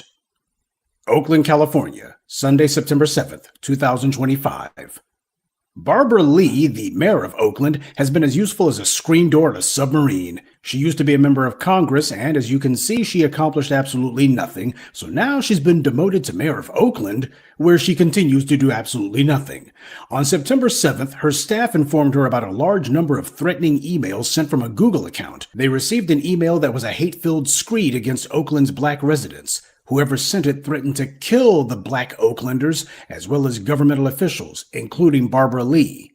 The threats continued for weeks because law enforcement takes these kind of things seriously, don't you know? On September 21st, there were more email threats, this time directly at Mayor Lee. "I'm going to torture and murder you," it said. Even that didn't lead to an immediate response from law enforcement. It would still be another 2 weeks before they finally got around to arresting this guy on October 7th after getting information provided to them by Google. The suspect has been identified as 45-year-old David Picorni. He was booked into the Santa Rita jail. Now, this is after the Charlie Kirk shooting, when we're told that these kind of threats have to be taken seriously, so you can guess what happened next. This guy was immediately given $70,000 bail, but he has a hearing set for October 23rd. And since he has racial immunity from law, the white media is already starting in with saying that he has to be crazy. They started off whitewashing by talking about his father, Gary Picorni, who said that his son hadn't lived in the Bay Area for years and he didn't even have a known address for him. And you won't be surprised to learn this isn't this guy's first run-in with the law. His parents asked for a protection order against him in 2014 and 2015 after he violently threatened them and got into a physical altercation with his own father. He was taken to a mental health facility for that one. And just to show how good-natured he is, he told his parents to go back to Europe and die. Interestingly enough, when this Porkno character's parents were contacted about this, his father said he knew his son had been arrested, but he didn't know what for. Yeah, because all of this came out of the blue. Now, what else is interesting is that while there's no photos of him, his father certainly has a presence. For 36 years, Gary Pokorny had been a city manager in 4 different cities across 3 different states. He retired in 2010 and lives in El Cerrito. So the altercations with his son and the restraining orders all happened after he was retired. So to me, that indicates the nexus for all this reprehensible behavior is El Cerrito. At this point, you're probably thinking, Jesus, what kind of racist place is this El Cerrito to be producing trash like this? I took a look, and El Cerrito is a town about 9 miles outside of Oakland. The population there is about 26,400 residents. The town has a 45% white population and only 4% black. That's ominous. And who is the leadership of El Cerrito? Here's a picture of their city council. The black woman in the middle wearing the black blazer, smiling the biggest and the widest, that's the mayor. And I know what you're thinking. Wait for it. So you have a town where the city council is comprised of 2 Asians, 2 white people, and a black female mayor. This is their current political leadership. And the son of the former city manager is running around sending all kinds of racist threats to the nearest black enclave he can find. Now, what the hell has this mayor been doing this summer while all this has been going on? Why, she's been on Facebook posting self-aggrandizing messages about how she's the first openly out black lesbian mayor in the history of California. That's her priority while all this was going on. You know, these people who call themselves intersectional are having to reach farther and farther and farther to find something that they can claim as history-making. The first Asian this, the first transgender that, the first Hindi woman to be elected to the school board in Paducah, Kansas. What's next? The first one-eyed, one-horned, blind purple people eater to be head of the Pee Wee Football League? All these desperate attempts to take nothing and try to convince people that it's an important first. It's beyond belief. While this woman was busy patting herself on the back for getting elected to office, and while she was sticking up for what people do in the bedroom and who they do it with, one of her constituents' children was busy sending tons of threats against an entire town of people who look like her. But this is the problem with intersectionality. The people who talk that gibberish only do it because they think they're escaping blackness. That's all it is. Any time, and I mean any, that you see someone talking about their sexuality, their mixed race, etc., their national origin, this is someone who's trying to advertise to the world that they don't want to define themselves as being black. It's meant to be a white flag of surrender to the rest of the world. Please don't hurt me. I give up. I promise to never make you feel uncomfortable by claiming to simply be black. I'll treat my black skin as an incidental characteristic. In fact, it's not even important. What's important is my sexual orientation or some other non-black descriptor. See, I'm no threat to you. And as this Weisinger woman sees it, it worked. She became mayor because she identified as something other than black. She's a hyphenated black. Black is merely an adjective, a modifier for her true identity, which is lesbian. That's how she presented herself. So this is why racist punks like this Pokorny creep feel emboldened to pull stunts like this, because this is what tries to pass itself off as black leadership. People who don't even want to identify as black. Now, with individuals like this, El Cerrito doesn't need some dip-chawing, tobacco-chewing good old boy. They have a useless intersectional bootlick in charge, a melanated face that does nothing to fight white supremacy. The perfect tool.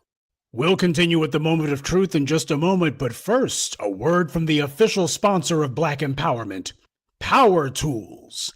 There's no telling when something's going to come up, so make sure you carry your power tools at all times. You never know when you're going to need to bring the hammer down, or when you'll have some trash that needs to be blown away, or some obstacle that requires cutting down. Don't get caught empty-handed.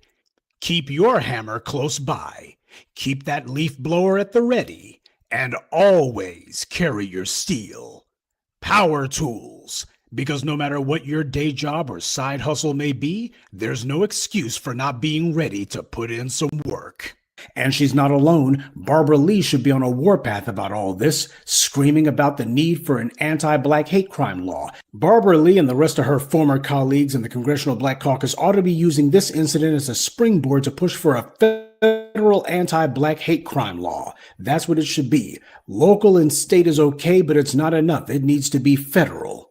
At the very least, they're supposed to be doing what these other groups do, which is to demand that the hate crime laws for themselves be greatly expanded and that the punishments be made harsh as possible. After all, they're being directly targeted and threatened, and yet they're not doing anything. We saw what California's so-called Black Assembly Caucus did when it came to reparations. Those scumbags literally laughed in the faces of their own black voters and mocked them on camera as they helped Gavin Newsom to stonewall a measure to forward that policy.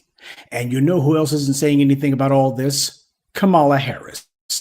She began her legal and political career in Oakland, and she used it as a springboard to go across the Golden Gate Bridge into San Francisco. And you'll recall when she made her first failed bid for the presidency in 2020, she kicked off that abortion in Oakland. Because that's where it all began for her, right? Well, now that she's got nothing but free time on her hands, and her former CBC colleague and the town that gave her her start in politics are being threatened, you would think the former vice president would be issuing hard condemnations of this act.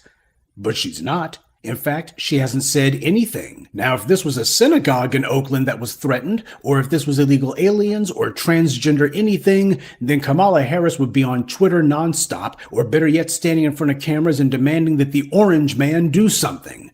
Instead, she's doing nothing because she understands what her role is. Bootlicks thinking that prostrating themselves before racist trash like Percorny will make them accepted by the dominant society because they'll be presenting themselves as unthreatening, they're fools. And if they do manage to get handed an elected office or some other patronage corporate position or other, if they can find a white benefactor, then they'll consider all their shameless butt kissing to have been worth it, or as the shills and bootlicks like to say, a chess move. But the only safe place under white supremacy is fighting it. Depending on the enforcement arm of white supremacy to protect you is like depending on a wolf to protect a chicken coop. All he's doing is just making sure nobody else kills the chickens before he can. California is as racist as any red state. How many of my crime reports have been about some act of anti-black violence that's taken place there? The intentional engineered lack of black leadership is what emboldens creeps like this to do these things. White power spent decades using its wealth to install these tools whose job is merely to take up space, to be obstacles to our power by virtue signaling and squatting in this or that political office. And their standing around occupying space is not harmless. As long as they're in those positions, that means people who are actually going to do something are not. Well, these fools will never figure it out, but white power has already decided they have to go. And as this Percorny character stated, it won't be at the ballot box. These sellouts have no survival instincts, but the rest of us do. Identifying these fools and voting them out, making sure that none of their pals can replace them, that's a legitimate act of political self-defense. And speaking of self-defense, we don't have to raise our hand and ask for permission to protect ourselves.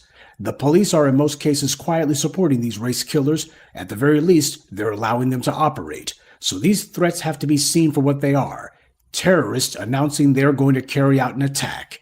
We cannot depend on the thugs in blue because they're not just sympathetic to these race killers. In many cases, they're helping them. So we have to be proactive about personal protection, not just for ourselves, but for each other.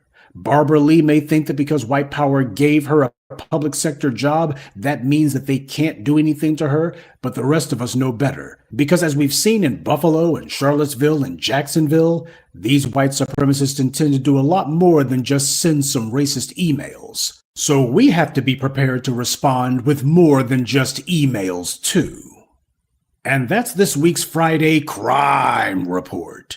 Keep your eyes open and stay on alert, because there's a lot worse criminals out there than the ones the white corporate media chooses to show you. Good day, and be one. I'd like to take a moment to mention some of our contributors. John Harvin, Lamont Ingram, Najee95, Dia Williams, and Wesley Monroe. Salute to them and thank you to everyone for listening, liking, and sharing this message. Black empowerment only exists because of you.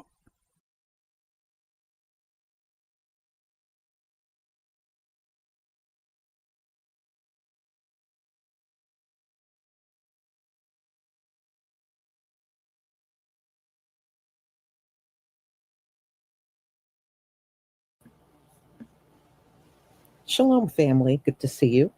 We're going to talk about people leaving the U.S. So people are leaving for a variety of different reasons.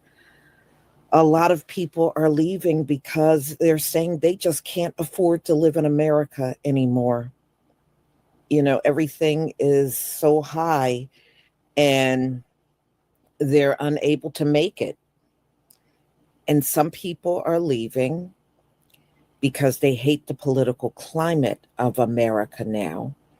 So, look, I guess you do whatever you have to do to survive.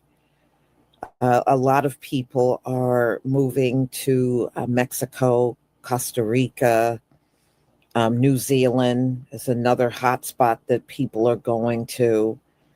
So I even got one couple on here that went to Panama. So I guess whatever you need to do, I don't feel the need to get up and go. Do I hate the way things are in this country? Yeah.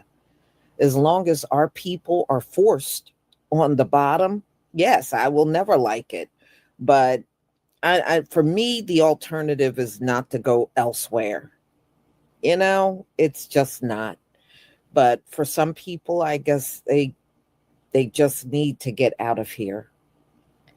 So I'm going to go ahead and share my screen so we can get started.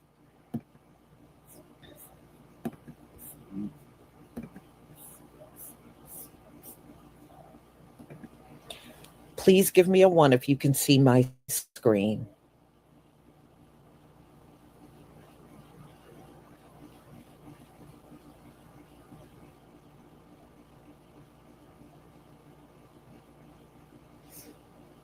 Thank you. You know, now they're saying that 9 million people have already left.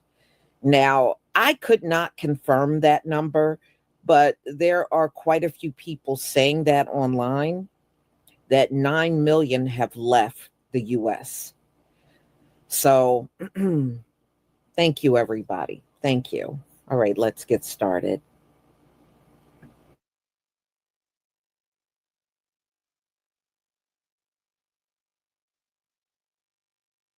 So Americans don't want to live in America anymore. Let's talk about it. I think it's a very normal feeling right now that people don't want to live here. I mean, the idea that the American dream is just gone, and everyone in my comment section says the American dream now is to leave America. And that seems to be a resounding sentiment all throughout the internet right now. People want to go. People want to go somewhere else. This doesn't feel like it's it. For us, this doesn't feel like it's good for us. And by us, I mean anybody. If you're not in the top 10, the top 5% of this country feels like it's not a place where you can make it. Because for the most part, it isn't a place that you can make it. The working poor and the working class are struggling just to stay off the streets, and there's no respite to come. There's no support from the government. There's no support from our neighbors because we don't know them. Our families are broken, so we have no one to fall back to. It just feels hopeless for a lot of people. So of course, there's a natural feeling that I want to go find my peace, my happy life, wherever I can. And it doesn't feel like we can have that in America for a lot of us. And that's why you're seeing people all over TikTok, all over YouTube say that they're leaving the country. They want to leave the country and just go. You know, they don't care what the destination is. They just want to go. I think that this is actually something that really hits to the core of our American past, to actually, go forth and find your place in the world. And I don't begrudge anybody, nor should you, who is pursuing that kind of peace in their life. You may have heard Jay-Z and Beyonce are moving to the UK, but I want to know what are the top 3 destinations all Americans are moving to this year. I have that list. Let's talk about it. In order, number 3 is the UK, especially for Americans 18 to 34. I imagine that's partially due to a student visa being an easier path. I think it also reflects a cultural and lifestyle allure, similar to the reason Jay-Z and Beyonce would choose the UK, in that it's a country that's most similar to the US. There's not as large of a learning curve or a feeling of isolation, not understanding the language or culture. So specifically political discontent or safety concerns for some of your biggest issues, then the UK makes a lot of sense. Number 2 is Spain. Spain's drawing a record number of American buyers. Q1 of 2025 saw a 57% increase in American property purchases. It's also one of the top locations for American retirees, more affordable living compared to the US, good healthcare, more mild climate, and vibrant culture. Then number one's Portugal, driven by a lower cost of living in comparison to the previous two. Friendly social atmosphere, low crime. Anyone I've talked to on a personal level who's relocated there stated a huge quality of life benefit. I do think fear plays a big part in this list. Americans know much more about Europe than Africa, Asia, South America. They fear culture shock or isolation. So while I don't think the top 3 lists are bad countries to go to, I'd encourage you, if you're looking to move abroad, expand your mind to explore places outside of Europe. I hope it helps. Hi, my name's Charlotte, and I'm building a platform that will help vulnerable Americans leave the USA. I'm working with an amazing group of volunteers to help build Help Me Leave, and we're working really hard right now on researching exit pathways and building the website. Being an immigrant is not an easy option, and we know that many of the people who are most at risk have a lot of things to think about, right? Disability, gender, sexuality, race. So we want to make it really easy for you to understand your options and your choices and some of the compromises that you might have to make. If you want to stay up to date on the development, then follow me. And if you want to help, we still need quite a lot of things. We need researchers and there's some other skills that we need. So I'll pop them up on the screen here. And if that speaks to you, give me a DM as well. This is about the USA right now, but my big vision is a platform that helps anybody who is at risk move to safety. I know that being anti-immigrant is very popular, very in fashion right now, but every single human being alive today is alive because an ancestor of theirs moved. They moved for safety, they moved for opportunity, sometimes they were moved against their will. Whatever the billionaires want us to think, moving to new places is a fundamental part of being human, and I want to help people build lives that are safe and fulfilling. Wish me luck. I'll be moving to Colombia once the Insurrection Act is invoked. I fear the future of the U.S. and being trapped here isn't an option. We're in the beginning stages of the administration, and I'd rather escape while I can than be too late. Once insurrection is declared, me and my girlfriend will fly to Bogota, Colombia, where we'll stay with some of my stepmom's cousins temporarily. They'll show us around Colombia and what life is like. Eventually, we'll find our own place to stay. We'll be there up to 180 days as U.S. citizen visitors while we evaluate the state of the U.S. and decide where we'll travel to next. We have thousands saved that are in the process of getting remote jobs so we can support ourselves through the future. Our current plan is to travel around the world as U.S. citizen visitors and live in many different cultures. We wanted to spend more time here planning our adventures, but the state of the administration has expedited our plans. Regardless, we're excited to experience the culture of Colombia and live as an expat around the globe. I'm officially leaving the U.S. to permanently live abroad, and I feel the same jitters that I felt this time last year when this whole journey even started. If you're new here, or maybe you haven't been here in a while, let me catch you up to speed. Literally this time last year, y'all had your girl crying on live television as I was packing and preparing to go explore the world, live, travel, all that good stuff. Let me just tell you, I had no idea where I was going, how long I was going to be there, and what that whole process was even going to look like. And here we are a year later after living in 3 different countries, and I finally know where I want to call home for a little while. And let me tell y'all, this past year has been extremely life-changing, but your girl is ready to have a home base, okay? I have apartment tours set up in the country that I'm going to be in, and I want to bring y'all along the process with me this time, because last time I think I got caught up in this, like, what's going to happen, and I don't have anything set in stone, so I don't really know what to share with y'all, and what if something goes wrong, and then I renege on I was going through all the mental gymnastics, right? And if you go back and watch that video where I was crying, the link is in my bio, by the way. I called that liberation season. It was this kickoff to this like newfound freedom, right? We've gone from liberation to preparation. This is preparation season. A lot of you have asked me about preparation, how much to save, you know, what you need before you go. And I think while I'm in this, you know, last countdown of getting ready to go, this will be a good time to answer those questions for you. So if you've been thinking about traveling abroad long term or possibly living abroad, definitely hit that follow button to follow along, because there's definitely some things that I know now that I didn't know before. Things that you would probably think you would know before you go. But as your type B bestie, yeah, I didn't do a lot of research when I first left. So now that I'm on the other side, there's definitely things that I'm going to be sharing with you. The first thing is this: sometimes the life you desire and the version of you that you feel detached from is on the other side of you doing it with faith, doing it anyway, doing it scared, not caring what anybody thinks, letting go, surrendering all your fear, doubt, worry, anxiety, and procrastination to God, and just doing it. You might not be moving abroad, but you might be sitting on a genius idea that you will not act on. You might be trying to start a new business. You might be entering a new relationship. That relationship might even be a relationship with the Lord. Like whatever it is that you feel worried or anxious about, the thing that you want to act on, and you're just like, oh, you're trying to logically put all the things together. Sometimes you just need to take an action, even if it's one action. That's going to get you closer to your answers. Whatever that is. I'm not telling you to go do nothing crazy. Or maybe.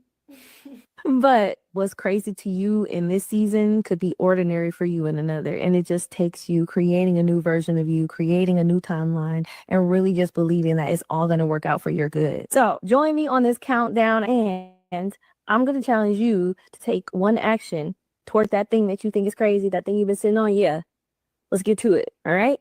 Americans have started to leave the US because of the rise of authoritarianism. And this is something that should absolutely not be taken lightly. I literally saw a report this morning from Australia talking about how they have some applications from this year of people seeking human rights shelter because they are scared of what's going to happen to them. They want to have a backup plan if things go to shit so they can go to Australia and get a visa. And that's absolutely nothing new. Canada has also opened up a program to Americans that may potentially want to leave the country as a sort of political refugee. While that might sound crazy, we are absolutely entering into an era where this is something that people are starting to consider. Even some professors at Yale and other colleges in the US who teach about the rise of authoritarianism and fascism have left the US or have at least started to make plans to leave. And if that's not a wake-up call to other Americans to rally together to join the fight, I don't know what is. The president should not be able to send armed troops to terrorize American citizens. People should not be able to be kidnapped regardless of whether they're foreign-born or American-born, nor should they disappear. So I would really look long and hard into your decision to be apolitical right now because things are changing rapidly in a very bad direction. So I'm an American who moved to New Zealand over a decade ago with my American husband.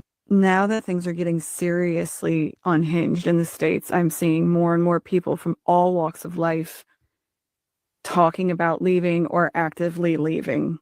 And I guess I just wanted to share some advice. If you're leaving, you might go through something similar to the 5 stages of grief. And so if you find yourself really moody and swinging between emotions and you're okay one minute and not okay the next, that's completely normal. Give yourself space to work yourself, through those feelings. When you move abroad, you have so many different logistics to worry about that you often don't have time to process the grief. And so that manifested for me as I was so busy doing all the things you need to do to emigrate out of the United States. The visas, the payments, the deadlines, the health check, the background check from FBI, the booking the flights, the figuring out where you're going to live, how much baggage are we going to take, like all those things. And I was running on adrenaline. And then when I got on the plane at 11 o'clock at night, about 1 hour into the flight, I started bawling my eyes out and asking, what am I doing? This is crazy. This is insane. And my husband had to calm me down. I mean, I was like having a mental breakdown. It took me a full year to feel okay in New Zealand. The next piece of advice I would give is when you get to your new country, seek out Americans as early as you can. And I say this because we tried to make friends with New Zealanders, but it was hard. They have their lives, they have their families, they have their routines, they have their childhood friends. They've already got their life set. And I'm not saying that all Kiwis are like this, but what we found was that Kiwis were more reserved and we were these loud Americans, right? And they didn't know what to do with us. So try to make friends with Americans either through this app or the Facebooky app, on groups, within the country or the city that you are living in. That has been our saving grace here. We have a very tight-knit group of friends who are Americans who have children the same age as our son, and we can babysit for each other. And when the news gets really bad, we can confide in each other. And then the other thing I want to say, and this is probably not talked about a lot, is you're going to get pushback from people everywhere about leaving. People you love, family members, friends, people you don't know saying that you're privileged to leave. We know it's a privilege to leave. We know. But, I had to make a choice for my future child. I did not want to have a baby in America, and I don't regret it at all, leaving so that he could be safe. Everybody has to make their choices. Everybody has to walk their path. It's a really sad time for anyone who makes friends with Americans who have moved abroad and you live in the country that they've moved to. I'm just begging you, please be kind, because we're all collectively traumatized. A lot of us, including myself, were thinking about moving back. And now we can't. And that has caused, at least in me, a resetting of the 5 stages of grief. Because we were going to move back. And now we don't know if we can. I don't know why no one's talking about this, but there is a mass exodus of U.S. citizens from the United States. Look, I'm a real estate agent in Costa Rica. I help foreigners move abroad, move to Costa Rica, and make a life here. I've been getting a ton of stories from clients who are absolutely spent. I'm working with a psychiatrist who helps teenagers. And when I asked her why she wants to move to Costa Rica, she said, it's because I have lost all hope. My patients have lost hope. And what's worse is I have lost hope too. And how can I possibly be of service to someone else if I don't believe it's not going to get any better? So what she is doing is saving herself, packing up her bags, and moving abroad. This is where we are. Hey guys. Happy Tuesday to everyone. Happy Tuesday. We are all moved in. We are back, guys. We know we've been MIA. Yeah, we had to take a minute to kind of take a breath. And get settled, move, get the dog straight. You know, see, there's BB. There's BB. BB settled too. And yeah, we are happy to be back. We miss y'all. We miss y'all. We miss doing our videos, kind of keeping you guys updated. So it's so much to kind of cover. So we're just going to just do a little bit each day and catch you up. I'm just going to tell you guys overall, since we've been in Panama for 30, maybe 34, 35 days now. Yep. We have lived in 5 different places. Five different places. 5 different places. So in Costco Viejo for a week, and then we were in Panama City for 3 weeks, and then we moved to Panama Pacifico.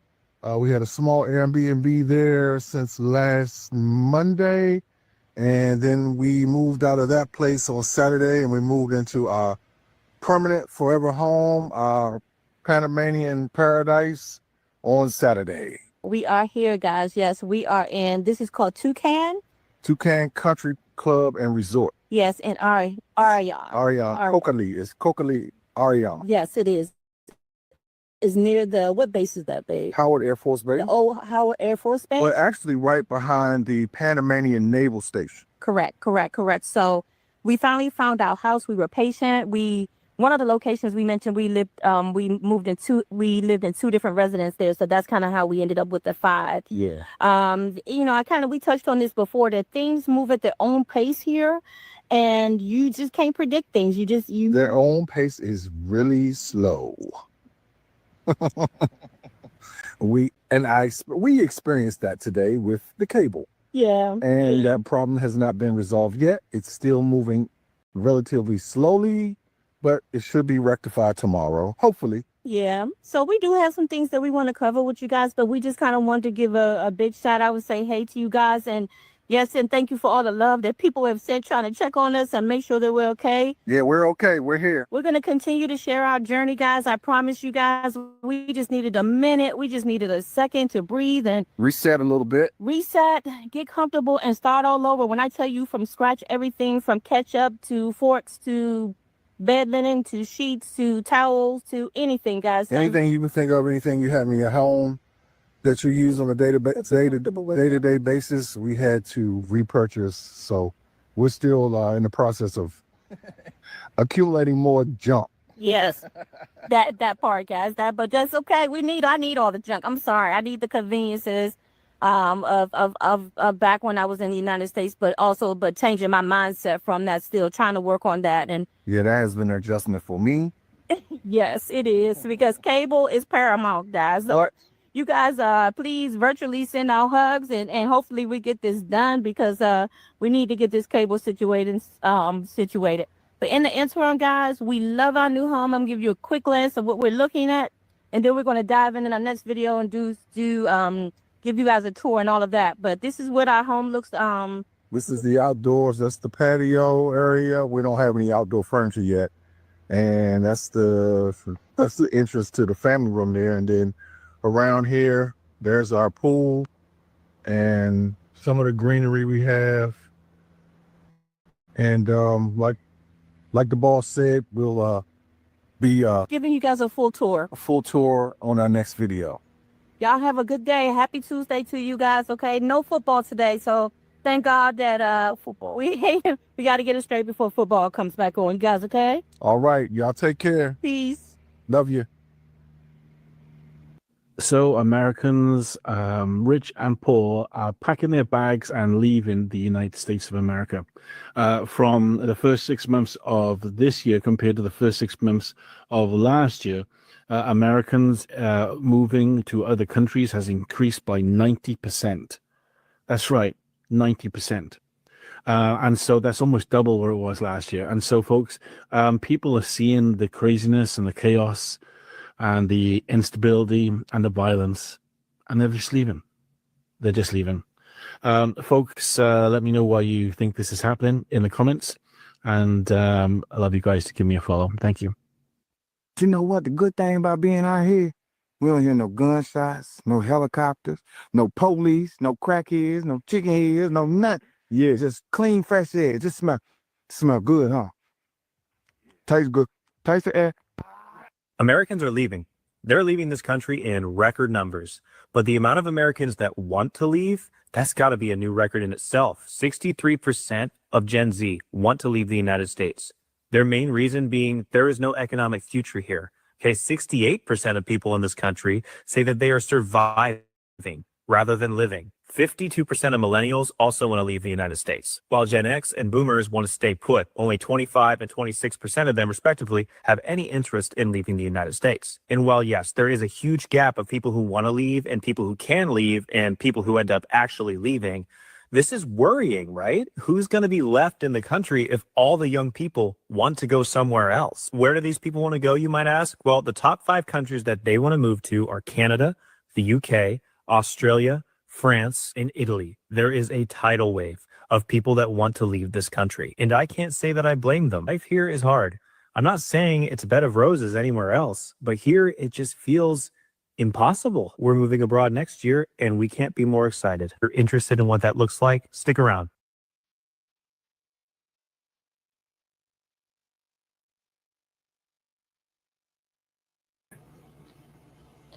Okay, y'all. I see you, Kid Gravity. How you doing? I do believe it is, and this is my opinion, I do believe it is a record number of people leaving.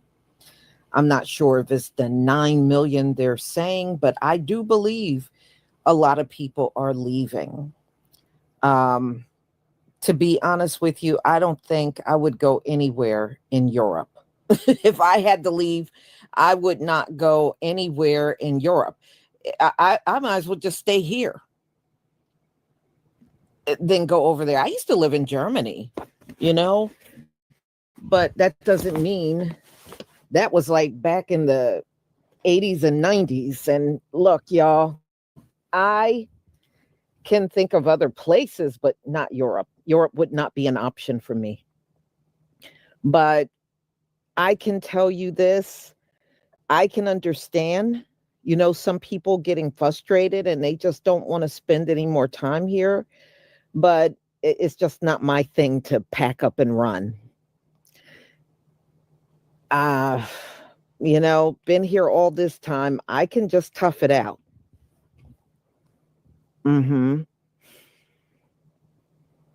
And you got to really check these places. Every place is not safe. Even some of these places that look like paradise and in the background, they're not as good as you think. So you really have to study a place and learn the climate, learn the demographics. And especially if you have children and they got to go to school, you better check those things out before you just pack up your bags and run.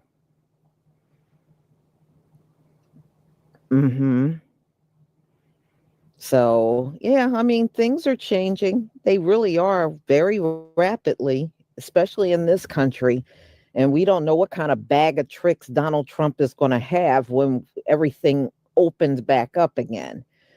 And we get to see the carnage of how bad it is. But I still say this. I had said this when Donald Trump took office. I think he's intentionally trying to destroy this place. He's not trying to make it better. He hasn't done one single thing to make this place better. I think that spirit is on him. He got that spirit of destruction on him. Mm-hmm. Yeah, and there's a lot of countries right now that's not feeling America. And because of the Trump administration, there's a lot of places that are not feeling Americans at all.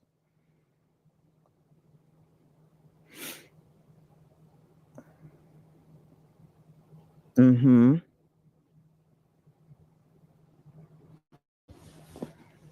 Yeah, well, I wouldn't be surprised. Like I'm anticipating them trying to get at everybody's bank accounts, because I don't think these rich people will stop at nothing. I really don't. They have one of those appetites that can never be satisfied. It's just pure greed. Mm-hmm.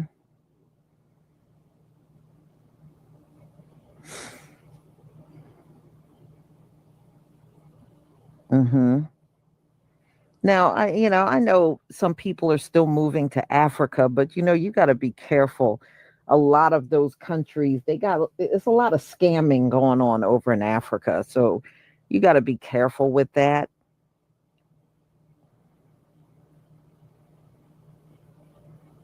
Mm-hmm. And besides, if Africa was such a good place, there wouldn't be so many of them over here in the US. They don't even want to be over there. They're running.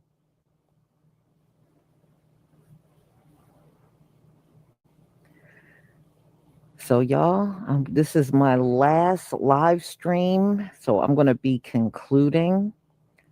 I have one new product that will be out this week. I should be getting the labels soon. I actually got everything I need. I'm just waiting for the labels. Once that comes, it will be posted. So, this is an edge growth butter. It is to help you if you got thinning edges or you may have spots in your edges that you want filled in. And technically, it can be used all over the head for growth. But, the primary focus is for your edges. And that should be out this week. I'm going to offer it in 2 sizes, but initially it's just coming out in 1 size. So it'll be 8 ounces to begin with, and then I will be offering it in a 4 ounce as well, just like the Patana oil. How I got it in a 4 ounce and 8 ounce. This will be the same way. It will be in a 8 ounce and 4 ounce. So I will let you know and keep you well informed. So everybody, please enjoy the rest of your night, and I will see you tomorrow. Oh, I got one. Hold on. G. Bowman Jr., thank you for your super chat. The creator's telepathy is awesome. Make you do things you can't figure out later. Yeah. Thank you so much for your support for my channel. Shalom, family.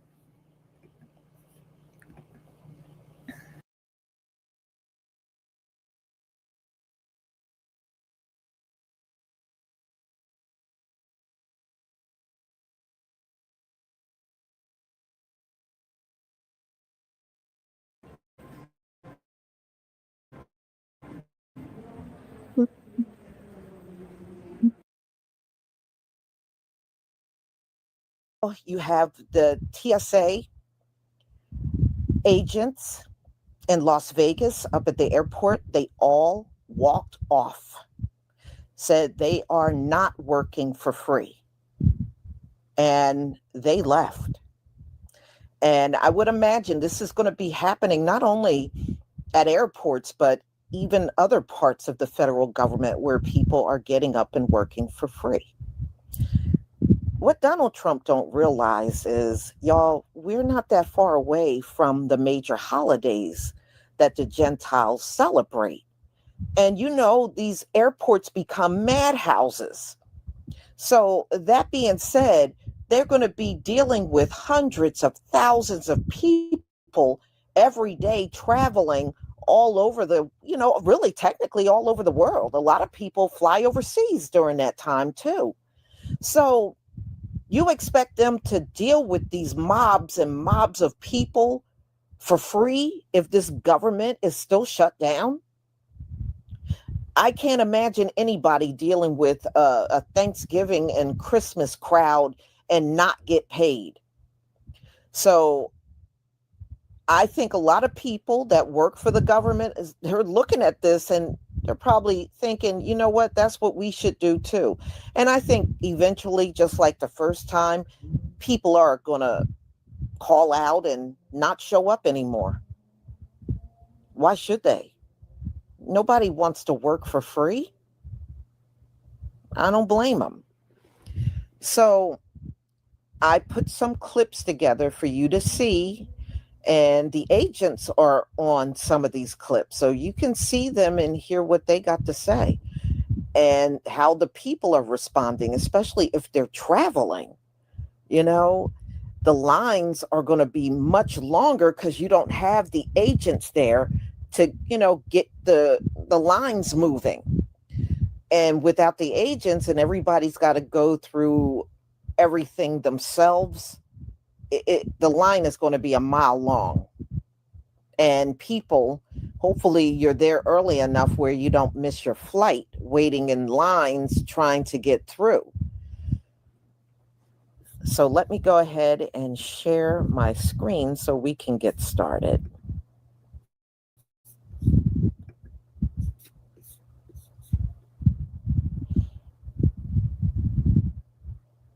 All right. I mean, the Republicans are a trip. They keep saying the radical left, but all the violence is coming from the right, Charlie Kirk. And then every time something happens, it's the left's fault. But Donald Trump is the president. He is more than happy to have this lockdown because he's still trying to run from the Epstein files. And he doesn't care. Donald Trump cares about himself. He don't care about the people.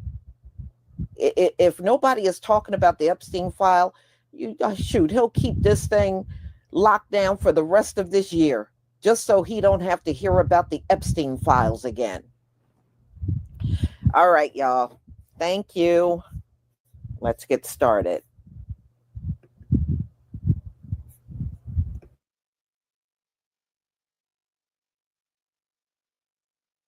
And our hope is that Democrats will soon recognize the importance of opening the government. It is a video that you will not see at Harry Reid International Airport, with aviation leaders citing concerns of political messaging, and the Department of Homeland Security blaming Democrats for the federal shutdown was supposed to air at the TSA. You're watching 8 News Now at 11. I'm Denise Valdez. And I'm Brian Loftus. Airport leaders telling 8 News Now reporter James Schaefer they're worried about the video airing, that it may violate federal law. Brian, Denise, the airport says they're following the law while focusing on efficiency, while travelers say they're just concerned that security staff still isn't getting paid. Hi, I'm Christine Ohm, the United States Secretary of Homeland Security. It starts off like any other TSA video, highlighting security while traveling. However, Democrats in Congress refuse to fund the federal government, and because of this, many of our operations are impacted, and most of our TSA employees are working without pay. It's what aviation leaders are calling political messaging, and because of it, you won't see it while getting screened at the TSA. The airport adding, the video did not align with the neutral information nature of the public service announcements typically shown at the security checkpoints. I think that they should decide to do what they'd like to do and not air it. Catherine Cora flew into Vegas from West Virginia for a conference and said she was happy the airport declined to air the video, which she feels is political. I think it's unprofessional to say that, and I do feel like all of these workers should be back to work and being paid what they're supposed to be doing. TSA are working and they are not getting paid. And, it kind of hit a bit of a chord for me. A traveler visiting from outside the country who did not want to be named told us she was surprised to realize the Americans working security were doing it for free. I was I guess, more curious as to how people are motivated to come to work without being remunerated. That's, that was a bit of a hard one to kind of, I guess, grasp. Now, airport officials also pointed to the Hatch Act for their decision, which restricts political activity at government facilities. Reporting live from Harry Reid International Airport, James Schaefer, 8 News Now. Now, keep in mind, the federal government remains closed since that October 1st shutdown after Congress failed to pass a budget. While Republicans control both houses of Congress, a handful of Democrats must cross the aisle for a budget to pass.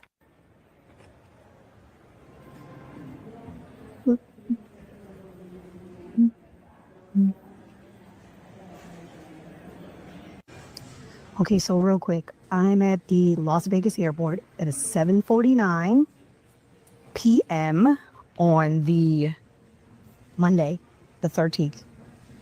My flight leaves at 11:59, and I'm like, bitch, you at the airport early as fuck. Yes, because I didn't know what was going to happen, and I'd rather be super early, but here's why I got through so fast. If anyone is flying American, Spirit, Frontier, whatever, if it says Terminal 1, but your gate is D gate, go to Terminal 3. If your gate is D gate, go to Terminal 3. Shout out to Eva, my fucking Uber driver, who was like, girl, go to Terminal 3 because Terminal 3 has less fucking people most of the time, and you're going to get through TSA fast, and that's where all the D gates are. You normally have to take a tram to get the D gate anyway. You might as well just go to Terminal 3. Bitch, and she was right. It took me 15 minutes to get through TSA. It was people in line, but they had like 6 or 7 TSA lines fucking open, okay? And there was very nobody to puck over here. And sure enough, there is my fucking flight on the clock, praying that everything goes right and stays the same and goes on time. And I'm here early, and I don't mind being early. I don't give a fuck. I'm about to find me something to eat real quick, sit my black ass down, give me a little food, and read my damn book. Praise the Lord. Shout out to Eva, my motherfucking Uber driver. She's the real fucking one. If you have a D gate, do not go to Terminal 1. If you have a D gate, go to Terminal 3. Go to Terminal 3. You're welcome. Sharing knowledge that either they need to pass on to the rest of y'all. Y'all and Las Vegas, and y'all at what the fuck is this called again? Mix something. I know they call it Harry Reid or some shit like that, but it was called something McLaren. That's what that shit's called before. McLaren International. Okay? Harry Reid, whatever the fuck you want to call it, baby. Listen. If you got a D gate and it's telling you to go to Terminal 1, fuck Terminal 1. Go to Terminal 3. It'll probably be faster. Okay, good luck. TSA workers are critical for things to operate smoothly and safely at our airports. But tonight, TSA workers are working without pay. That's because of the government shutdown. Now, I'm told their most recent paycheck was about half of what it usually is. That's because they only got paid through the end of September, before the shutdown began. And tonight, the union is saying that their workers are having a tougher and tougher time making ends meet. Yesterday, they brought in the Alameda County Food Bank to the airport to hand out groceries to the workers. Apparently, they're having a tough time making rent, paying for gas, childcare, basic necessities. Now, there is a growing worry tonight that workers perhaps will start calling out sick.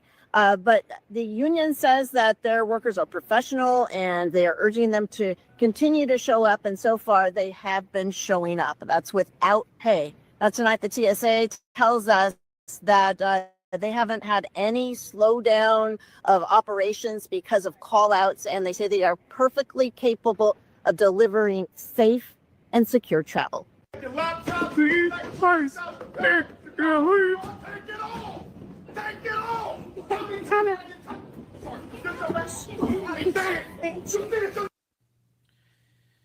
Oh man, government shutdown. Let's talk about it. So me personally, being a federal TSA employee, I'm gonna honestly say that this shutdown stuff is kind of crazy. The fact that two parties can predict the next time you're gonna see a next paycheck, the next time you'll be able to feed your family, the next time you'll be able to pay your bills. It's like, it's crazy to me. It's like we're like in my eyes, we're like human dice that you're rolling. Like, okay, we're gonna shut them down. We're gonna reopen them back up. It's a chance you could get fired. It's a chance you not get fired. Come to work. Don't come to work. No money, no funds. Receive a food voucher. Like it just, it's not right. We making sure no bombs get through the airport. We making sure people make it to their flight safe and sound, get where they trying to go. And then it's like a slap in the face when you hear, oh, but we're going to pay the military people, or we're going to try to pay military. It shouldn't be like that. Whether you military, whether you TSA, whether you IRS, that shouldn't matter. You can't make one thing more important than the other. Don't get me wrong. I respect my military people. I respect my veterans. I do. I respect anybody that's fighting for this country. But me making sure passengers fly 200 miles, 300, 500 miles, safe and sound is not as important than what other people got going on. So it just don't sit right with me. It's also an eye-opener. Make time for your small business ideas that you got. Make time to be open to other career options. You know, everybody had this thing, oh, federal is the best, it's the benefits. But what does that matter when any given year a person can say, well, if this person don't decide this, we're going to shut down the government. I can't tell AT&T I'm experiencing a shutdown. I can't tell Xfinity I'm experiencing a shutdown. I can't tell my leasing office I'm experiencing a shutdown. Even if they do something, the most they're going to do for you is grant you more time, or still even give you late fees.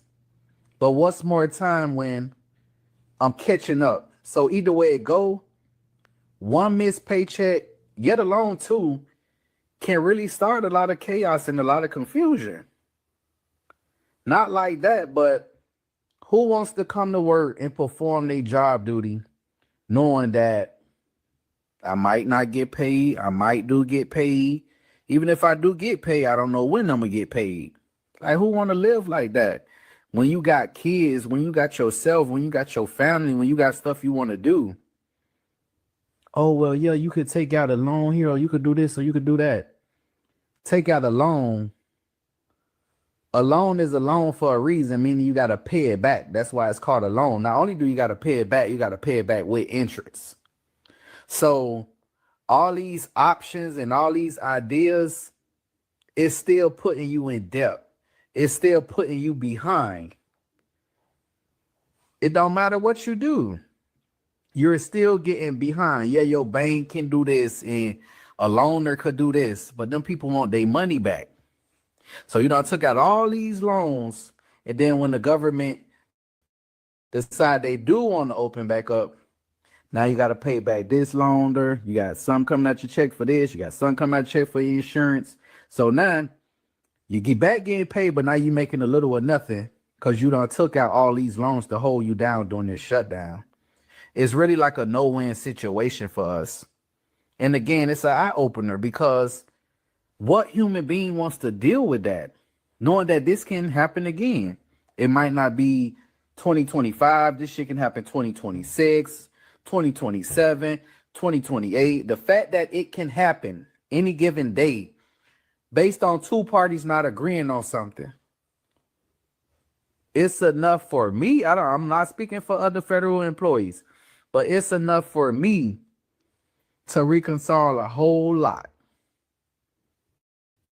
A whole lot.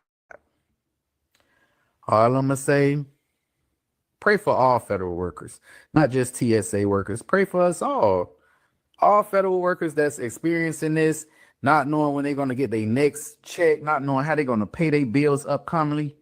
Pray for all of us. That's how I feel. Well, let me just ask you what you're hearing at work, both from leadership and your friends, your coworkers, the rank and file. What are the concerns and expectations? So thanks for having me, Chris. So it's not fair that TSA officers are put in this situation, which seems like every couple months now because of the budget. TSA officers, we work in a high stress job and we're trained to work in a stressful environment. But to add to their stress, have them worrying about how they're going to get paid, pay their bills, feed their families, it isn't fair. Last year, TSA officers found almost 7,000 guns, right? And 94% were loaded. They have to Wait a minute. Can you say that again? 7,000 guns and how many? almost 7,000. 94% were loaded. Okay. Yeah. So we have to be on top of our game, right? And we don't need to be Yeah, very much. stress of missing pay. Yeah, right.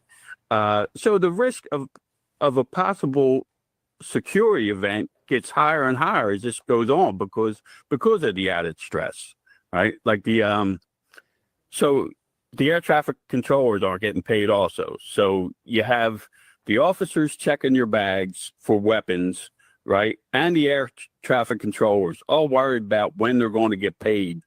I won't want to fly in that situation. I won't want to fly if the pilot wasn't getting paid. Here's a live look at Harry Reid International Airport, where officials say they will not show a new TSA video that includes U.S. Department of Homeland Security Secretary Kristi Noem blaming the Democrats for the government shutdown. A Harry Reid Airport official says the political message from Homeland Security does not align with the neutral information that they typically show. And we have a look at the video in question. Take a look. Hi, I'm Kristi Noem, the United States Secretary of Homeland Security. It is TSA's top priority to make sure that you have the most pleasant and efficient airport experience as possible while we keep you safe. However, Democrats in Congress refuse to fund the federal government, and because of this, many of our operations are impacted, and most of our TSA employees are working without pay. We will continue to do all that we can to avoid delays that will impact your travel. And our hope is that Democrats will soon recognize the importance of opening the government. Other airports in major cities are also declining to show the video, including Seattle, Cleveland, Los Angeles, and Phoenix. Because of the shutdown, many employees are not getting paid despite being required to work as essential employees, causing airports to experience travel delays. Here, Reid says they are mindful of the Hatch Act's restrictions on political activity in government workplaces.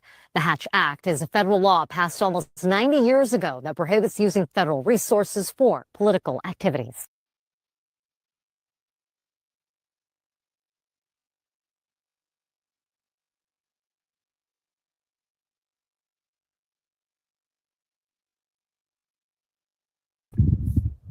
All right, y'all.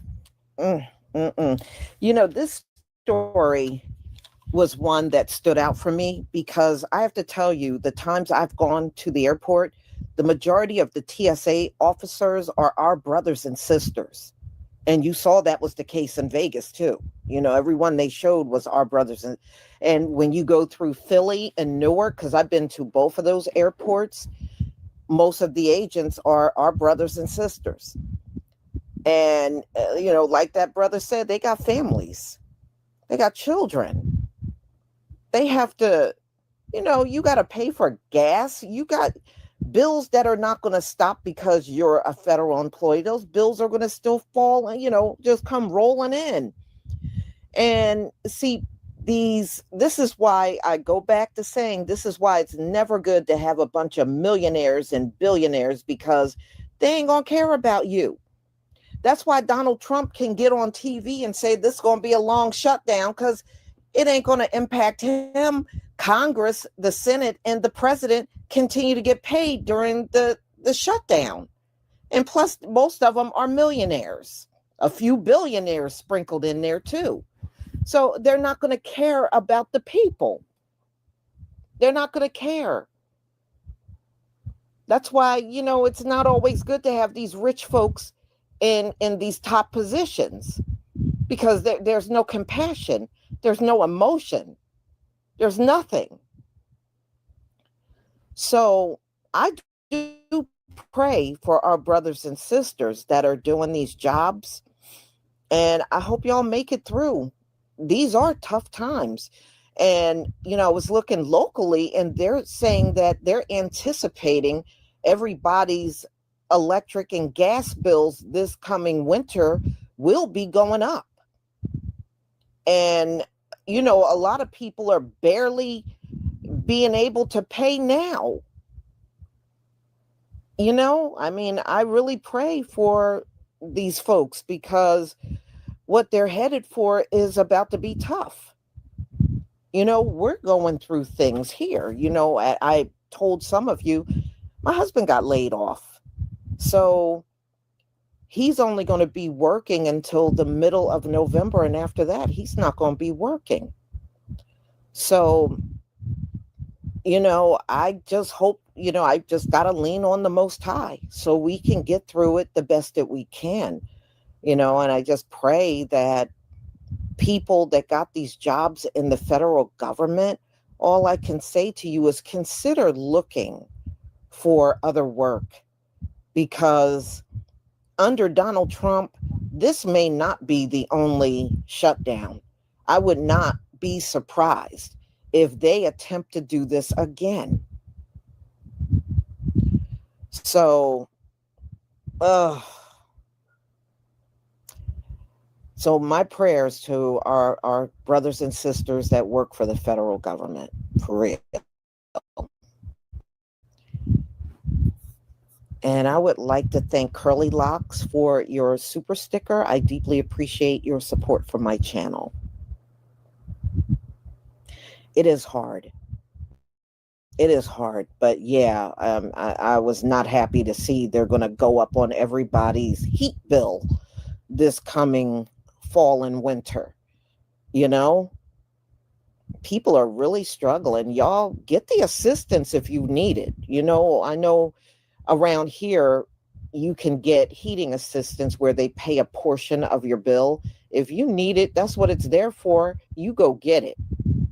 You get whatever you need to get through this winter. If you need to get that assistance, get it. It's really not hard to obtain either. And they do a lot of it online now because of COVID. Before you had to appear in person. Now, from what I was reading, you can do the whole process online. L-Heap, you can do the whole thing online. And I think wherever you send it to, they just get in contact with you. And most people are just mailing in whatever documentation they need. So you don't even have to go sit in nobody's office and wait in a crowd anymore. You don't have to do that anymore.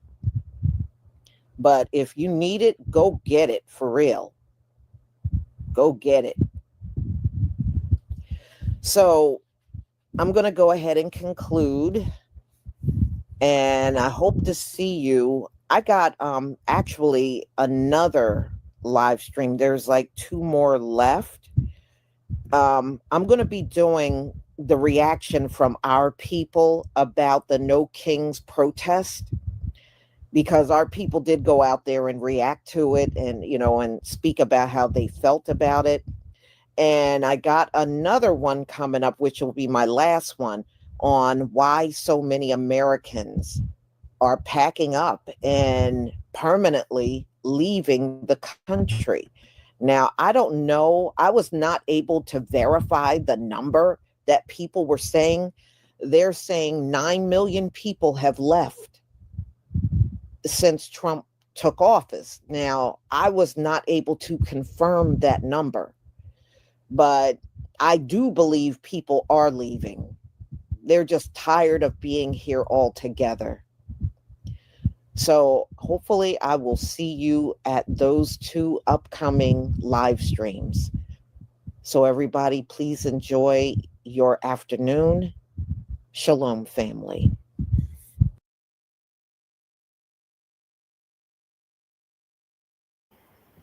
All right, thank you, Lisa Cabrera. This is going to conclude season 5 of Top 48, part 2 of the Frontline Black News. Join us later for part 3. In the meantime, make sure you like and subscribe to all of our platforms. Frontline Black News 1 and 2, the Revolutionary Agenda, It's the Black is Black Experience Enhanced on Facebook and Twitter. So peace, love, light, reparations and separations and delineations and Black empowerment. Shane Quinlan and Lady Tech signing off from the Mile High Income and Legal Market for the City. Peace.